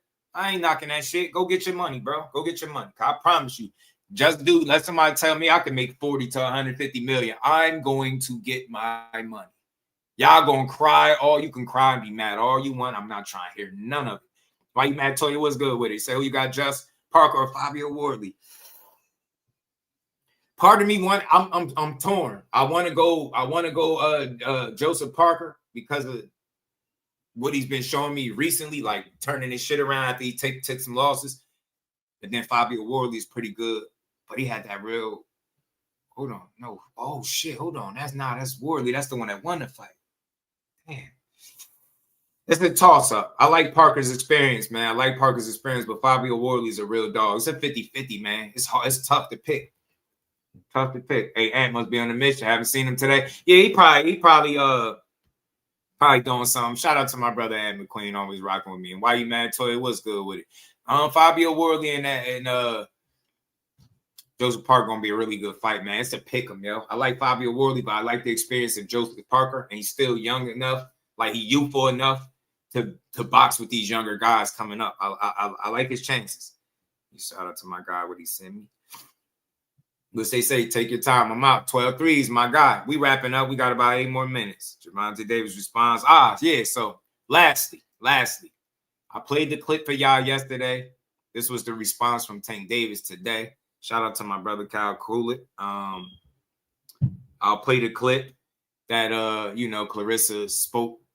She said what she said in the clip, and we'll talk about what he like. Said. I don't care what nobody say. Gervonta got skills out this world. He's a scary dude.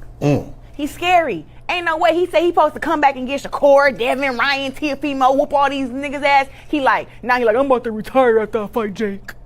No, I don't let nobody talk about me like that. The way that Shakur disrespect him, the way that Devin talked to him, the way that Ryan, he already knocked out Ryan. The way that these dudes be talking, he supposed to come back and get them. He the man, right? He who everybody say is the best.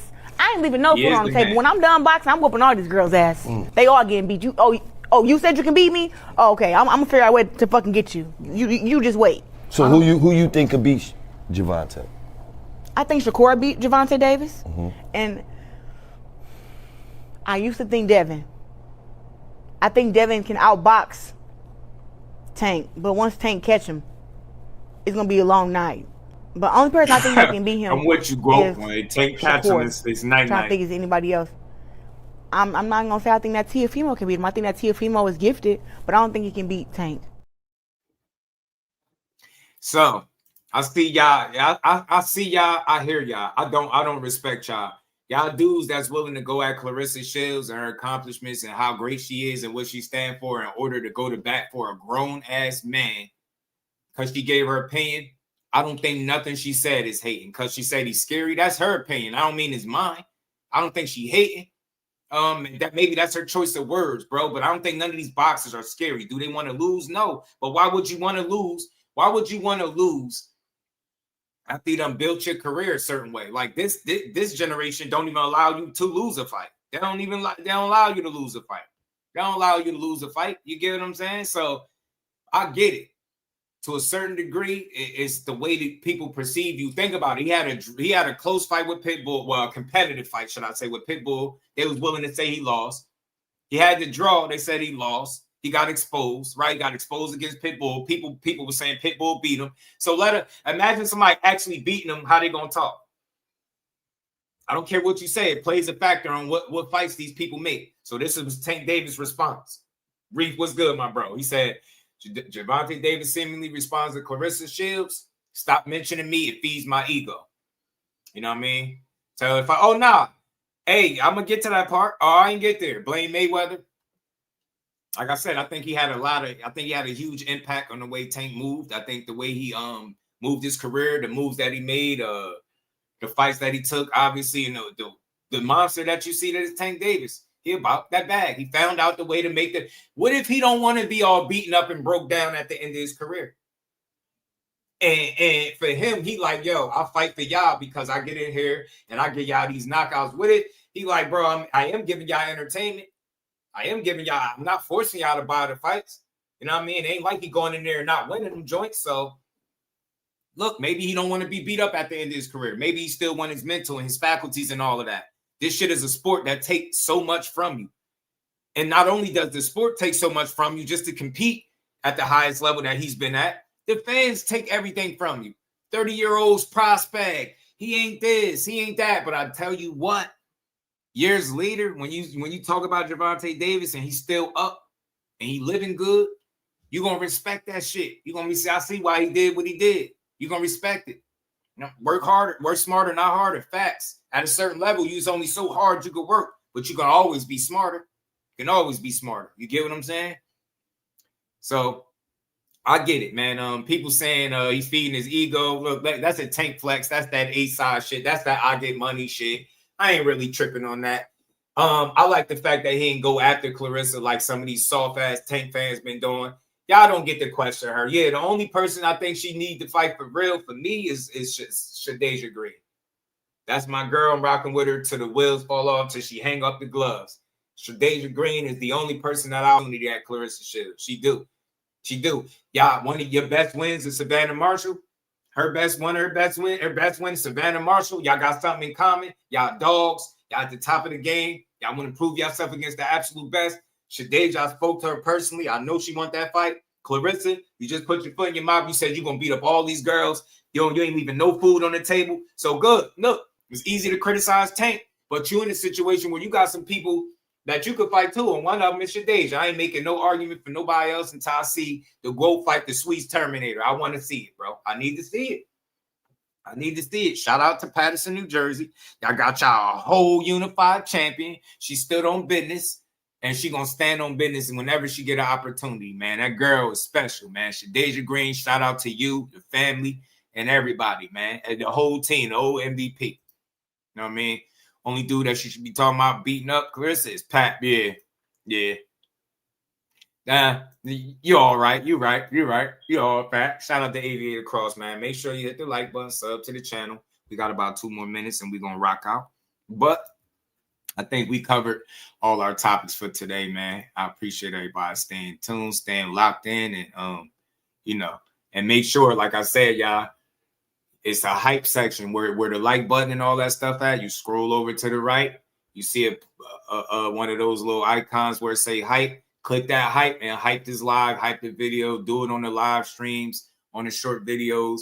We appreciate you. We're going to keep building this joint up. Y'all know how we do. So Oh, and lastly, I'll just touch on this briefly.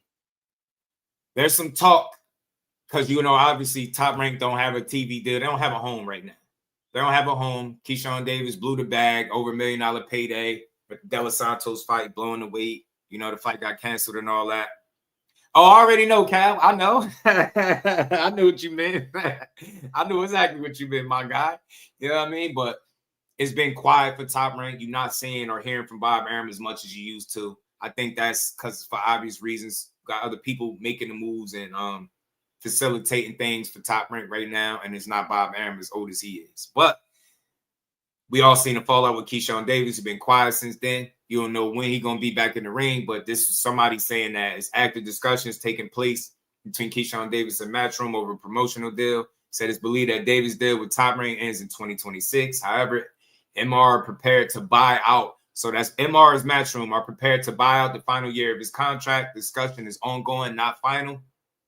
I told y'all, man, guys are going to make decisions that are the best for them. If Top Rank is not seeming like the best landing spot, don't be surprised to see Keyshawn Davis on Matchroom. You know, shit, Scooter Davis just signed to Top Rank. So Top Rank still picking up those prospects, still picking up those young guys. I think this will be a blow if they was to lose Keyshawn because I think that's one of their brightest talents that they got. But we seen stranger things in boxing. Shit, Shakur ended up on Matchroom. So did Boots. We never would have thought that. It wouldn't be a total surprise for Keyshawn Davis, who's a brother of Shakur Stevenson, or looked at as a brother Shakur, to go work with the similar people. Maybe they had conversation. Maybe he like, yo, Eddie's pretty solid. You know, you never know. So at the end of the day, I just root for boxing. I want to see these young men win and get out of the, you know, get out of the sport with their faculties and their money. You know what I'm saying? All of that good shit intact. So trying to make that fight. He wasn't trying to make that fight. That was purposely. Yeah. Yeah, nah, real shit though. Real shit. But again, y'all, we hit the 4-hour mark. Much love, man. Truly appreciate y'all that continue to rock out with me. You hit the like button. I appreciate you. If you're tuned in, you know, today, I appreciate you. If you're super chatted, Cash App, we appreciate you, man. Much love to y'all. We're just going to keep grinding. We're going to keep building, y'all. So with that, man, I want y'all to make sure y'all enjoy the rest of this good old Sunday. Up Sunday. Y'all know my mind's somewhere else. This good old Tuesday, right? It's Tuesday, ain't it? Tuesday. And we're going to be back tomorrow to build on the sport of boxing that we all love. Shout out to y'all. If your notifications ain't on, make sure they on. We rebuilding, y'all. We're going to keep doing what we doing until we get to our mark. So enjoy the rest of this good Tuesday. Much love to everybody. And I see y'all tomorrow at 4 p.m. Don't meet me here, beat me here. Much love. Representing Brick City, Shakur! Finding those levels too. Look at that 4-punch combination. It's a masterclass right now from Shakur Stevenson. That's what you're seeing. A masterclass. And Shakur meeting them with a straight left hand. Oh, and there's a knockdown scored with the left hand.